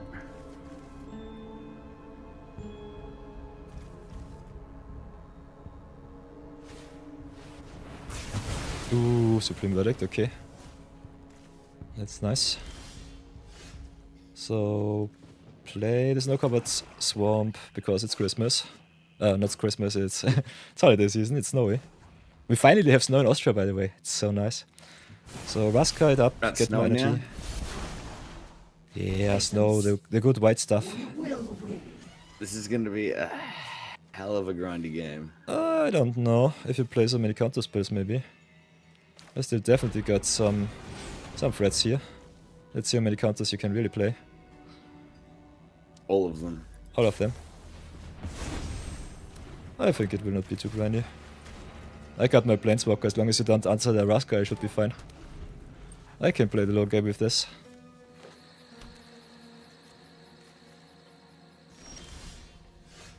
So play the swamp, draw another card. Unfortunately my life is a little bit finite. Otherwise I think we're in a good position. So play the Lava Spear Boots first. See what you have. The boots. And I think we just drop the Ko here.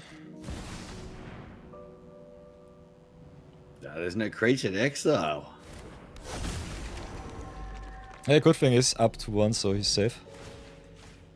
Try and equip with the Lava Spear. Okay.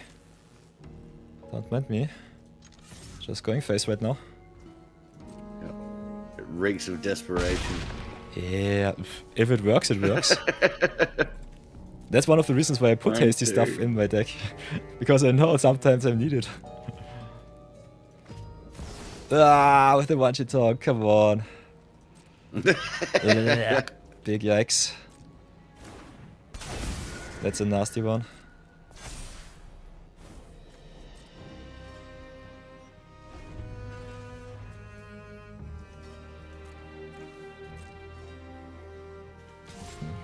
Get rid of that Vraska. Yeah, that's definitely a thing.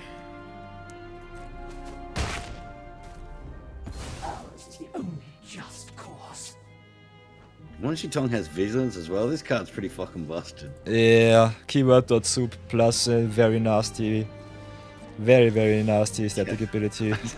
I do love that saying, keyword soup. Yeah, he's such a stupid card. So yeah, go ahead and take in for another 7.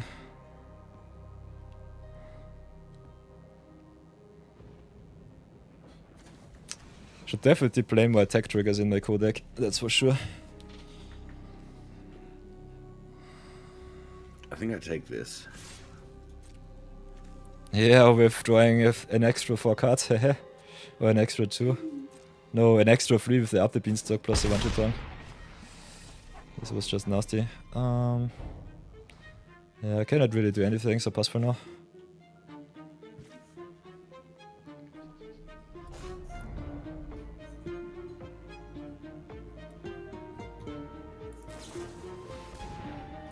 Yeah, now to the wonderful combo, sorry for that. Brownie man, I totally forgot about that. If he resets my core, I will be very happy. It's totally fine. So we will get our Judy Wombo combo rather soonish. So thank you for reminding me, Brownie man. I think you might be in for a tough time. Being able to replay my core for 2. Being able to replay my core for 2 might be neat. No outside help, Bruni man. You stay out of this. Ay ay ay.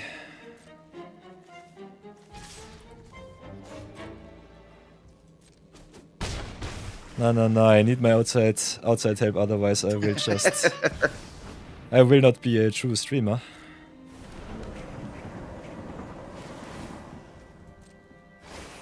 So a big problem is with this, I could have gotten rid of your one-shot dog, I totally forgot about that. But yeah, it only works if I can exile the Judy. Oh, yeah. You're being the opposite of helpful in this case, but pointing out what isn't going to happen. Yeah, it's my turn. Oh, we can still yoink some good abilities here. The question is how we want to do it. And how many counter spells Bambit really plays. So try and play the Ko for 2, see what happens. Could have also given it hexproof and indestructible with the Plaza of Heroes. But I think replaying him is more important. Now I need to actually remember to click on the spell this time. Last time I played Subtlety against you, I chose nothing. Yeah, I know that. I expected it to do everything on its own. So I can put him on top, which is fine. And I will get him on top, I don't want to get him in the command zone. So put him on the top of the library. Then go 0 point ballot XX. Chris. Yes? Yeah, go for it. And then what did I do? That wasn't very nice. Yeah, that was something that I needed to do. Good job, Planeswalker spell. One-shot dog doesn't do anything. I think I just yoink your arm. My ang? Yeah. Subtlety is good too, but I can flip the ang. And I can also beat you down with the fire either way.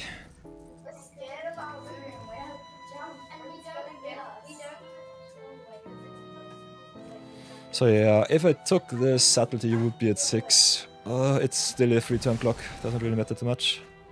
Mama Elision on sucks.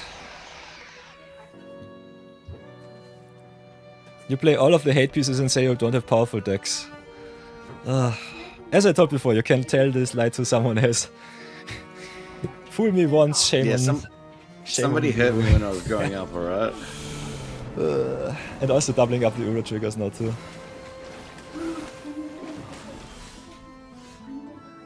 Put them in hand. Very sad core right now. Hey. Why do I have to play this stupid card? Can flip the Ankh for 8. Can tap on my artifact to 8, 9, 10, 11, 12. How can I do this?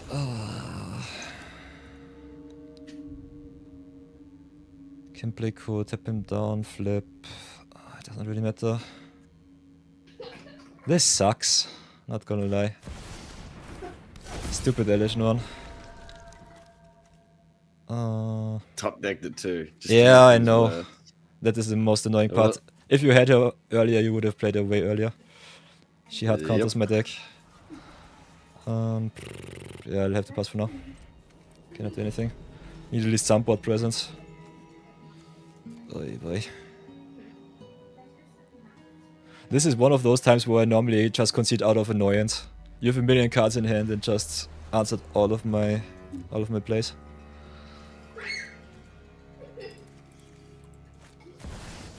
Yeah. Take your I'm doing stupid it one hybrid card crasses now, and yep. put it where the sun does not shine. Sheesh. What the heck?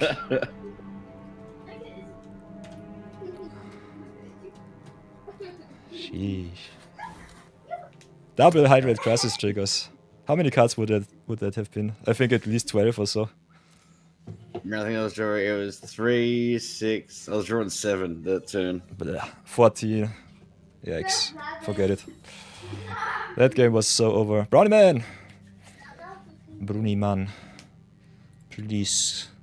Release me from my pain. Roll the dice once more. Yeah, well, the good news is it's literally just my bad decks now. I know I've already said this before, but It would never come Yes. to your mind that I also play Brawl Decks. Huh? Huh? But Can we have a soda? A cider? Soda! No, it's too late for it. Ask your auntie. Then wake her up. no. Let them sleep. What the heck? Let the poor souls rest. Oi, oi. Not at all. It was her idea to let these kids stay over. Then she just goes to sleep, leaves them up to me. This is bullshit. Apparently there was something under their bed, so How early Yeah, is they're it not in in Australia bed. right now? it is 2:42 in the morning. Ugh, let her rest, please. Look at this chat. What the heck? Bambit is such a night owl. I love it. And I got 2 kids awake and they want fucking soft drinks at 2:45 in the morning. Soft drinks and video games. That is how we all started. That is the way. Silently, so we don't wake anyone up. And so we don't have Yeah, terrible decks, foos. All that's left is my attempted efforts of Brawl Decks that have never been working. I rolled a 1. What do you get? Okay.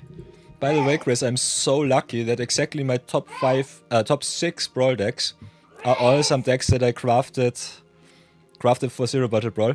Because after that, my Christmas Elf Ball food deck, my Christmas Snow deck, and my Iroh deck.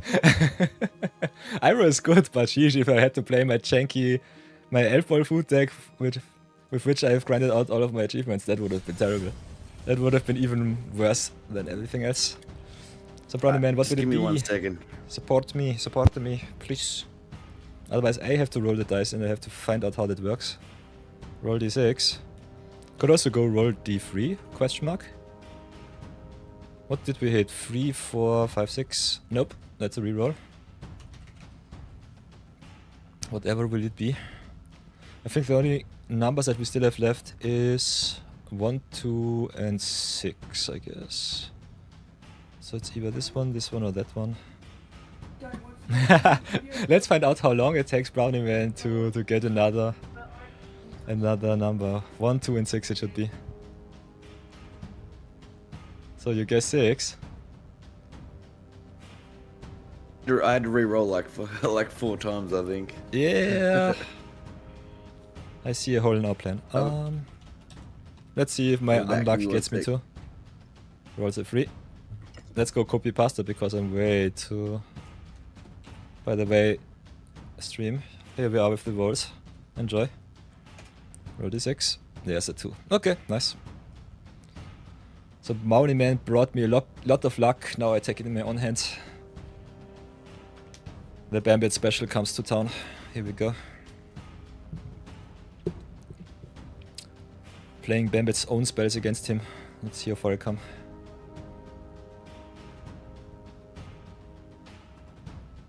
Score is 0 and 3 right now. Here's the cheat sheet for everyone to enjoy.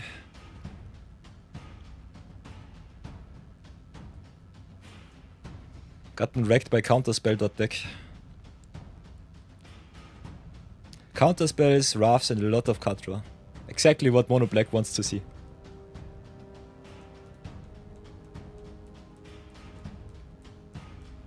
And also Bambit got all of the streamer luck from 2026 already on his side. Because Australians all live in the future, so... We people from the past are too slow. Too weak. Not enough power. Nonetheless, we'll give him his best of 6 and see how far we come. I'm back. Welcome back. I got my deck. No, she ain't go to bed, honey. I sent you the challenge. Perfect. So here we go with the Bambit Aus special. Oh yeah. He's just giving me the L. Ha. Yeah, and now with the uncanny root Sky Captain deck, sure. Ah, it is. All of the This powerless one's not decks. that good, Oi. So little power. This one's not that good, alright? I swear. Oh, but we are on the play this time, finally. We got at least a somewhat playable hand, I would say. Well, that's not fair for you to go first. I didn't agree to Against this. uncanny root, this card also has a lot of protection. This hand is so slow, but I think I still have to keep it. Could go for the mull here. Oh my god, I mulliganed and I got a 1-lander. This is alright. Perfect. I told you it was all uphill for you, right? Don't you give me perfect. You just have to go to 5 mana and just beat me down.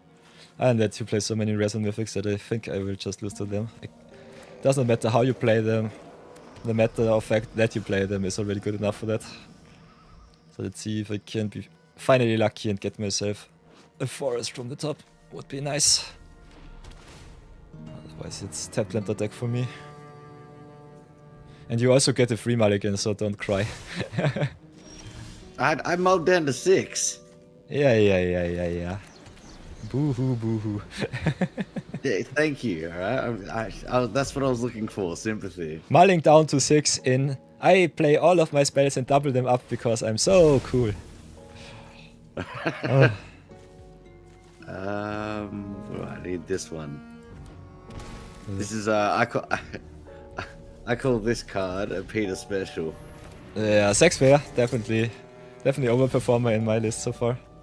Yeah, it's only tap lands for me, but it's fine, I would say. So play it like this. Full tank feaster it is. Kinda interesting to see that you have one mana spell that triggers on play. It's kinda crazy. I think we'll drop the Buzzing Say here and pass. No basics in this economy for me.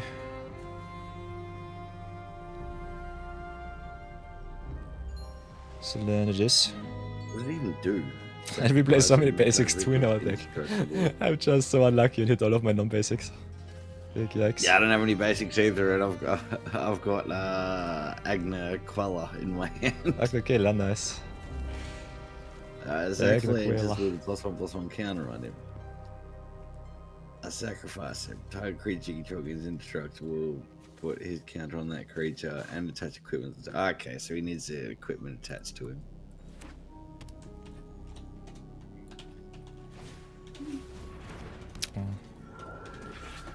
I can't really attack. I think your fuel tank is going to outvalue me here.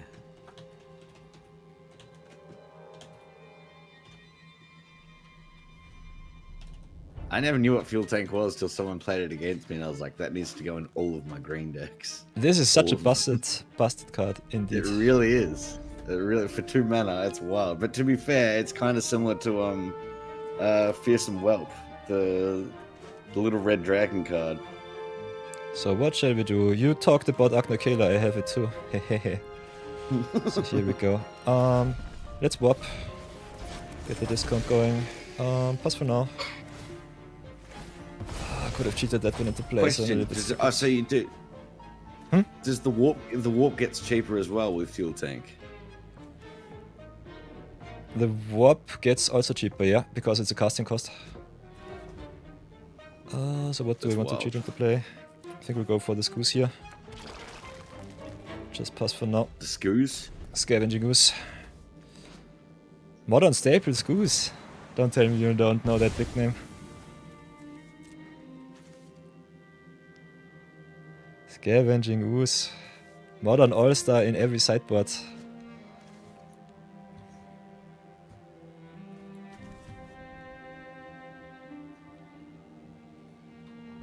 So yeah, me playing only tap lands, which are also rares, is kinda busted. Only thing that I wanted this time was to curve out, but nope.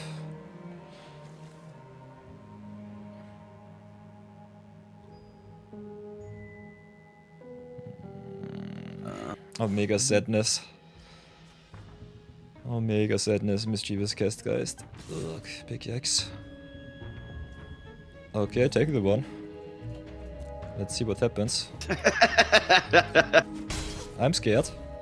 I will not block. Damn it. No shenanigans from you. Maybe? Yeah, I was No. like, maybe he'll block. I know better than that. I know way better than that. And now with the lures too. Only I was hoping maybe you'll get. only bad decks. Why? Why? Or something. Why? Oh, if they I can't- just guys go added from this two. guy in as well last night. Okay, okay. Untap land from the top. Come on, please, please, please. Ooh, that's a juicy one too. Never mind me. I don't need untap lands if I have this card. Finally, power into my Dude, hands. World Wave is so busted. World Wave is really busted. I totally agree. Especially if you play cards like these. What should I do? Yeah, play the Quantum Railway, draw another card. Raise it up.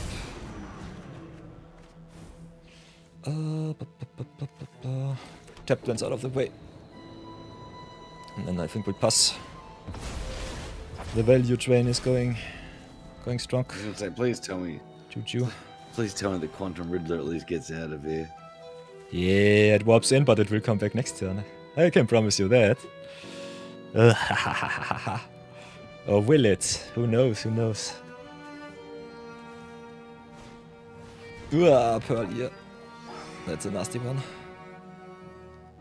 Whenever you cast an aura spell that targets a modified permanent, you control draw a card. And they have affinity for auras too. Big yikes. I'll take the 3, that's fine. The funny thing is, with Kaya's Ghost Form trigger on this deck, I can exile your stuff with this Scavenging Ooze. It's instant speed. So the Ghost No, Form when you does tap not- that, you can't. It does not do too much good stuff for you. Big question is if I even want to do it like this, but I think it's fine. So how greedy am I? I kind of want to get my hand empty. How much mana do I really have? 5 mana, 6 with the Herd Heirloom. Is this good enough? This costs 1 less to come back, so 4. Costs 2 with the Doc Arlok. Quantum Riddler costs 5. So this is 7. It works out if I don't play it like this. Okay, let's see if my Doc Arlok sticks. We ramp up either way a lot, so that's good. Oh, it sticks. Go for the green. Enter tapped. Then... Okay. Interesting. Cost less to cast from hand? Question mark. Otherwise, Doc Arlok with cards from exile should be working otherwise. Costs 2 less. Should cost 1 extra less. Interesting, the perpetual effect does not work. For whatever reason, it does not work from the Fuel Tank Feast, otherwise the Anticorsive Vestige should have been played for 2 here. Nah, I'm stupid, it's 6 mana cost. It works as expected, it's fine. So play it like this, Windspeed T-Fade up. Shock myself for 2, get the Breeding Pool. Still no basic, because reasons. Reasons unknown. Play the Quantum Riddler once again, draw another card, World Weave it up.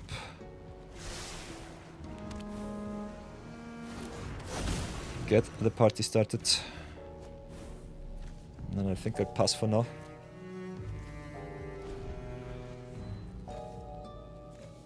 So this was a nice Doc Arlok turn.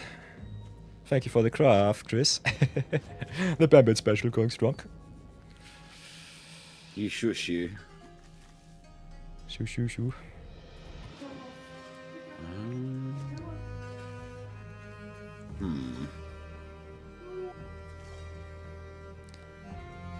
Me and my green decks laughing in World Weave. And then there are cards like the Winter Moon, which just keep all of my lands tapped because I'm unlucky.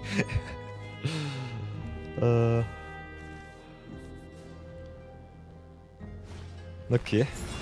No matches binding. That's a thing. Kidnapping my Quantum Riddler, how dare you?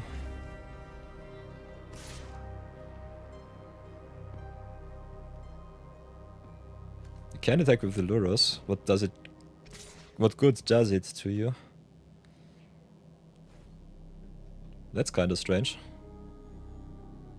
Don't have any good blocks. Maybe that's the reason. Kinda need my Doc Alok here, so I think I'll keep it as is. Then we have some nice little plays here. I think I'll just... Should, you got 6 cards in hand. Yeah, my deck draws a lot of cards. I still haven't hit my 5th land. So play my wrong river region, and now it gets funny, because I can target my own stuff. Quantum Riddler and Vestige come back, please. And also when Vestige leaves, I can cheat something else into play once more. So big, nice. Kinda want to draw more cards, kinda want to play good stuff. So I think the more I warp it, the better it will be. Oh, this is kinda strange. Maybe I just ramp myself up if I'm really honest. Can just play my stuff for all the good stuff in the world. Bum, bum, bum, bum, bum, bum. Then how much mana do we have? 1, 2, 3, 4, 5, 6, 7, 8, 9 with the island. Can play the Vestige for discount, warp it in for free. Do it like this. Because World Weave is nice, we'll do it once again. Then Quantum Riddler it up for another 2. Warp it up even more. Draw another card. Ooh, and this is a juicy one. Play Ambassador of Evendo. Toggle Fine Hound. Yeah, nice. Finally! Finally, the power. I haven't built Val yet, foos. Power is upon me. Nice. And then we can still cheat something into play. And I heard you love to copy your stuff. So I think we just do it like this.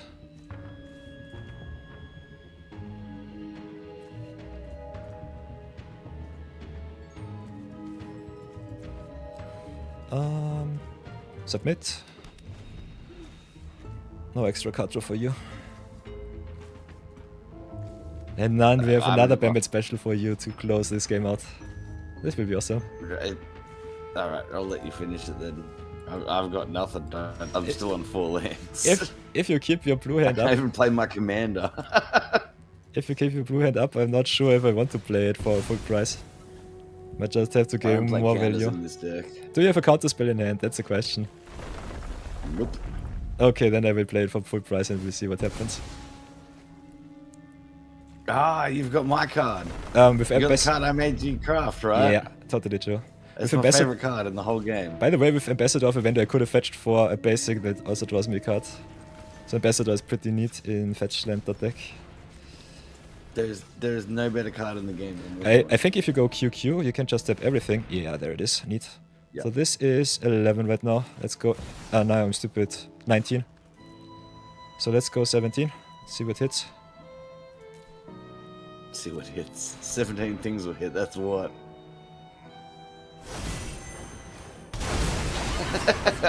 Nice. Wait, is there anything there for 17? I think 15's as high as it goes, which is Emrakul. Right? Yeah, I think it's Emrakul with 15. So yeah, copy stuff. Copy instant sorcery spell you control. Nope. Gilgamesh I think does also not trigger. And your stuff does not untap with the Icebreaker Kraken, so that's neat.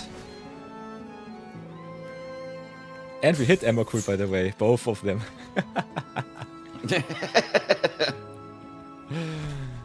Crafts random stuff on the board. Ooh, Rampaging Boloff is nice. And your Talisman of Progression. And we wrap up even more for the Ambassador of Evendo. And exile your whole grave. Nice.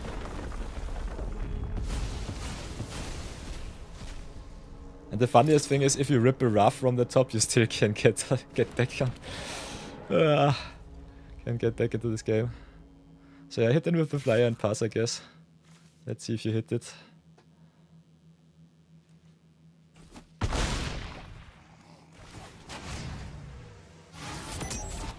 So many wonky cards. Wolfpack.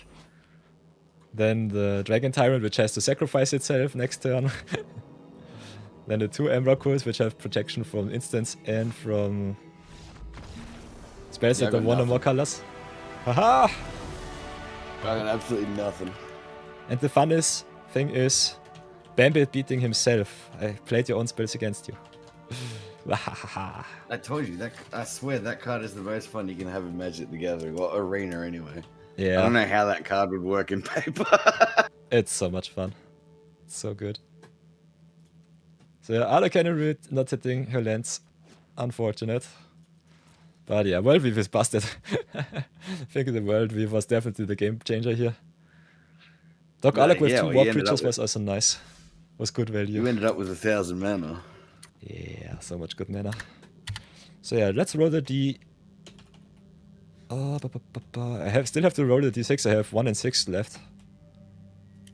Oh, it does not work. Oops. Roll D6. Chuck, chuck. Rolls a 3. Let's see how long it takes me this time. Crying in D6. I could also roll a D2. Hahaha. I got lucky as. Ooh, I'm on 1. Nice. So the Bum Beach Challenge. I'm on my new pet deck now. Ooh, this is my upgraded list. This is also nice. But yeah.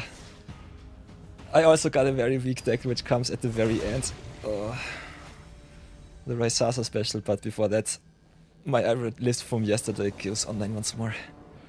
Let's see if I can ramp it up once again. Ooh, on the play with this hand, I think I'll keep. Lessons, landfall. Let's see how far I come. Ooh, playing against Kali of the Vast. Ugh. So this keep might be killing me. Let's see how bad it will be. I think my deck does not play too many removal spells though. So let's see how bad it really is. Yeah, this list plays a little bit more go value, so against combo deck I might still lose. Let's see how bad it is. Ooh, that's a juicy one though. That's a really good card.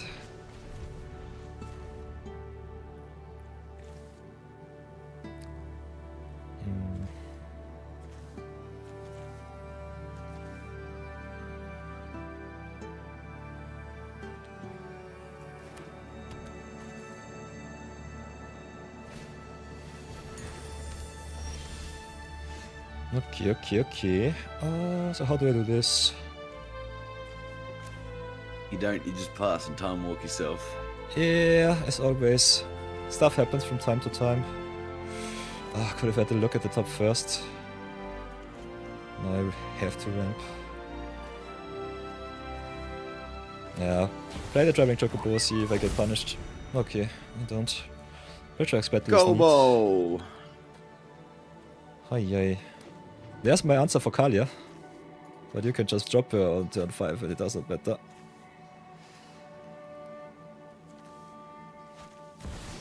Okay, Son I of played Secret 2 Kalias! Ooh, with the animation too. Sweet. Ooh, Doomsday Excruciator.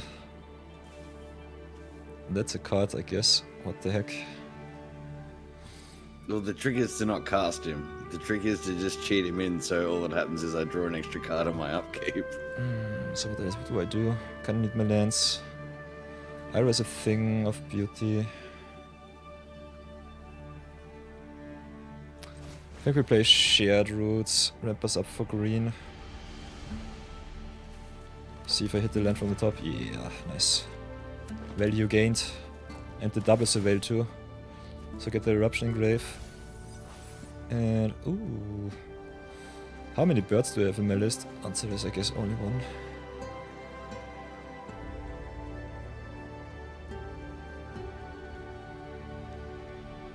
This works out somehow. It's card advantage, but it is not what I need. I don't have the second green to play this one. I think I still have to do it like this. Drop the Saskatchewan, pass for now. Could also off for the trade with the Chocobo. She only triggers when she enters. Yeah, okay.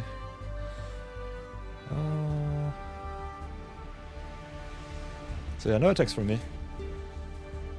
I think having the option to play stuff from the top is kinda nice. But yeah, my deck does not play too much removal, so your Kalia definitely can go rampant.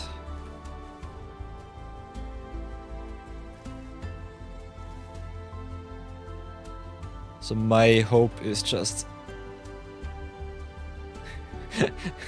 Exclamation mark roll D is totally true, right, mein fella. So. Still got a lot of power here though. So mountain from the top is neat. Play that one. Ooh, that's also a juicy one.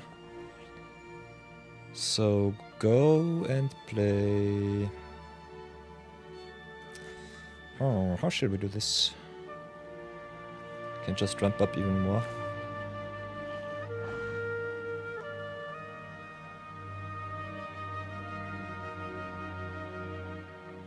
Can play this one, X1.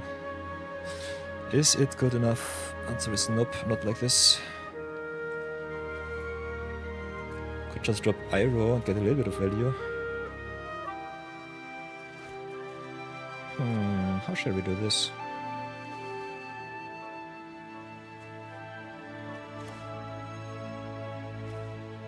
We've got the Bombo combo in hand, so I think we can do it like this. Play it off. Get myself back the shared roots.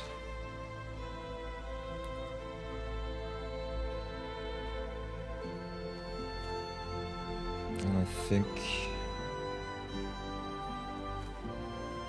can drop the cycle of renewal.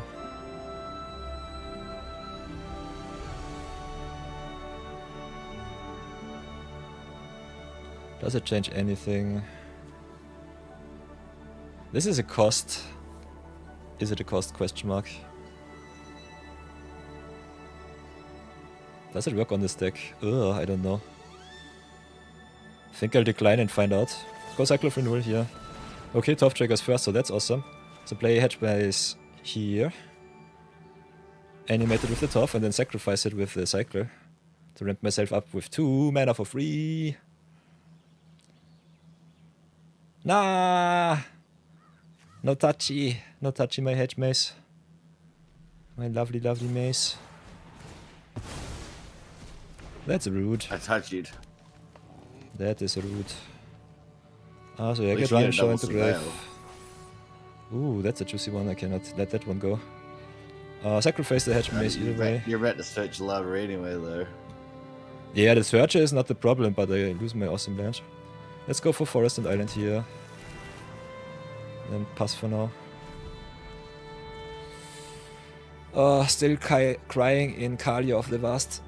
Out of my value.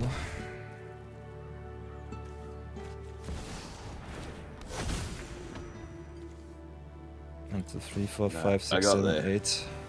Yeah, I ramped as much as I could. Now it's down to the luck.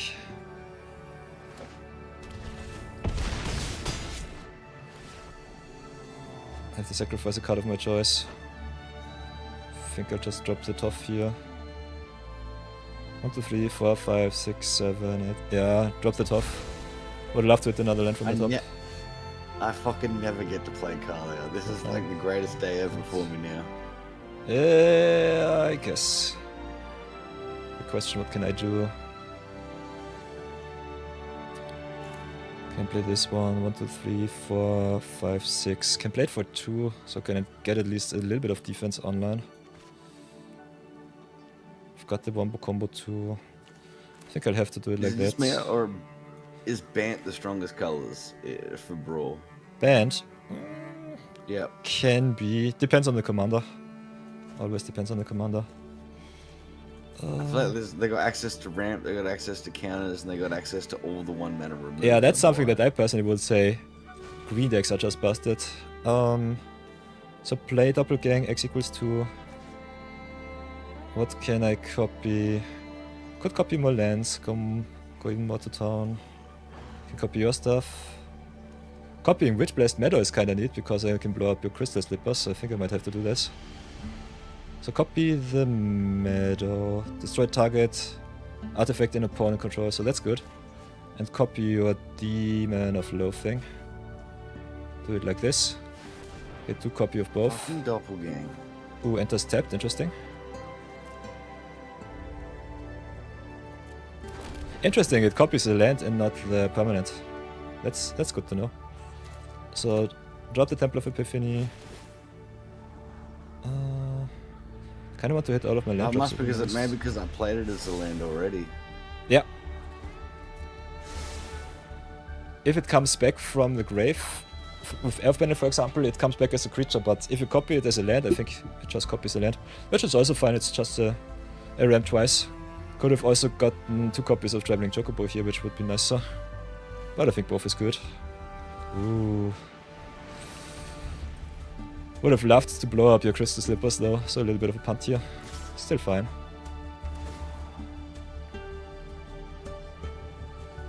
At least I've got some good blockers now in the air. Oh, come on. Virgin Bahamut. This is brain dead as it can be, and it's exactly lethal too. Oh, come on, this sucks. At least I'll take your stupid commander down with me. What the hell? Yeah, brain dead wombo combo. Enjoy your games. At least I play them with a little bit of finesse. What the heck? So yeah. Not sure if I could have done anything else better though. I had to set up and you were just too fast. Did not have any answer for your equipment too. I had the fight spell, maybe I should have fighted the Kalia, but you could have still just have replayed her. You got the talisman too, so it doesn't even matter. So yeah, GG's. I don't think I had the mana to replay her and give her haste though. Yeah, the big problem was the haste here. I did not even get the turn to answer her. But yeah, it is what it is. So crying in 1 in 4.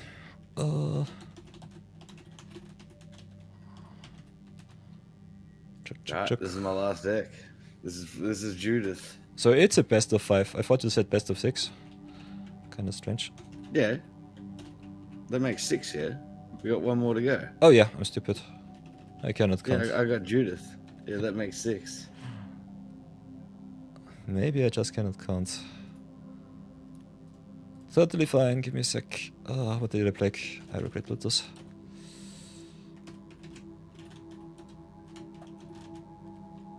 Carly finally got redemption after you absolutely fucking whomping her all night last night. Hey, we played yesterday. We played yesterday 2 games and the Kalia won and lost 1. Won and lost 1, so it's totally fine. Kalia didn't win any. You went 3-0 against me yesterday. No, you got off and I totally forgot about that. Thank you for reminding me. So yeah, play the Raisasa special. You went 3-0. You went 3-0 against Kalia yesterday. This is my weakest deck, by the way, so enjoy. You will get to go to town with Judith too. I played this... So this is my weakest deck, I swear by it. Yeah, but Judith... Oh no, it's this one as well. This is the one that I actually beat. This is the only time Judith ever won, was against this deck. Yeah, enjoy. This is the 6th deck in my collection right now. Oh, the opener looks solid at least.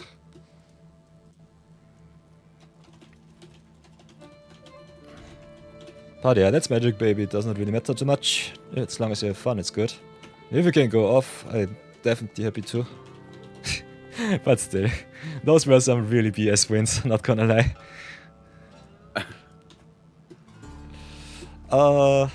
Chuck. They were still legit, solid, and pretty powerful. As it should be in Brawl, so enjoy it, everyone. Enjoy. Nom nom nom nom. I can be also salty from time to time. I am from Salzburg, so I own all of the salt mines. Would you say you own all of the salt mines? Yeah, they belong to me. I'm pretty sure you have this medallion, don't you? The jet? The jet medallion I have, yes. I think the only 2 medallions that I did not pick up were the ruby medallion and the sapphire medallion.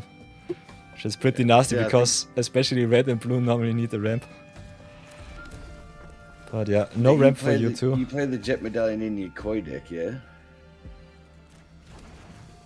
In my core deck, yes.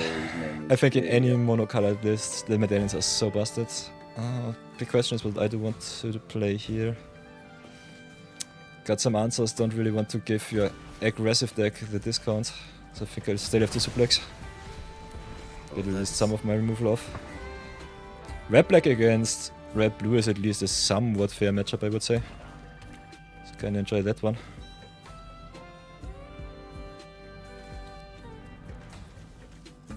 The Raizaza special. I think this was one of the first cards that I crafted.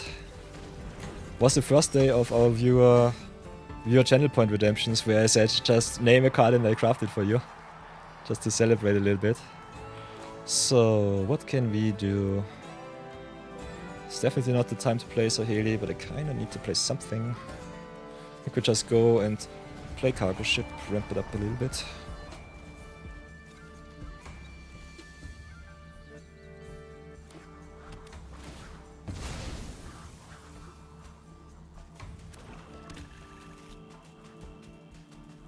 But yeah, if we want to do some streamer showdowns with a little bit less power, we can definitely do maybe an artisan challenge, something like that. But I think I might still lose that, because you can craft any card that you want and I just have to play the jank that I have lying around in my collection. Oh, yeah. Never will I ever win any games. But yeah, let's see how this works out. What do you mean? You kicked my ass last night. That's the fun thing about my handicap. I still can kick your ass, even if I don't have the option to craft anything for myself. That's what's definitely pumping up and boosting up my ego right now. At least there is some hope for me left. What else do I want to do? I kinda want to get rid of Judith, if I'm honest. But I think just carving out might be good enough against you. Guess we'll play it like this. Drop the Simulacrum. Be greedy, just warp it in, and I'll hardcast it. Ramp it up once. Still in dire need of blue, so pass for now. Simulacrum's a really busted card. Yeah, all of the alchemy sheet cards are always good. This is one of the reasons why I like Historic Brawl. In Standard Brawl you don't have the alchemy cards. But if you want to open some power, and you get some free alchemy packs also at the start of your new account, can definitely play some very nice historic games right from the start. And I think from time to time having some unique magic cards that are not existing in paper is kind of fun. So that's also something that I always consider. And because I don't have life game, game, half the fun of playing on Arena, right? That's like half the fun of playing on Arena. Yeah. Digital client with exclusive cards is always something very special. So what can I do? Could play Simulacrum once again. So many people are against it. Could play the Saheli. I think we'll do it like this. Drop the Saheli down. This is the only planeswalker that I have, if I'm really correct. So yeah, play the gunship. Get a token. Ping your Judith for free.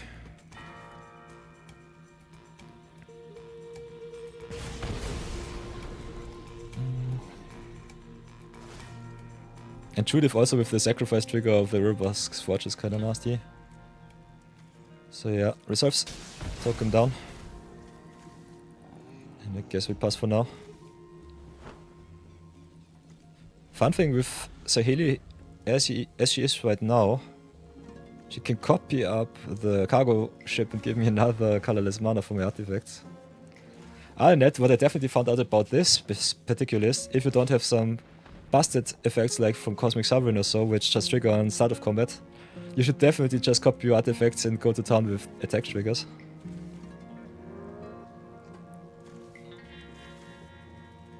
None of this looks good for me. Yeah, this hand is pretty neat, not gonna lie.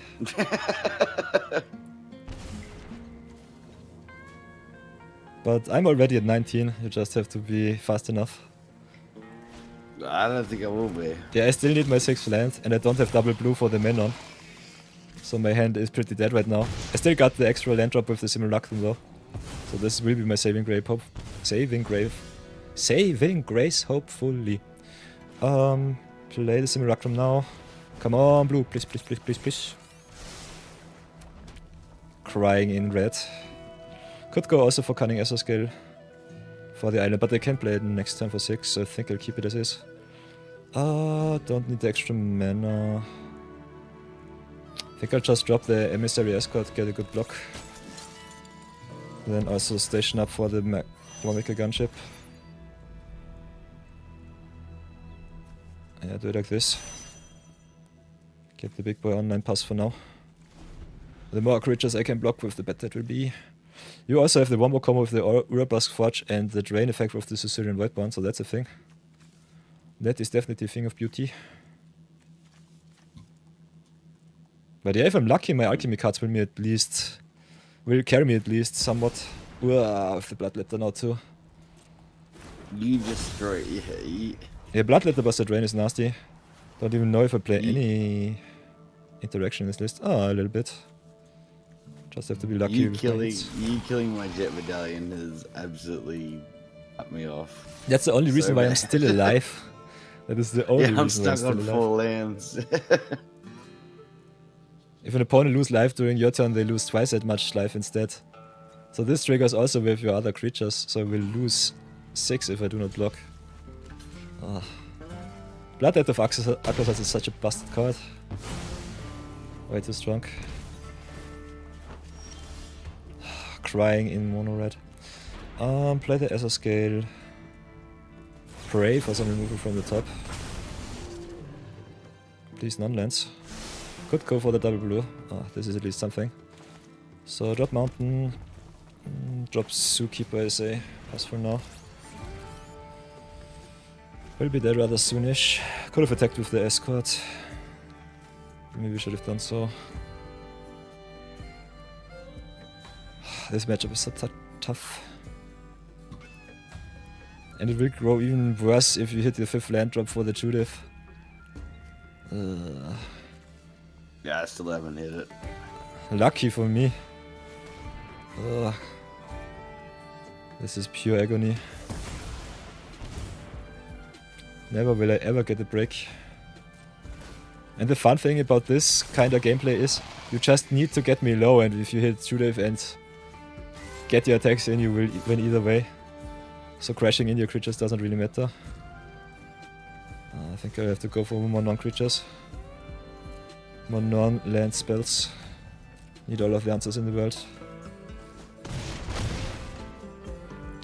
In retrospect, I definitely would have loved to get rid of your Urabrask Forge instead of your Medallion. But I needed those extra turns.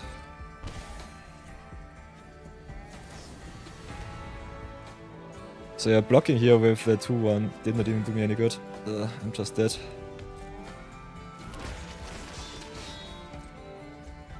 I have 2 cards that I have to answer and I cannot. I've got the Witness Protection for the Eclosot, but the Voidborn just kills me. Can at least block for an extra turn, but your Forge just goes so big. Yeah, play the Witness Protection on the Voidborn, otherwise I'm dead. Make another token. Play the Clive just to see what's on top. But it doesn't really matter.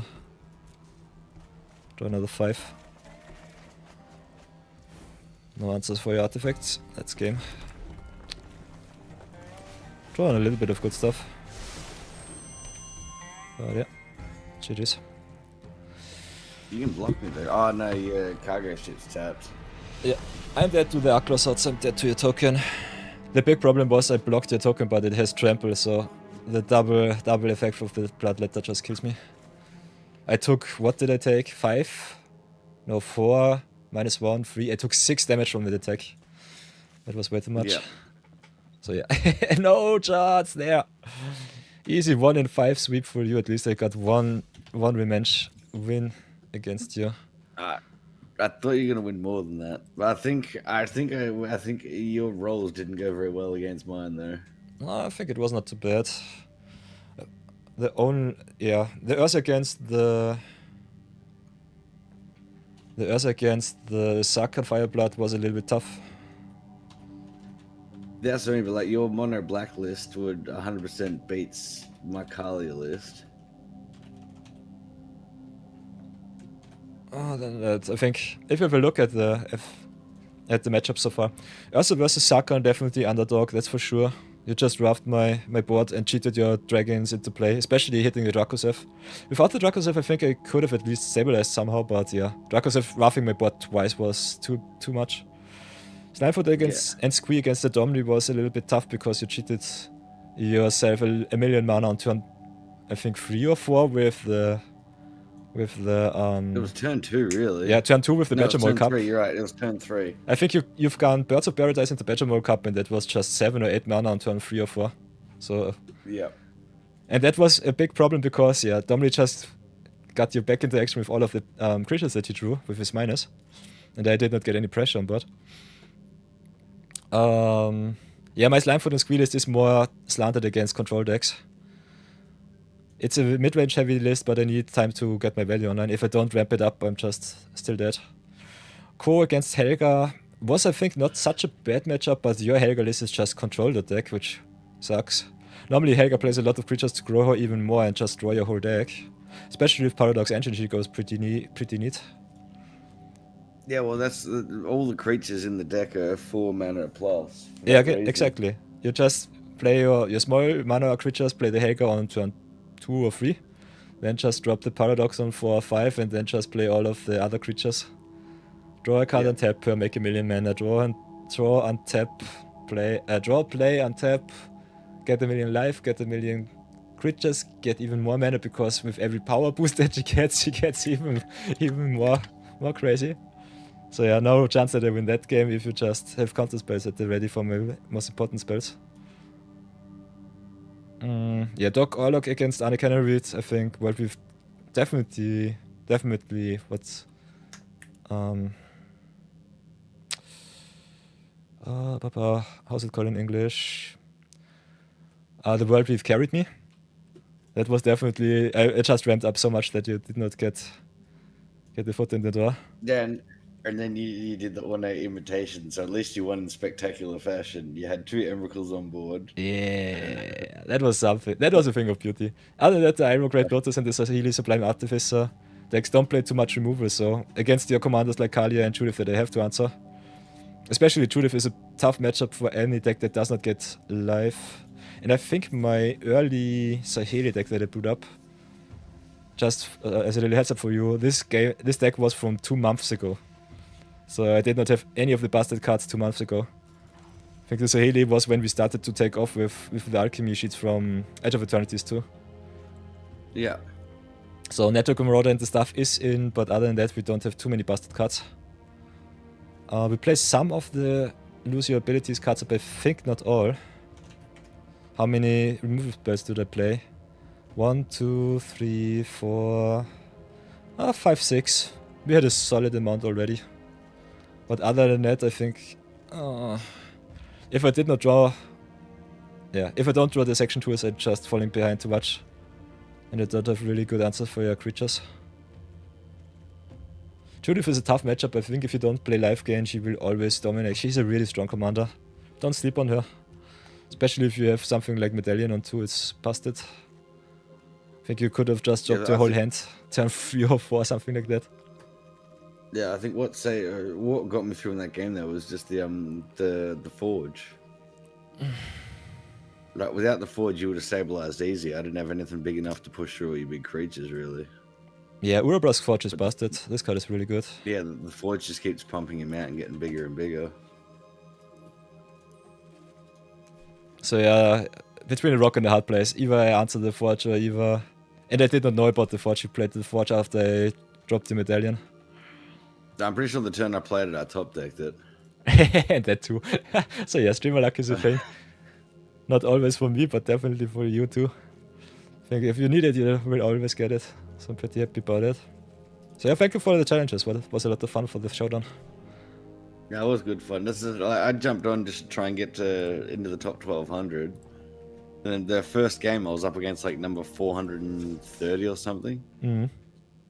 And I beat them 2-0, which took me straight to like the top 800. So I played one game and I was already there. I thought it was going to take me all night to do it, but it just took me one game. Nice. So yeah, we still have 3 hours and 30 minutes left. I'm still thinking about maybe trying and grind to gold, but I'm definitely not in the mood for it. I tried it yesterday after stream, but I think standard is so powerful. Standard's really hard at the moment. The main issue with standard at the moment is that the threat to answer ratio just doesn't quite match up. Like if your opponent sort of has it, there's not really much you can do about it. You know what I mean? You're almost playing Hearthstone to a degree. Yeah, I've been beaten quite a lot by mono black skeletons. So that is also a thing of beauty on the best of 1 queue. That's it. There's not enough exile like abilities. There's no real like black and white don't really have any cheap 1 mana removal except for your basic ones. And yeah, basically, it's the birds don't matter anymore. Like Llanowar elves, all that stuff doesn't matter anymore because they'll drop a Badgermole cub on you, then you deal with the Badgermole cub, and then the next turn they just play an Ouroboros anyway. Like it's actually really hard to keep up with Standard at the moment. Yeah, the mana base is also so torn. I've tried a little bit to grind out with my flyers list, but sheesh, I don't have any good duels, and I definitely don't have the capacities to play any templates in my tap out, go aggro, drop all of your flyers list. So big move there. Yeah, that's another hard thing as well. Is all the mana bases aren't there yet either. Obviously, we're waiting for Lorwyn to come out so that the rest of the shocks will be there. Yeah. When did you start grinding out your account? That's a very good question. Not sure if I can even answer that. What set?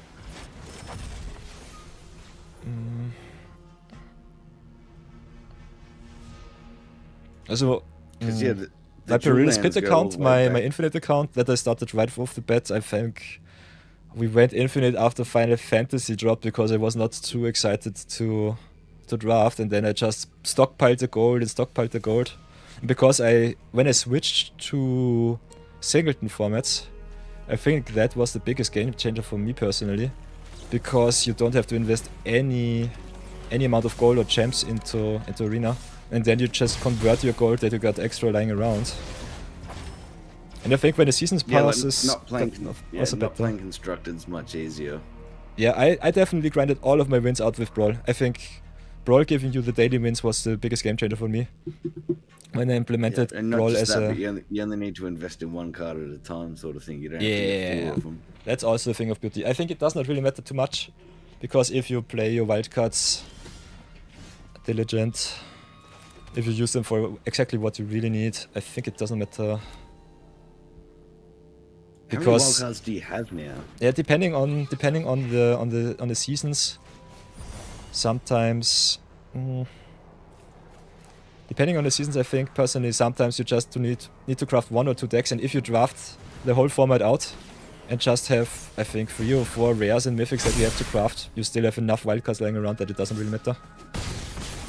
Yeah.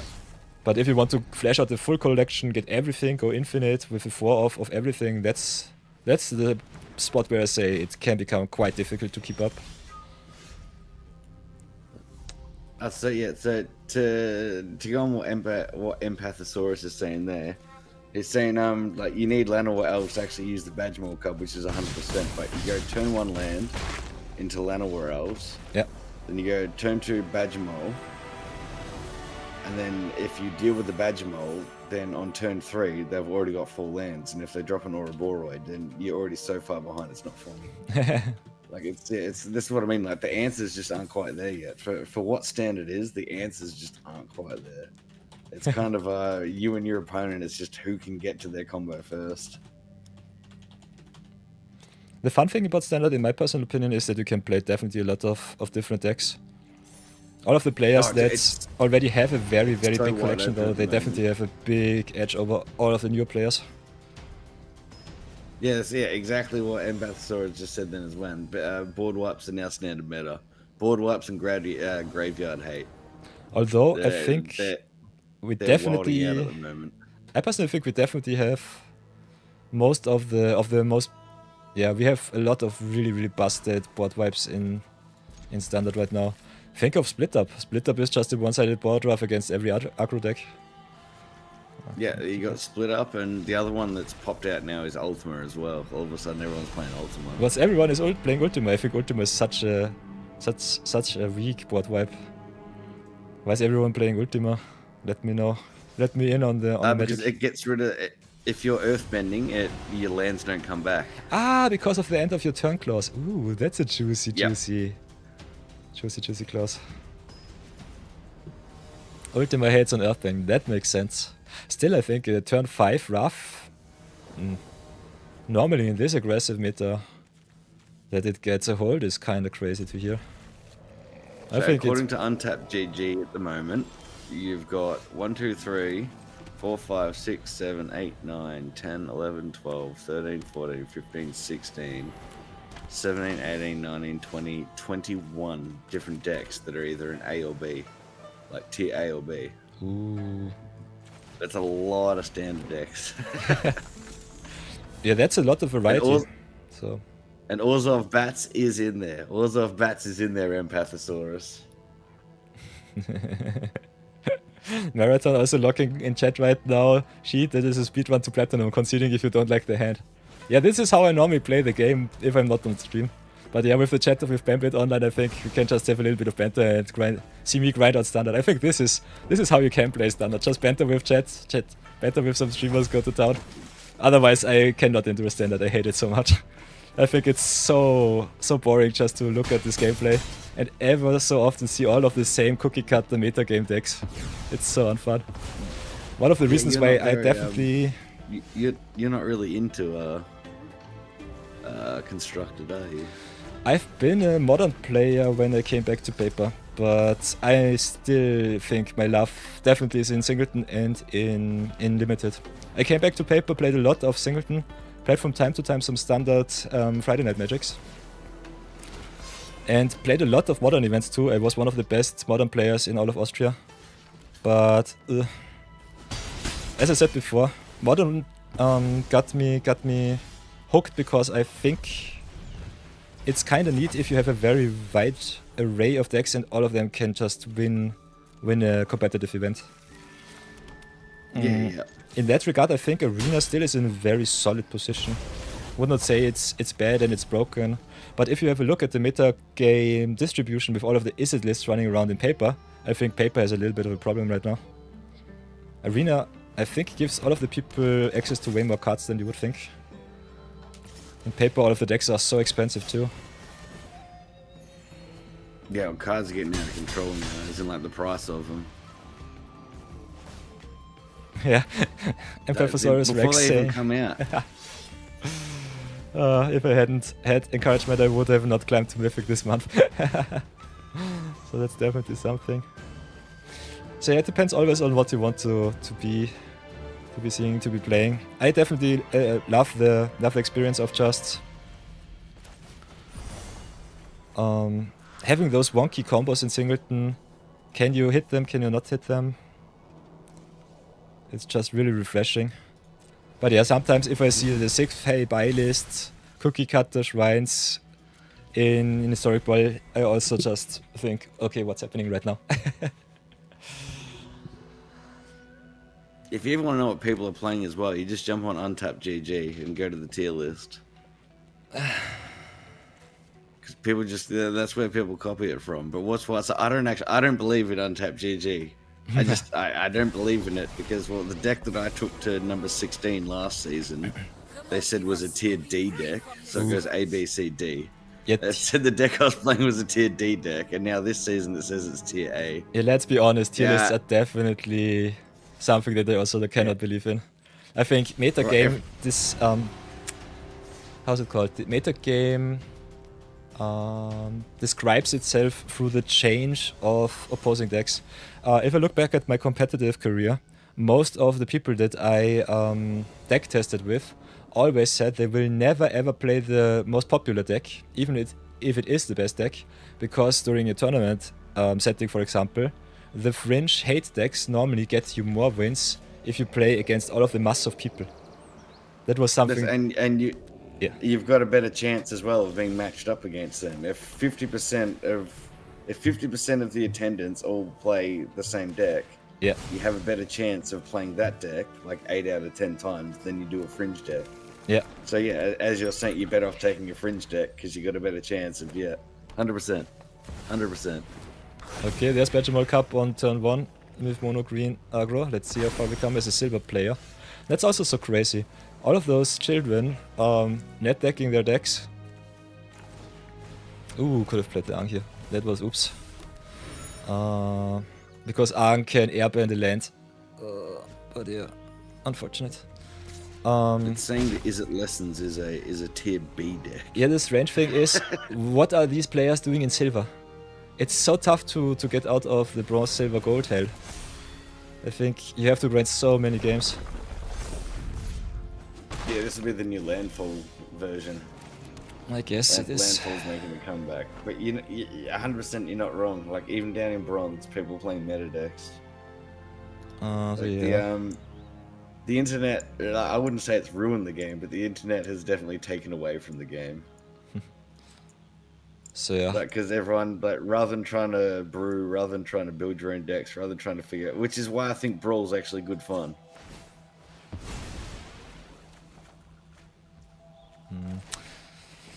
It's that Empathosaurus, it's that, the people obviously not quite knowing how to pilot it properly yet. And to go on with that as well, not everybody runs untapped.gg. So the people who are using Is It Lessons and in Mythic, there's no guarantee that they're actually using an untapped GG account. So their gameplay doesn't count towards anything on that website. That's why I don't believe in untapped, just for that main reason. That most of the best players, most of the top players, they don't have an untapped account because they don't need it. Like yeah, it's a strange thing. But yeah, it's 100%. I think I was talking to Foods about it not that long ago. That it's having access to everybody's deck, all the net decks that are winning, and showing the win percentage and all that. It's taking away the magic from Magic. Because rather than trying to build your own deck and then losing and grinding and then trying to figure out how to make your deck better, it's so much easier just to copy a deck from the internet and then, holy crap, I'm good at the game now. What I find a little bit sad is that this format solved themselves so fast these days. I think back in the day, 20 years ago, it was just fun to see so many fringe decks because no one knew what was the best deck. If it was not something busted like during Muradin with all of the affinity cards, whatever shall we do? Were you playing Magic Arena when it first came out? I was playing Arena when it first came out, yes. Yeah, that was actually a really fun time to be playing Arena because again, like the whole net decking thing wasn't really happening yet. It happened within a year, I reckon, though. But like it was pretty crazy at the start because no one knew what was going on.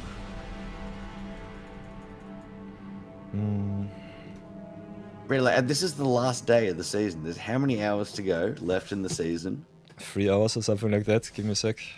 3 hours and 16 minutes. How on earth are they stuck on Is It Lessons in silver? Like, what is going on? Maybe they also thought it's time to grind out some wins. Yeah, I don't have to. If I'm really honest, I really don't have to. But I think it's still kind of course you don't have to. Fun to try it at least. You earn everything else. So actually, quickly, while you're here, show me what are the rare cards you have? Which rare cards? In my deck? No, your wild cards. Your wild cards. How many wild cards do you have? 50 rares, 18 mythics, after 5 months of playing. I think what we redeemed so far was... How many rares did we redeem? Then we have a total account. So 1 extra rare, 2 rares, 3 rares, 5 rares, 6 rares, 7, 8, 9, 10, 11, 12, 13, 15, 16, 17, 18, 19, 20, 21, 22, 23. So 73 rare wildcards after 5 months of playing. And how many 1, vaults do you 2, have? 3, 4, 5, 6, 7, give me a second. 8, 9, 10, 11. So 73 rares and 29 mythics. I think that's a solid wildcard amount. Best of 3 for silver ranking. The big problem with best of 3 is I think I might just die to my opponent's sideboard cards. I don't have any good sideboard cards. And most of my aggro decks are better in best of 1. I personally think I cannot really hate on the meta game. Especially with such a diverse meta, you cannot really build around the random queue, I would say. You can build against the best decks, but otherwise most decks will still get you. We could try it though. This is my best of 1 list. I think I still have a best of 3 list. I think my Is It Lessons list per se is also not so bad. got crashed quite bad by the aggro decks though. But I can show it off once or twice. It's definitely a possibility. So I think especially the Izzet has not so many good sideboard cards in my personal opinion. It's a little bit tough. But yeah, I'll show it off. Played a little bit yesterday during the viewer battles. I think Dragonfly Swarm definitely won me a lot of games. But if the opponent just gets a lot of value off, this list is very one-sided. Sometimes I feel like Platinum and Diamond even have more variety. Might definitely be possible. Because I think if you net deck the most prominent deck, you will normally not win too many games. But yeah, especially against Lessons, all of these ward cards are so good. Is this mono white? Hang on. Is this mono white auras? I think it is. Might definitely it is. It's mono white auras. So this is a tier A deck. I'm looking at it right now. Yeah.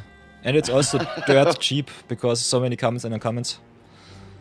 Yeah, and the only main rare in it you can swap out for other cards as well if you want. I think Turgobble was playing this a few weeks ago, or one of his last recent streams anyway.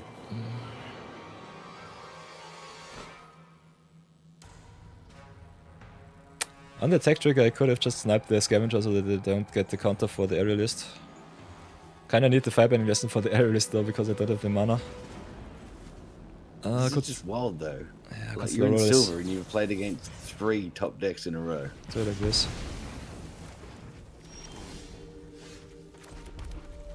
Yeah, what else should people do? That's a big question. They have to play something if they want to play constructed. I will gladly evade those queues. I think my one-offs are way more fun than this. This stupid stuff. Shelter by Ghost, giving your stuff what the heck are we doing here? This is a Boggle. This is a life-linking Boggle on turn 3 if you wanted to. Got double ward too, doesn't it now? Yeah.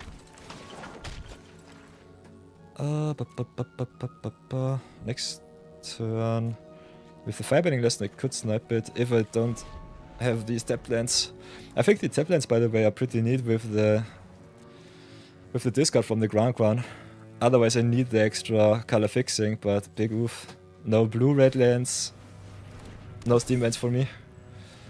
Big yikes. And I have to wait until turn 6 until I can destroy this card. I will be dead before that happens.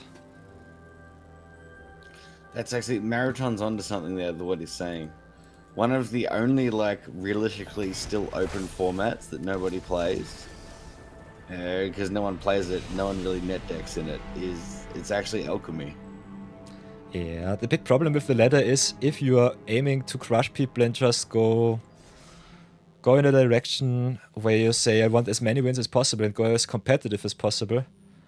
I personally think it just sucks because your fun is on behalf of other people's fun. And that personally, karma-wise, it does not really suit me. I personally think it's just obnoxious behavior. It's also one of the reasons why I stopped playing Paper Magic.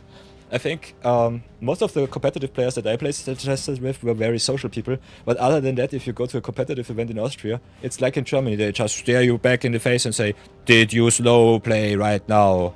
You did not tap your cards. Judge!" And I think, what the heck is going on with you? We all learn the game. We just play for fun. Competitive is straight, but what the heck are you doing? Game sharking everywhere, and now I hate it so much. Yeah, at our old local game store, I had somebody call the judge on me once, and they called the judge on me right because they were playing a control deck, and I would tap my mana, and when I would cast my creature spell, I'd put it on the board. Yep. And they were cracking the shits with me about that because they're like, no, it's like you need. Basically, they were like, you need to ask me if it resolves. So they were saying that I need to, when I cast it, I need to put it on the board behind my lands, and then ask them if it resolves or not. Yeah. And then I was just like, no, like we're both aware of what card I played. I'm gonna put it here. If you counter it, it goes to the graveyard. Straight away, man. Then the judge came over. Yeah. He called the judge, and the judge had to come over because apparently I wasn't allowed to put my cards on the battlefield until it resolved. Yeah, I personally have the opinion if you have questions, then get the judge. But otherwise, you're two people playing against each other. But some people are just differently built. Okay, play against monocratic aggro. Thank you very much, I'm done. So yeah, that's one of the reasons why I personally don't ever grind out constructed. I think it's boring as hell. There's so much net decking. If you don't have the collection, it doesn't really make fun. If you want to play competitive, I think the events are good, but other than that, the ladder is more for playtesting than anything else, in my opinion. But you play way more constructed than me, you can definitely correct me if you want to. I think your motivation there's is nothing to correct. There's nothing to correct. So in a sense, I do, when it comes to constructed, I enjoy the familiarity of just like learning the meta sort of thing, and then I don't know, it becomes, to my eyes, then it becomes a game of chess where you've got to, you know, you sort of know what your opponent can and can't do, and then you need to react to them based on what they can and can't do. Whereas, yeah, other formats like Brawl, even your limited formats and stuff like that, I think it's a lot more wide open because you got no idea what your opponent's drafted, like, you know. Like, you can't. Whereas as soon as you play against a net deck, you're like, okay, they should have this card, they should have that card. Okay, they've left this much mana open, that accounts for possibly this card, possibly that card. Whereas when it comes to the more limited formats, or in particular Brawl, it could be anything. It could literally be anything. You think it's going to be something, and it's not that. Like, I think, yeah. So for me, it's just, yeah, it's the familiarity. Familiarity, yeah. Yeah, it's important that you know your way around. I'm kind of surprised that we have two optimistic scavengers. Maybe I can do some budget mono white beatdown list. Maybe I can cobble it together. Let's have a look. But yeah. But yeah, what are your personal thoughts that should change to make standard more healthy again? I think it just needs to go back to what it was, really. Like, there was nothing wrong with standard. In reality, there was nothing really wrong with standard until they've changed it to a 3-year format. Now it's just not standard anymore. They made standard not standard. Discount Pioneer. Yeah, exactly.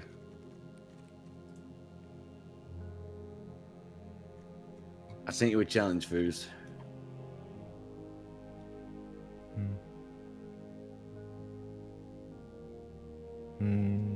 Yeah, they've made standard not standard anymore. Like, at the end of next year, there's going to be 21 or 22 sets. Which is like that, you know. Remember when it used to, you hit 8 sets and then that was it? Standard had figured itself out, and now you're about to go back to 5. Yeah. Yeah, not anymore.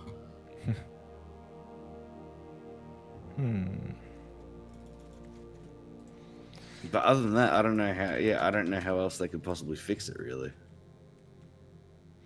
Does it have to be saved, or should we just let it go? We don't know. We don't know. But I don't see any. I think there's one streamer, Chiono. He's like the only streamer who streams standard regularly that doesn't actually complain about it. I swear every other streamer complains about it non-stop. It's so strange. Like, how many times do you jump into someone's stream or whatever and they're playing standard and they're literally complaining about what they're playing? Yeah. It's such a regular thing now. So I'm quite happy that I at least hit silver somehow. Was kind of surprised. Did not even try to grind out a little bit of the stuff. By the way, Midweek Magic is his slow start standard. That was also definitely something, a thing of beauty. So many competitive decks also during the Midweek Magic. Normally just drop in, get my wildcards, get out. I think you don't even play the Midweek Magic, do you, Bambit? I don't what, sorry? Do you play Midweek Magic? Get Mythic yourself Magic? some free wildcards. Some random cards in the collection. Or are you just on Arena just to grind out all of the constructed events? Oh, the meta challenge? No, not. Nope. No? Nope, nope. What are you talking about? Midweek magic. Oh, midweek Those- magic. those Yeah, extra I events. do it every time. You do them? Every time you or Hamhocks remind me, that's when I do the midweek magic event. Otherwise, I never really click on the event side Okay. of things. Very fun.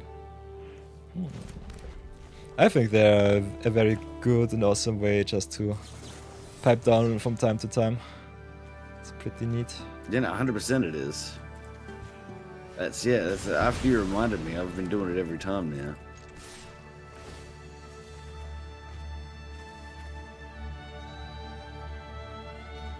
What? Oh, if it's parry is 2. Oh, my bad. I was supposed to give it +3, +3. Oh no.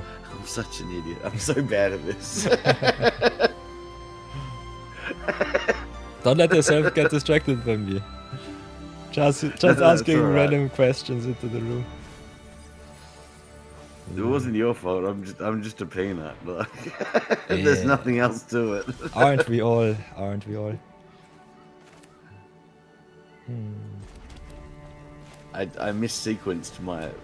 It was Lemony Snickets. It was a series of unfortunate events. Very perfect.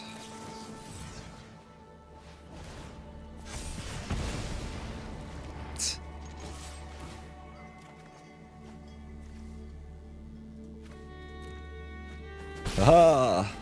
Power enabled. What I find so fun about the lessons list is that it's so dirt cheap. So many comments and uncomments.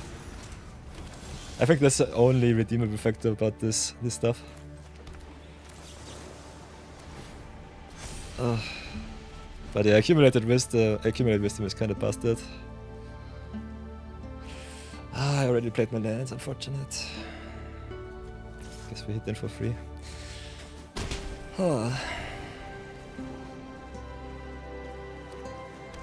By the way, how do you feel about the competitive structure on Arena?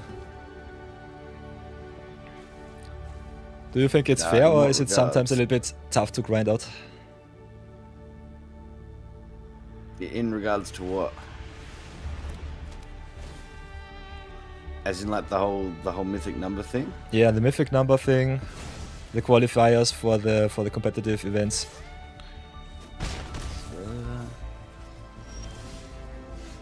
Do you think it's worth it I think to invest a whole weekend, for example, to grind out your numbers? If that's what you're into, then yeah, I don't see why it wouldn't be. It's definitely not a bad thing.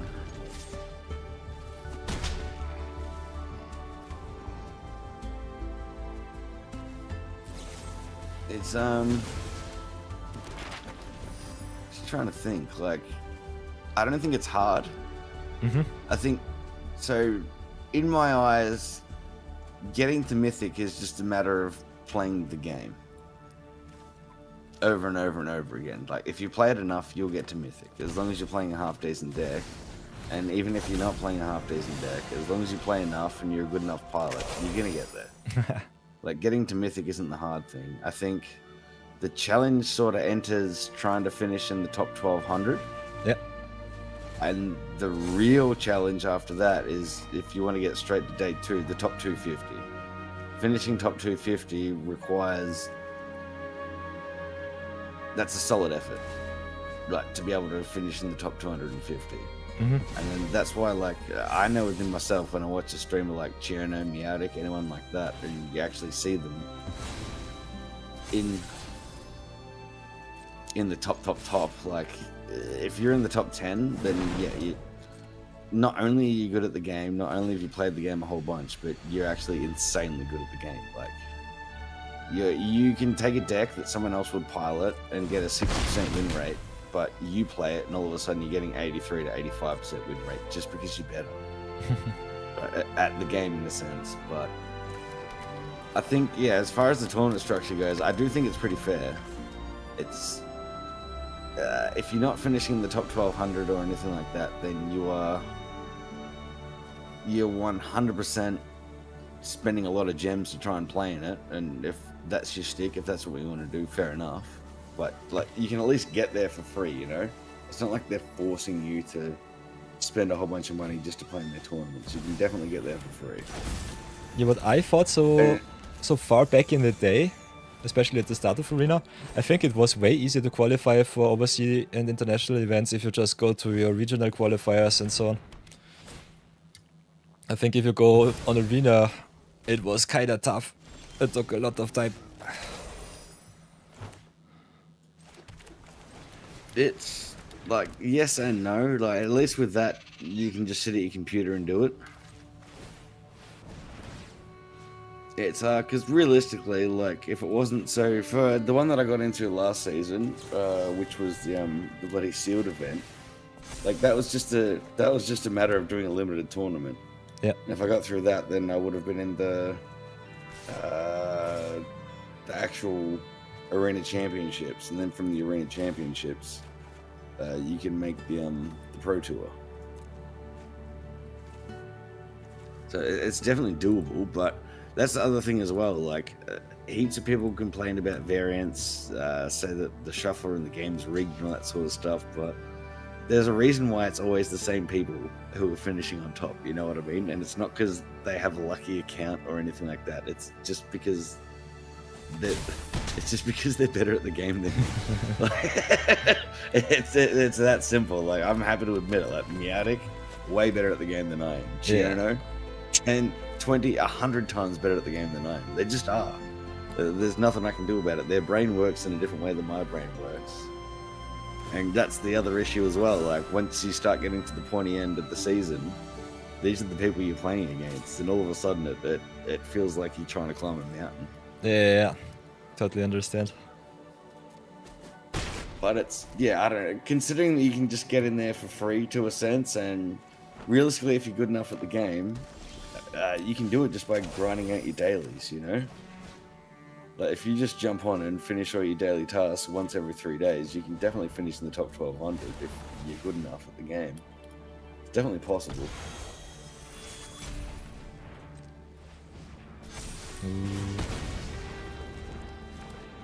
We'll see what happens with you because they're about to do ranked brawl. Will you be jumping into ranked brawl? Yeah, I'll just finish this game, Brownie Man, and then we'll fight it out. I've promised you all. After the Christmas holidays, every day is viewer battle day. So if you want to fight it out with me, just join the queue, I see it all in chat. Then we can go to town and have a lot of fun. I'll take my time for you all. Not sure if I have enough energy to stream until the new year hits, but we could definitely try it. But it's still another 6 hours until then, so I don't know. Might have to take maybe a little time off and then come back with some variety afterwards. Just do a little bit of magic, as long as I have fun with it. So yeah. Go and have a nap. Brownie Man. Ooh, Ancient Vendetta, what is this card? Choose a card name, search target opponent's graveyard, hand in the library for 4 cards. Ah! This is the uncommon wildcard, the uncommon card from Drift that Saffron Olive played in his Against the Odds list. I think the last week. He played a deck where it says, you can't play the game, or you cannot win if I remove all of your win cons. Just played it against Les and exiled all of their talents and they could not win.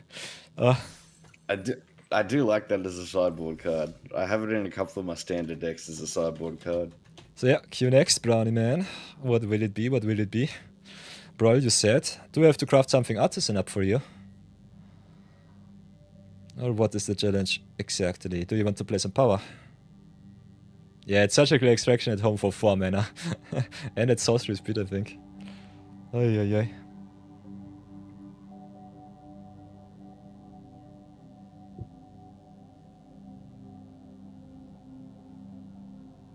There's a few surgical extraction effects at the moment, I think, in standard.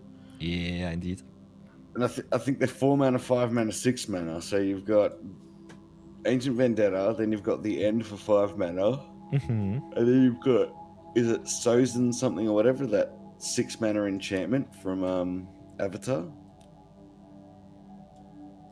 No, Saga. The second stage of the Saga, I'm pretty sure you choose a card and get rid of it.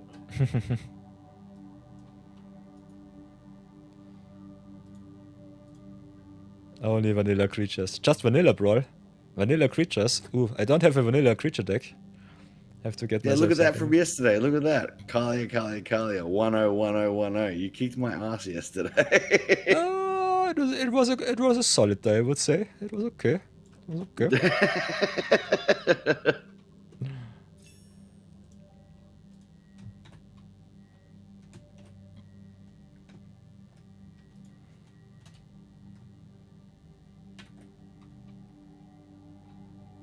Am I stupid? I guess I'm stupid. Just copy pasting some page breaks. We'll get it sorted off, bloody man. What do I want to play? What did we not play so far for everyone? Normal brawl, just no special Normal brawl, no special restrictions. Okay, okay. That's fine. What commander did not get any love from me so far? It's been quite a while. I think we'll just play some Wither shenanigans. Blast from the past of October. Oh, the Spider-Man set. Some of the cards are so fun to play. Artworks are okay-ish, I would say. Playing against Hidetsugu and Kairi once more, get stomped again. That game against Hidetsugu and Kairi yesterday was obnoxious. Just copying all of your stuff. But it was also quite fun to see that it whiffed twice in a row. That was definitely something.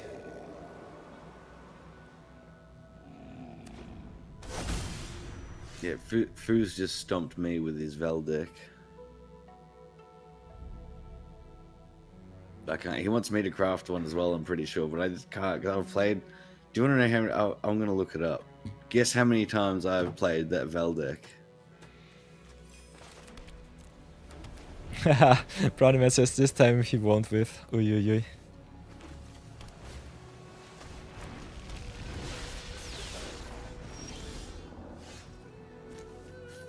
No, sorry, 205 games I've played with that Vel deck now.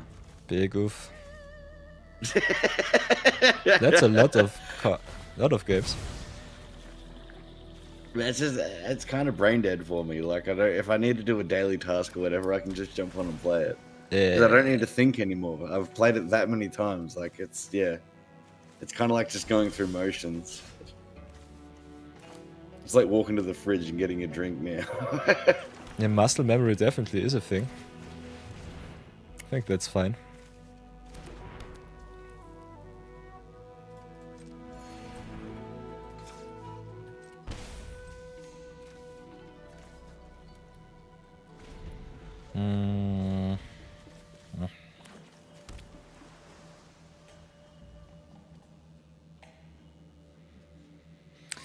Brownie Man with the Wombo combo deck.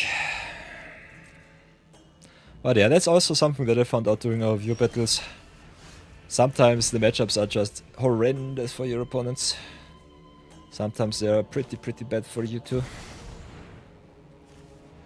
Yeah, it really depends what you come up against, huh? Yeah, Magic very often is a rock, paper, scissors format. Magic is a rock, paper, scissors game, I would say. Aggro versus mid-range versus control and combo somewhere in between. It's definitely, I think, something that would explain the game quite nicely. When I'm playing Brawl, there's only one type of deck that I can see to instantly. But that's mono blue. Yeah, mono blue is just I nasty. refuse to just sit there and watch my shit get counted for 30 minutes. Yeah. I got better things to do. Yeah, it's simply unfun. If I'm on the ladder or whatever, then I'll sit there, you know, and I'll complain about it the whole time. Don't get me wrong.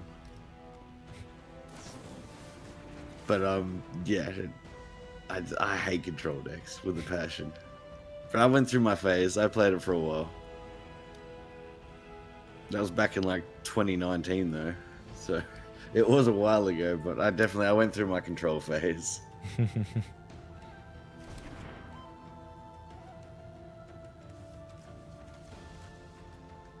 Were you ever a control deck player, Peter? Nah, never ever. My first Never.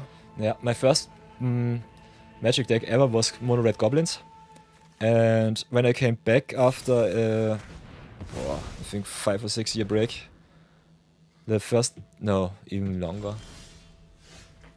I started when I was 9. When I came back after some years, I came back and played humans. Was when I got into got really deep into Magic again. And humans was one of the best decks at the time. And the biggest problem was you had to know all of the cards because there were some cards that named other cards in the game. And I came back and said I had no clue what this format is built around. Yeah, I don't have any arts. I have no idea what I should name. This was the first kind of head scratcher. So whatever should you do? I found my sheet. I had to write down a sheet. So when I came back to Arena, I was playing. I think it's the first deck I ever versed you with, the Mono Green Devotion list in Historic. And with Mono Green Devotion, I was running. You got Khan in there, so you've got basically your wish board you can choose from. Yep. And one of the cards on the wish board was Stone Brain. And I was the same thing. There was so many times where I'm like, okay, the correct move here is to go and get Stone Brain. But then I'm like, well, I'm playing against Simic Eldrazi. I have no idea what I'm supposed to name. I got no idea. So I've got a sheet here, an entire A4 sheet of paper with 1, 2, 3, 4, 5, 6, 7, 8, 9, 10, 11 different decks on there. And 1, 2, 3, the top 3 cards that I should be naming when I'm playing that deck, because I just couldn't figure it out. Get there, and then I'd cast Stone Brain, and then I'd just be sitting there like, Yeah, totally true. I think what definitely saved me during that period of time was, it did not even matter if I knew what cards are meta staples. Or modern staples. I just had to see my opponent play some cards and then just name those cards game after game after game after game until I finally found the magic formula. And after I think 6 or 7 months, I just watched a lot of deck building videos, which was also the time that I personally explored. I finally found MTG Goldfish and all of those budget brawl and budget magic and against the odds and modern meta game challenges and something like that. And that was the game changer for me because then you just soak up all of the knowledge like a swamp, like a schwamm. like a sponge. Like a sponge, yes. It happens pretty quick, doesn't it? Like you play for a couple. I think it took me about 2 months to get back into it properly. As in, like, until my brain was actually firing in correct bloody sequences.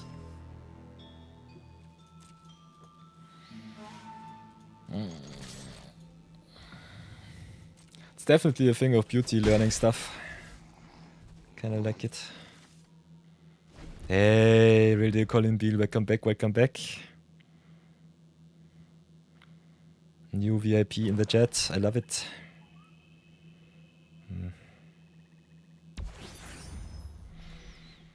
So sur Sekunde plus Hitzug in Kyrie is also a thing. Oh yeah, boy. So never ever mind me. Counter. Return. Copy. Draw. Question mark.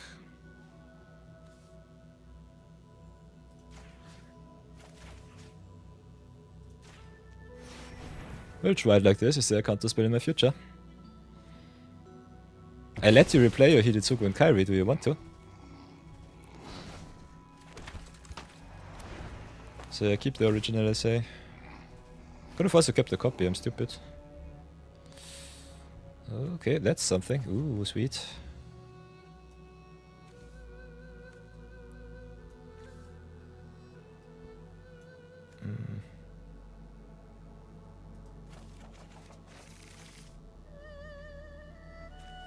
Yeah, Brownman challenged me to another game once again. Other than that, I've been playing a lot of Limited today. And I also tried to grind out my standard rank up to gold, but sheesh, no chance, Colin, no chance. I got some semi-competitive lists, but the position at silver level and bronze level, they just play all of the lessons deck and all of the busted rare decks, like mono black skeletons, mono white enchantments. Yeah, no chance that I get gold rank. I would bore myself to death.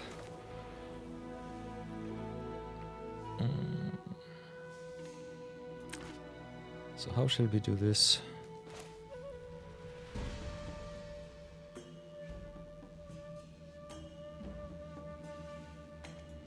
How do we do this?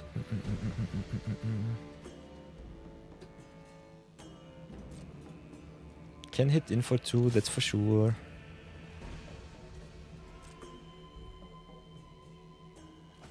Izitsuk and Kyrie is a problem though. Sososekundi is a thing.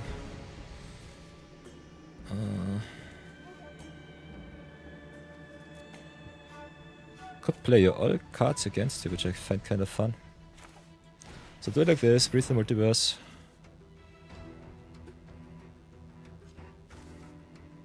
Let's mill it up a little bit.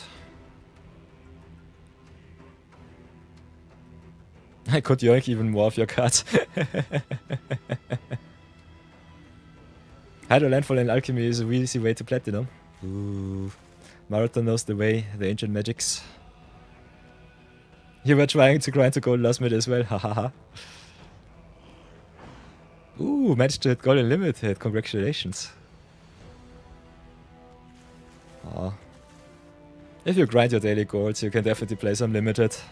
Should not be too bad. And after gold, I think it does not even matter for your season rewards too much. It's definitely also a thing.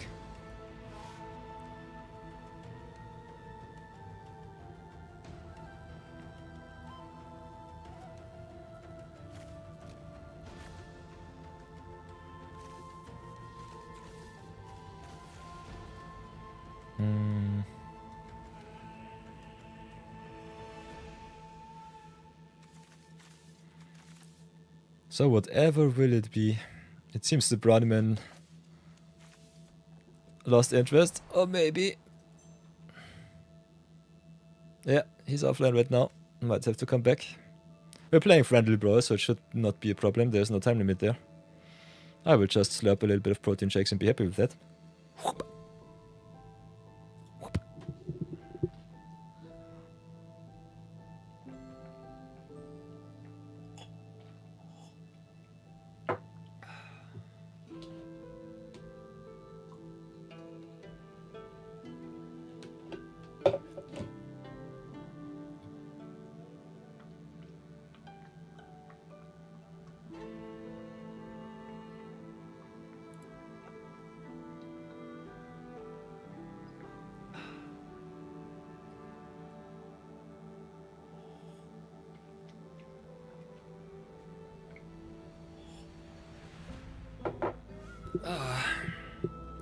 So yeah, Colin also spending all of his gold on the jump starts. So he might have learned from the Master Marathon how to invest all of the golds into your juicy rares and mythics.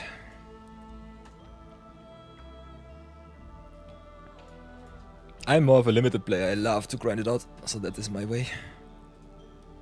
So yeah, while Brownie Man tries to get back online, I guess I'll get myself another protein shake, so be right back. Stay tuned everybody. We'll hopefully be online once more.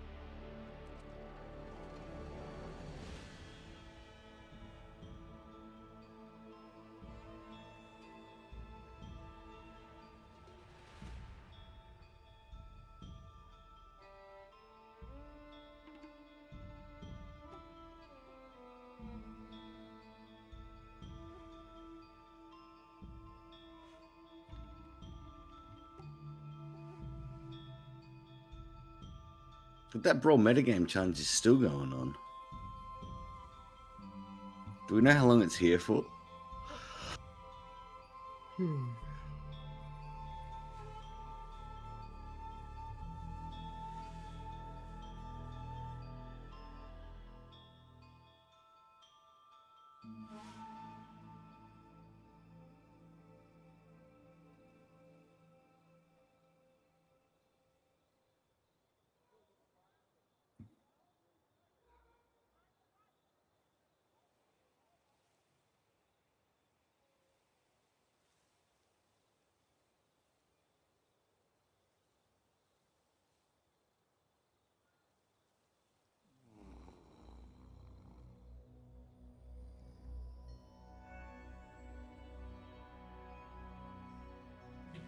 Hi, I am back. I am alive once more. Oh yeah. Yeah, let's start playing. Sorry for that, everyone. Last minute, and then we should be able to go on. The Brawl Man coming back. I love it. So perfect. Ooh. So yeah. Oh, Brandon Man's back. All right, sweet. After this game, I'm heading off. Yeah. I've run out of my New Year energy now. Yeah, I guess so. I'm also running a little bit low on fumes, so I definitely have to get myself something to eat. It's already 6:30 on my side. Oh, still Is so that long all? until New Year's. It's 4:30 on my side.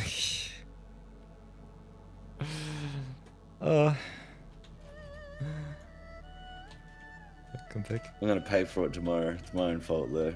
I did it to me. I did it to me. Yeah, I guess so. It's totally fine. Once in a blue moon, it's good. So I'm back. Last 7 seconds of ads, and then you should be safe for another hour. Ads are over. Thank you, Marathon, so much. So, welcome back from the ads. We had a little bit of a disconnect with the Brownie Man. Other than that, we're playing some power, his own spells against him, so I kind of like what I see. Big question is what do we rank? Metamorph is neat. Question is, if I stack it right, I can Raf your Kyrie. That should be kind of fun. If I set up your Reanimator shenanigans, I will be really sad though. So what else will it be? I personally think we still go for the power. Okay, they come into play at the same time, so it doesn't matter. I think we just yoink here, the Zulu and Kyrie here. Massacre Bomb is still a nice hit piece for all of those extra shenanigans. So much card draw, but no lands to play. So pure I sadness on love the the stack. animation for Massacre Worm. Yeah, I love it also. It's so good. So maybe do it like this. Do I have any big spells? Answer is not really. Could do it like that. Might be the way.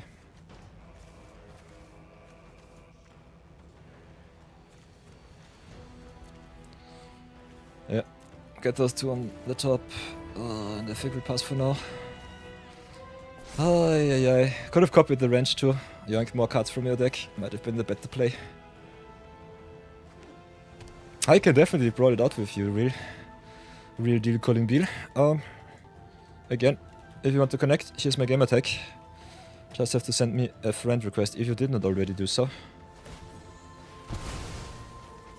Yeah, das ist so Sekunde.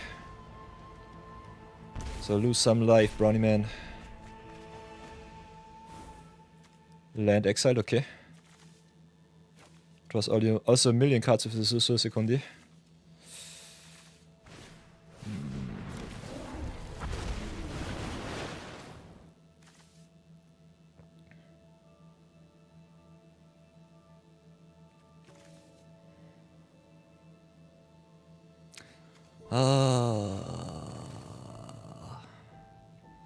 How dead am I really?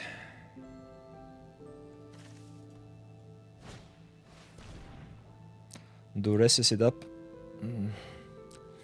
Kinda interested to see what you discuss. He knows the old magics. He knows all of the way. Flare of Melee, okay. I will burn you for a little bit of damage, so that's neat. Oh no, hitting exactly Rise of the Dark Rams. Getting us a million life back. Annoying.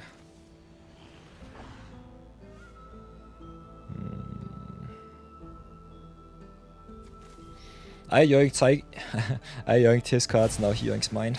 It's fine. Yeah, you're in trouble now, Peter. I don't know. Got some odds. He only has 1 mana left. If he has exactly counter spell, I will be sad. Otherwise, we'll get at least another try.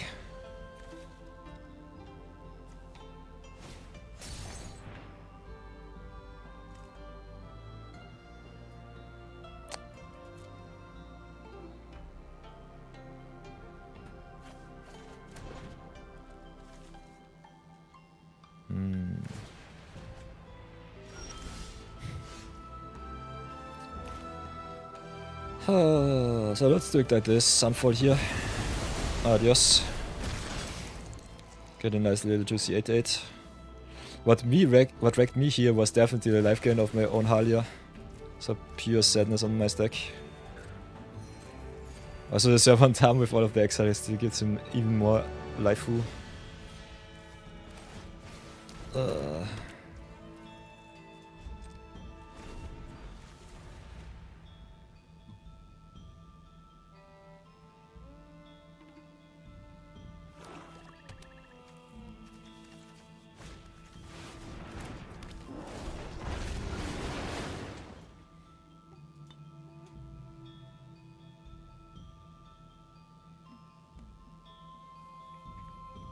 Ay, ay, ay.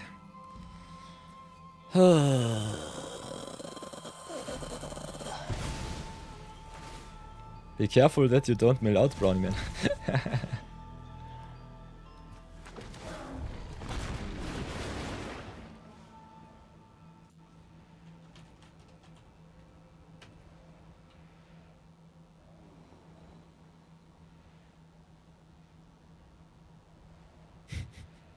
By the way, brownie is an alternative spelling for brownie. Brownie. A helpful household spirit or hobgoblin from Scottish folklore that does chores at night in exchange for offerings, or it refers to a tech company too. I love me AI. Thank you so much, Google. Perfect. I just learned something. Yeah, big lols. I just learned something. Ay, ay, ay. Oh, mega oof.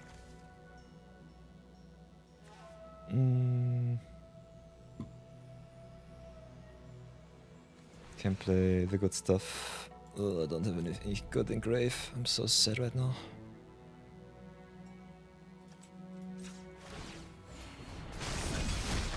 If I'm really honest, I don't really want to play against Hidetsugu and Kairi. I think this deck becomes boring quite fast.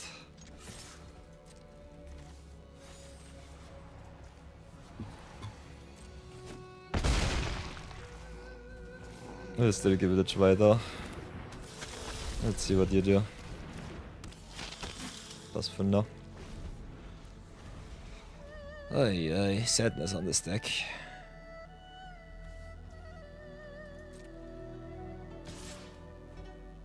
The fun thing about this matchup is if he only gets me low and does not have a counter, the river definitely can switch the tables on him.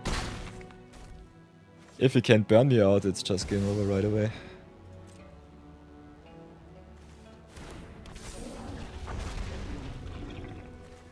Wait. If the real deal Colin Meal could verse you on mobile, I'm gonna be so upset because it wouldn't let me do it. Yeah, we tried it once. So We did. I was on the train on the way back from a concert. yeah, maybe your internet was just really wonky. But I think the stream was okay to look at, or wasn't it? No, Was it- I could watch your stream just fine. Okay. It just wouldn't let us join.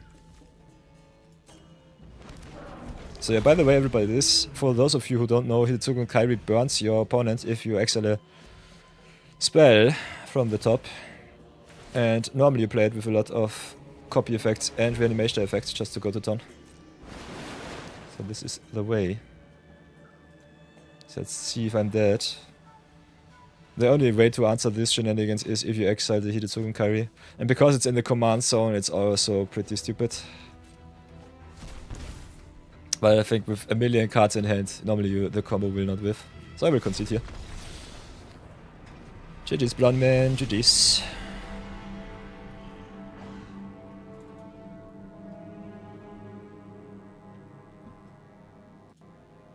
I'm coming to raid United on you.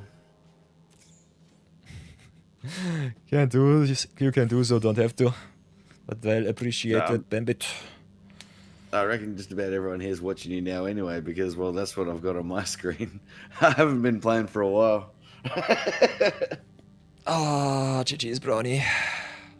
I'll see you soon. Not like this. Take my heart. Thanks for the games, Peter. Have an awesome night, Chris. And get yourself some sleep. Yeah, I will. Much love and a happy new year.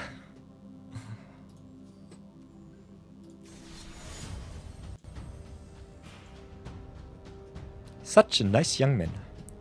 So, real deal Colin Beale, aka Shadow King Grey. I have to get my notes together. Streamer Showdown against Bambit was kind of fun. Boom, boom, boom, boom, boom. So whatever will we do? Copy pasta. Beep, beep, beep. Try and copy that stuff. See if it works. Or did I copy it twice? Until up.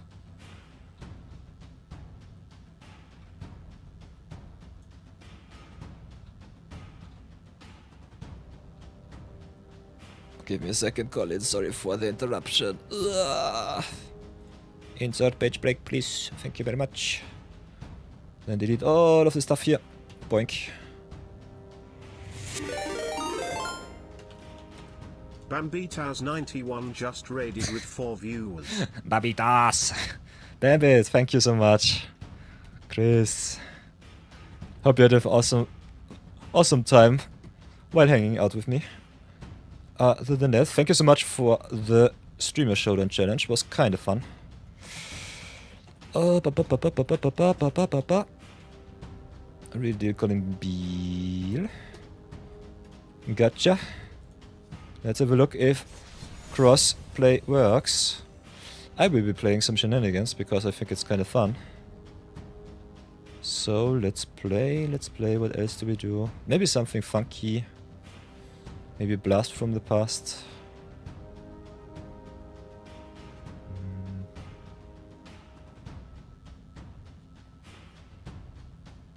I think we play one of my pet decks. Let's play Radic. Radic Talzelot, aka a Knight of Yore. Wahaha. A Time Traveler. Hey Albert! Welcome back, welcome back. Mobile 2PC works. You play it almost every day with your fiancé. Neat. Neat. Ooh, especially Rysessa, Babbitt says there are some free lands, so I have to look those up after the game. I hope they are still in store. We were a little bit too preoccupied with trying to max out Avatar and also get ourselves some standard wins, which did not work out too good. Yeah, next week I'll have to revisit the ninja deck for Bambit. He crafts all of the power into my deck. He wants to see me burn all of my wildcards. For some funky, wonky little ninjas. Okay, mono black Ayara on turn 1, I love it. They are the full art armor kit lands. Ooh, interesting. Bambit says they are for free. Free lands is kinda crazy, yeah. Did not think that would be a possibility in this economy. We're playing with tapped Lantern deck. Playing my protection commander against mono black is also a thing of beauty. So I'm a big sucker for that too. But yeah, Colin B going to town. Whoops. So get out of the way. Of the awesome gameplay. Enjoy everybody. I still have to write a little bit of stuff. So brawl it us. Historic brawl it is. Whoop. What can I do? All of the free drops in the world. I kinda want to just play my stuff, and getting some lifelink online is the way. So they look like this. Get more white, I say. We have already all of the black that we need.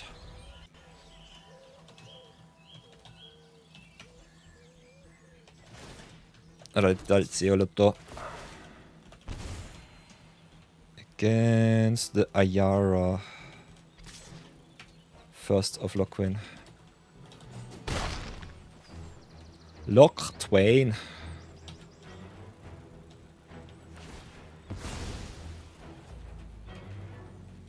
Chuck, copy pasta, save it up. Got it done.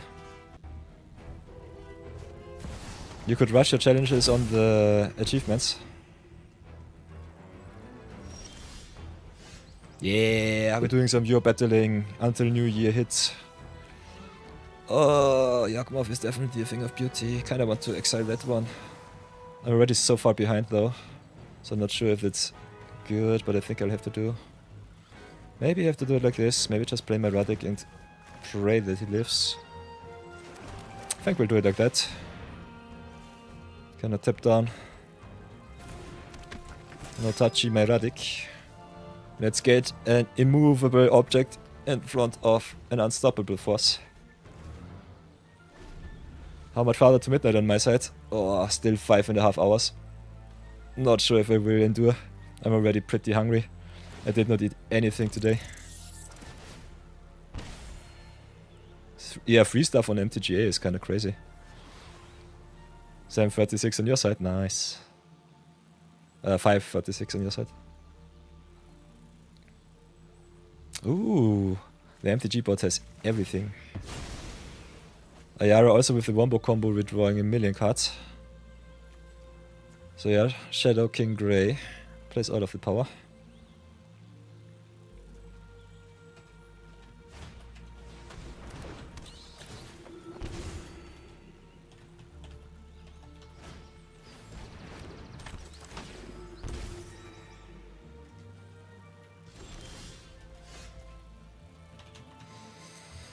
So, whatever will I do but cry in agony? Protection from humans is fine. So many wombo combos. I don't know where I should start. Also, Priest of Forgotten Gods forces me to destroy my stuff, sacrifice my good stuff. So many cards to answer, so little time. Yeah, I think we'll have to get rid of the Priest, which is normally the weakest card, but with me not being able to play any permanents here, it's kinda nasty. Colin also draws a million cards with his Let's Get into AR wombo combo. So I have to endure for one extra turn until I can double spell, and finally.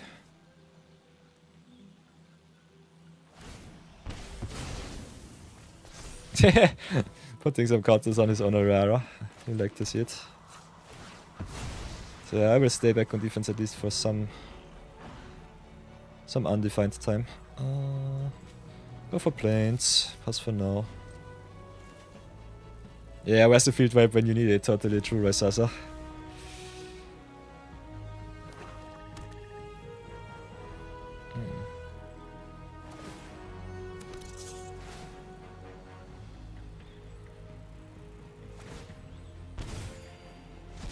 Oi, oi, oi, oi, oi.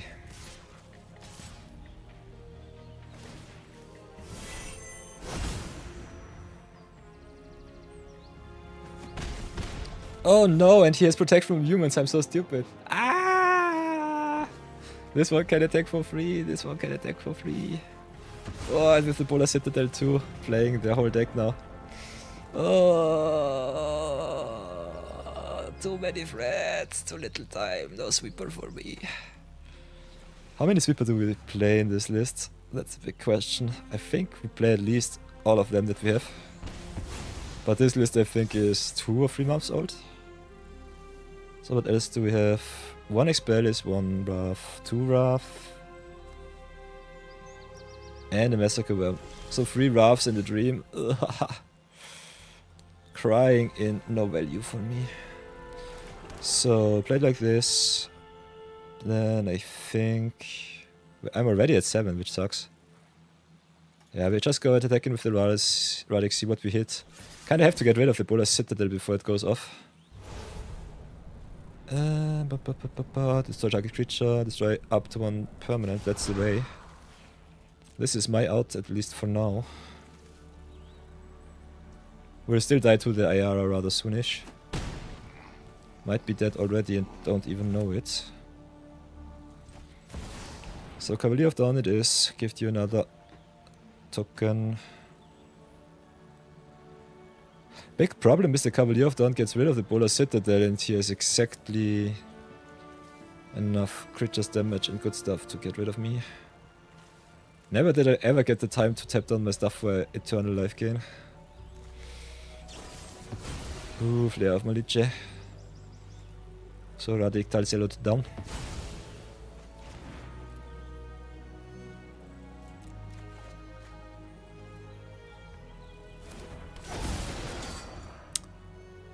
So yeah, Polar Citadel is the biggest problem here. All of those 3 attacks will suck. And if he has a removal spell, which he should in mono black, I think I'm just dead. And I don't have anything engraved too. So this is game, I guess. Key reclamation, nice. Also with the OG artwork. There is no excuse to stop working.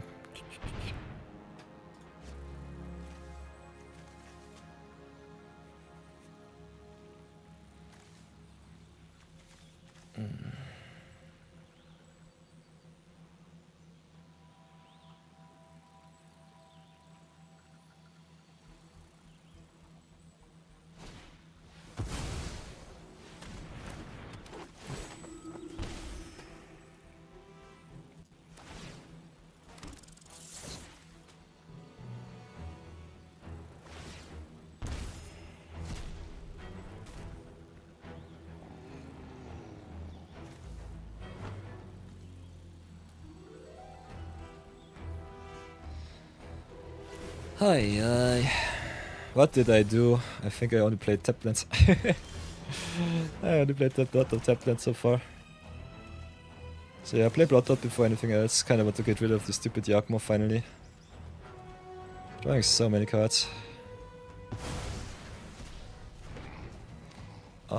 Could play the Gravity Carrot, see if I hit something good, but I think I will not.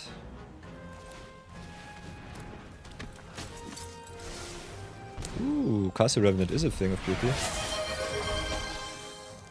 Ooh, I have to craft Painted Prism.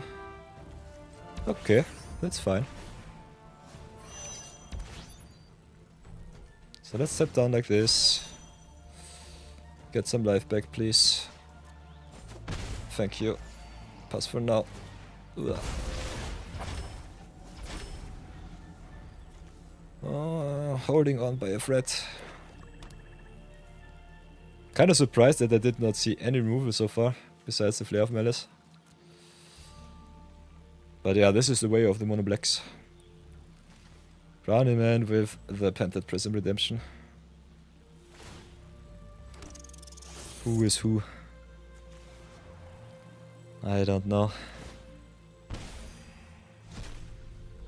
Oh, let's get the hair was the Omega Wombo combo.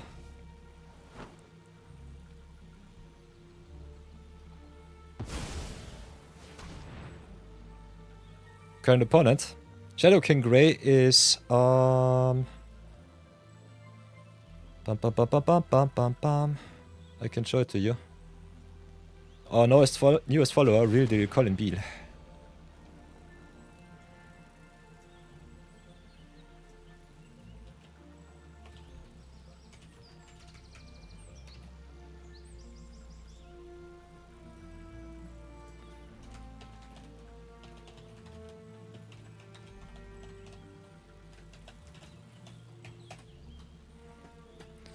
Okay, Torment of Hellfire. I guess I lose 3, and I lose 3, and I lose 3, and I lose 3, and I lose 3, and I lose 3.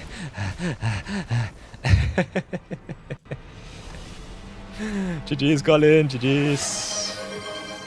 Ooh, Marathon coming in with the clutch card. Oi, oi, oi, oi. Oh, that's a thing of beauty. With Weaver Puck. Marathon, you crazy lad. Okay, okay.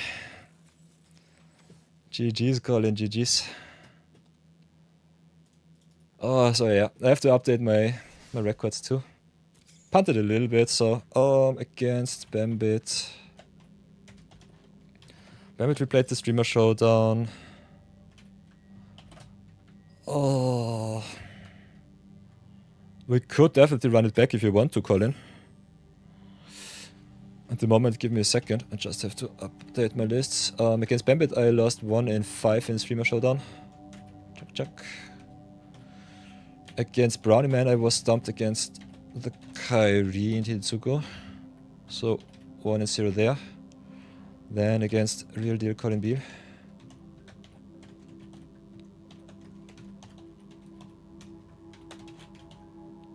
I was also curb stomped by Mono Black Ayara. That's a long name. Sheesh. So, get the records straight. I was so slow today because of obvious reasons. I'm an old man. Don't expect too much of me, everybody.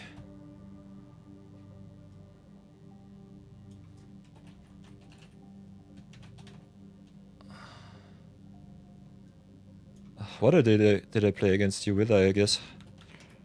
With against Kairi and Hidetsuko? Or Hidetsuko and Kairi? No, Kairi and Hidetsuko. Hidetsuko and Kairi? I'm so stupid today. Let me have a short little look. Me and my P brain.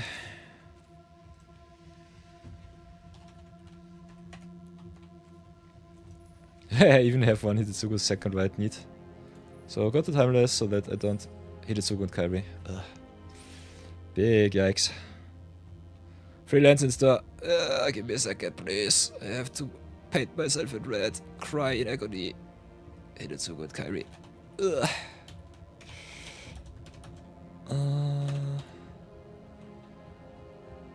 So lost there.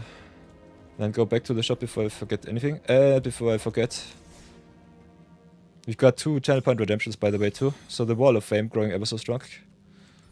Give me a second, Colin. Before it goes too crazy. So Pented Prism is a thing. Chuck, not collected. Go to the timeless. Who redeemed the Pented Prism? So many redemptions. This will become quite nasty with more viewers in the future, I say. So pop channel point redemptions. Chuck. Here are the channel point redemptions by the way. Power-ups. Then can go down here. Can go down to visit the collection. Review requests. Manufacturer we did. Plunderer we did. Terra we did. Slimefoot we did. Tukatong we did, and I didn't play it, sorry for that one. Brownie Man, Kaito we did, Nickfuss we did, Lorian revealed we did too. Crafted something for Ramen Fella. What was it that we crafted for Ramen Fella? The Imprisoned in the Moon. Where is it?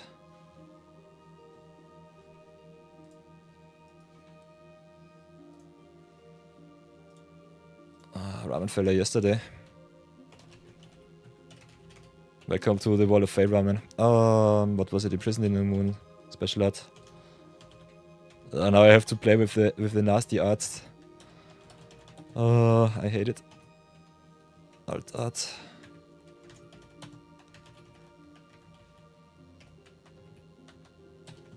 Avatar.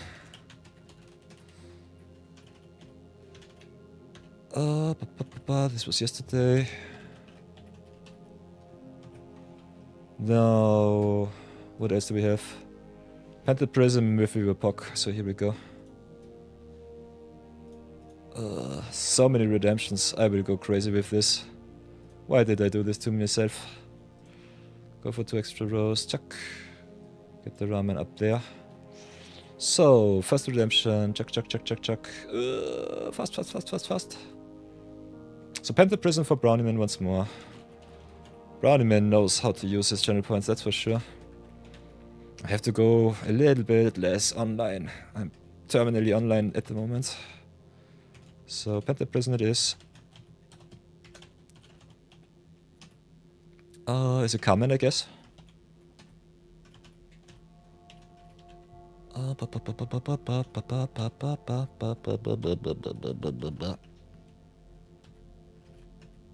No. 143.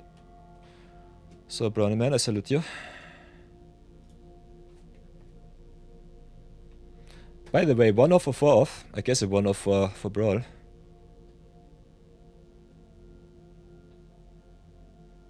Yeah, if you don't write 4 off, I guess it's a 1 off. Yeah, on off, yeah. Brownie Man, I salute you, salutations. And then after that we've got from... Who was the crazy dude who crashed all of his mythics? Mythic wildcard. Marathon, I guess. Yeah. So Marathon 42. Edit once more. With the Riverpock.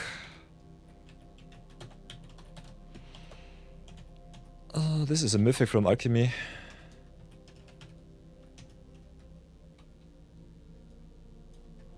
Click, clack.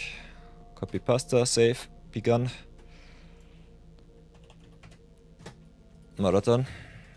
Thank you for the redemption. We're going strong. We go again. Hoi boy. Okay, then that's that. Chat going over so fast. Give me a sec. Brownie man, get in there. Brownie already crushed me today. Defeated Sugu and Kyrie.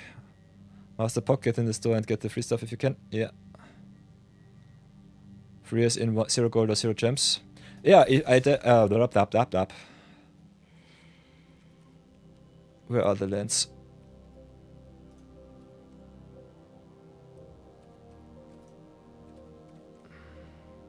Ooh. Amonkhet full art.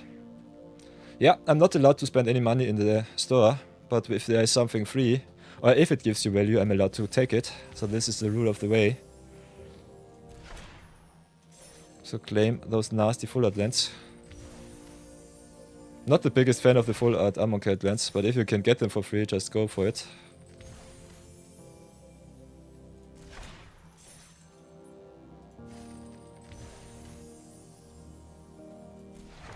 Because free value is free value.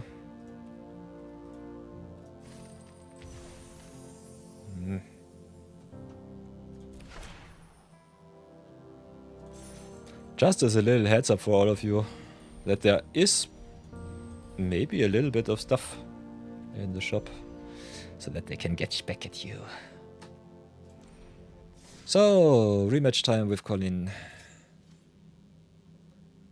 Pum pum pum pum pum pum pum. Pock is priceless, that's for sure. So, I have to play some power. Colin plays only the busted cards. What else did I not play? I think I'll show off my Katara list, it's been quite a while. Not much love for her, but I think the 0 budget brawl, the 5-0 with her was pretty neat.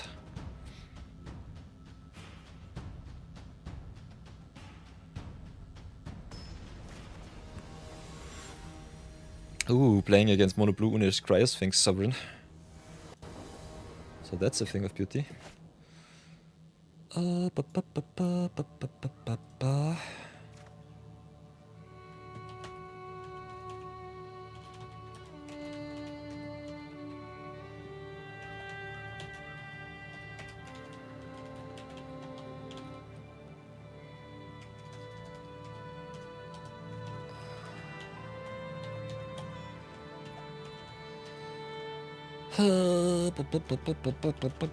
So many long names. Sheesh. Cryosphinx. Sovereign. Sovereign.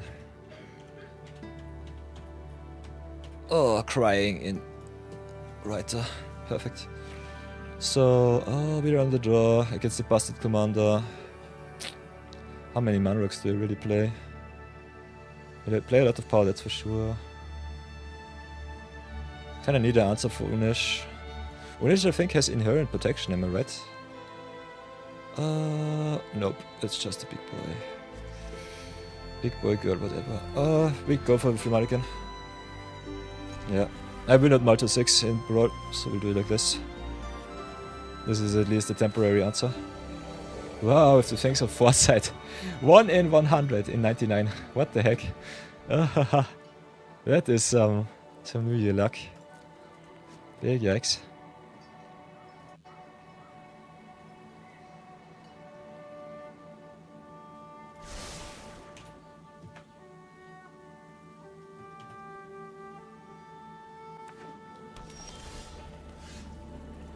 Yeah, playing out mediocre draft decks is definitely a thing.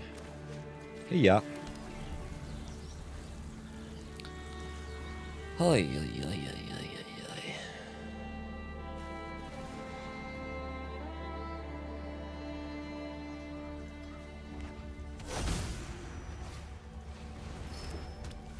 oi. I with the Sapphire Medallion. The best man rock that you can have in Mono Blue. So I guess I'm just dead. Yeah, let's get the tablets out of the way, pass for now. No early games for me, unfortunately. So crying in mediocrity against Mono Blue .control, I guess.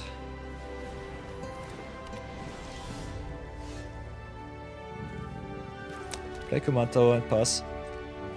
Oh, this opener is really obnoxious. Don't know what I'm doing. But it can definitely not be good.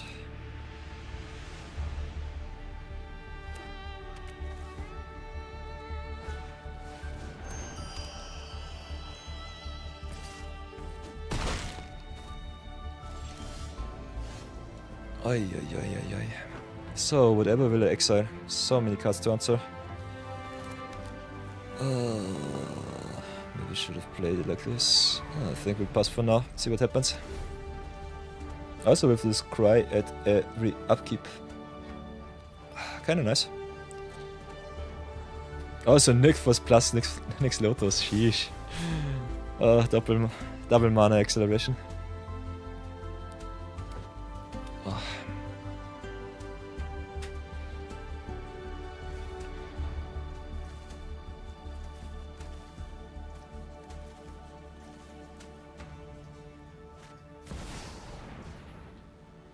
And it's also uncounterable because Cavern of Souls, I'm so stupid. So I guess we'll do it like this. Yeah, you get lands or spells and decide for yourself. This is the way that you should normally do Factor Fiction. It's either lands or spells.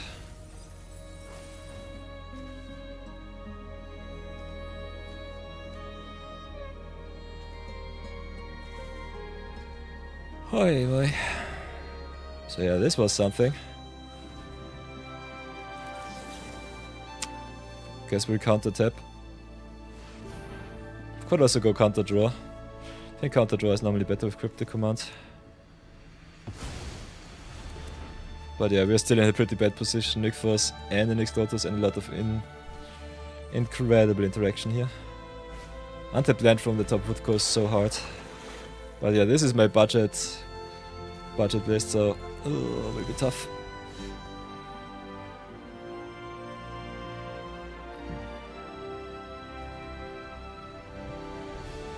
So yeah, play like this, blow up. I guess we go for the Search of Ascante here. Play like this. Play the Lonia Royal tapped. Pass for now.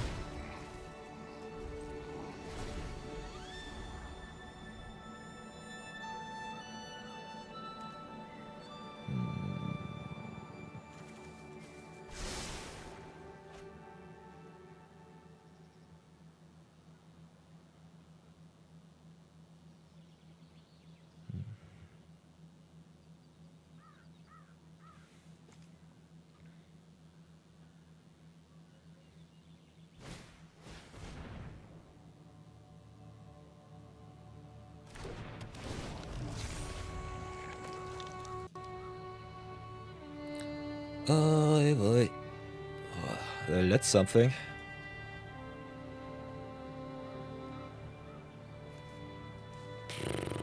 What the heck is this?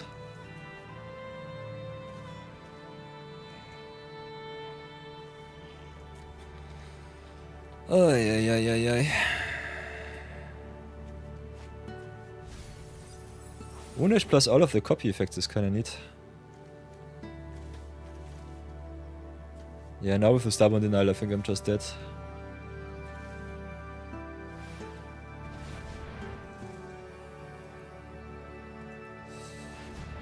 How much mana is this? 12 mana. Sheesh. Conditions. Yeah. This is so over. I'm so over it. So yeah, a very convincing 0-2. I'm not allowed to craft anything. Other than that, I think those competitive lists definitely just wreck you. Also, big shoutouts to those awesome alt arts. Big fan of those. The alt arts of the special sheet cards from what was it? No, it was not Lorwyn. It was what's it called?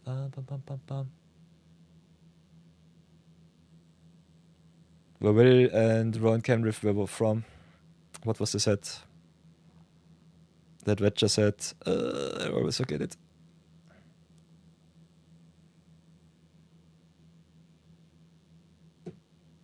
Okay, my brain is fried. I will refrain from doing anything. Ugh, big yikes.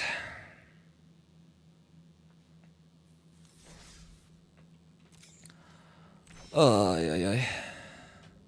You got that Ultra from Mythic Magic? Yeah, I got it too. I got not the Omniscience one, but during our first Mythic Magic, we opened up the Think Twice one. I cannot even play it because I don't have it in my collection.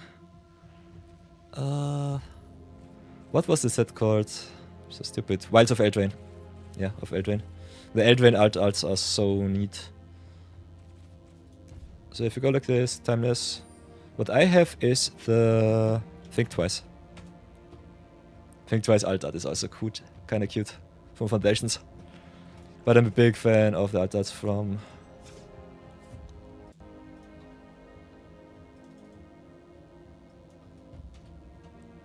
Eldraine. Oh, yeah.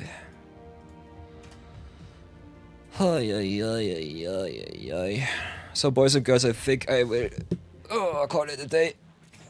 We still have a little bit of time to grind. Not sure if I will do so, but I'm pretty busted. So yeah, call in. Welcome to the Wall of Fame. Welcome to the VIP club. When I stop streaming and you get a winning record doing the viewer battles, you get something nice. This is our follower list so far. And if you go here to Roles Manager, as a streamer, I'm allowed to give you all the so-called VIP diamonds. And all of the people with a winning record, which Colin has, get themselves the VIP slot. So at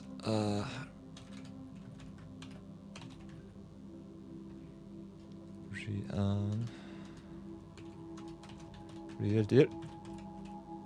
Colin Beal. Here we go. Enjoy. Welcome number 13. Lucky number. Now your destiny is sealed. The contract has been fulfilled. And I'm quite hungry. So we'll go and raid someone. You can earn yourself some laurels. So that you get also the chance to redeem some channel points and engrave yourself onto the Wall of Fame of this nice little free-to-play account. So if you go to Stream Manager, you can also have a look here at Raid Channel. Chuck. And then we see who we follow. Who might be in the same category. Kitza is doing some homebrews and grants to Mythic. Jim Davis is online with grants to Mythic once more. Going for the finish before the season ends. I like it. Other than that, if you go similar size. There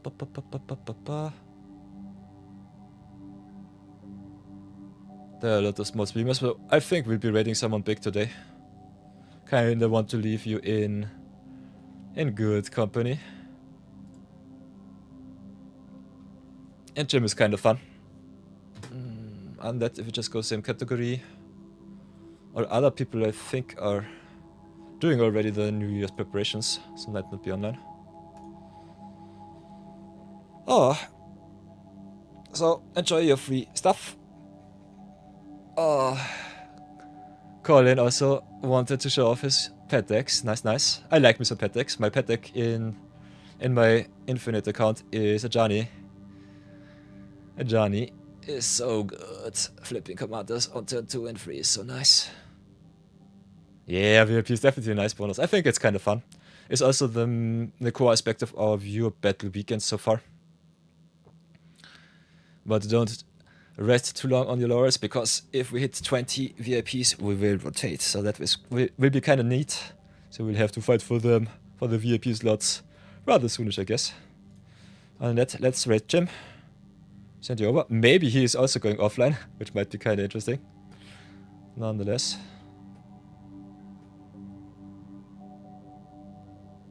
And other than that, have an awesome time, everybody.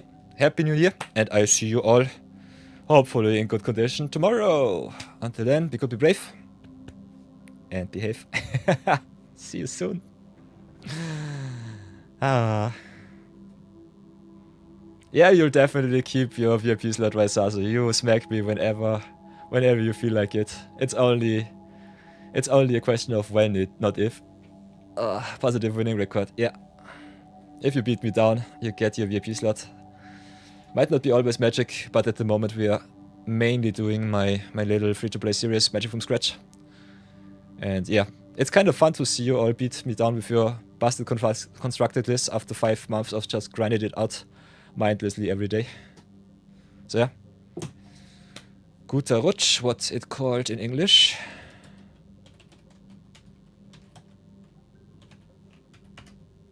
Good slide. Nope. Happy New Year. Yeah. Google tells me what to do. My English sucks from time to time. It does not matter too much. Nonetheless, have a awesome time. Let's start the raid now, and I'll see you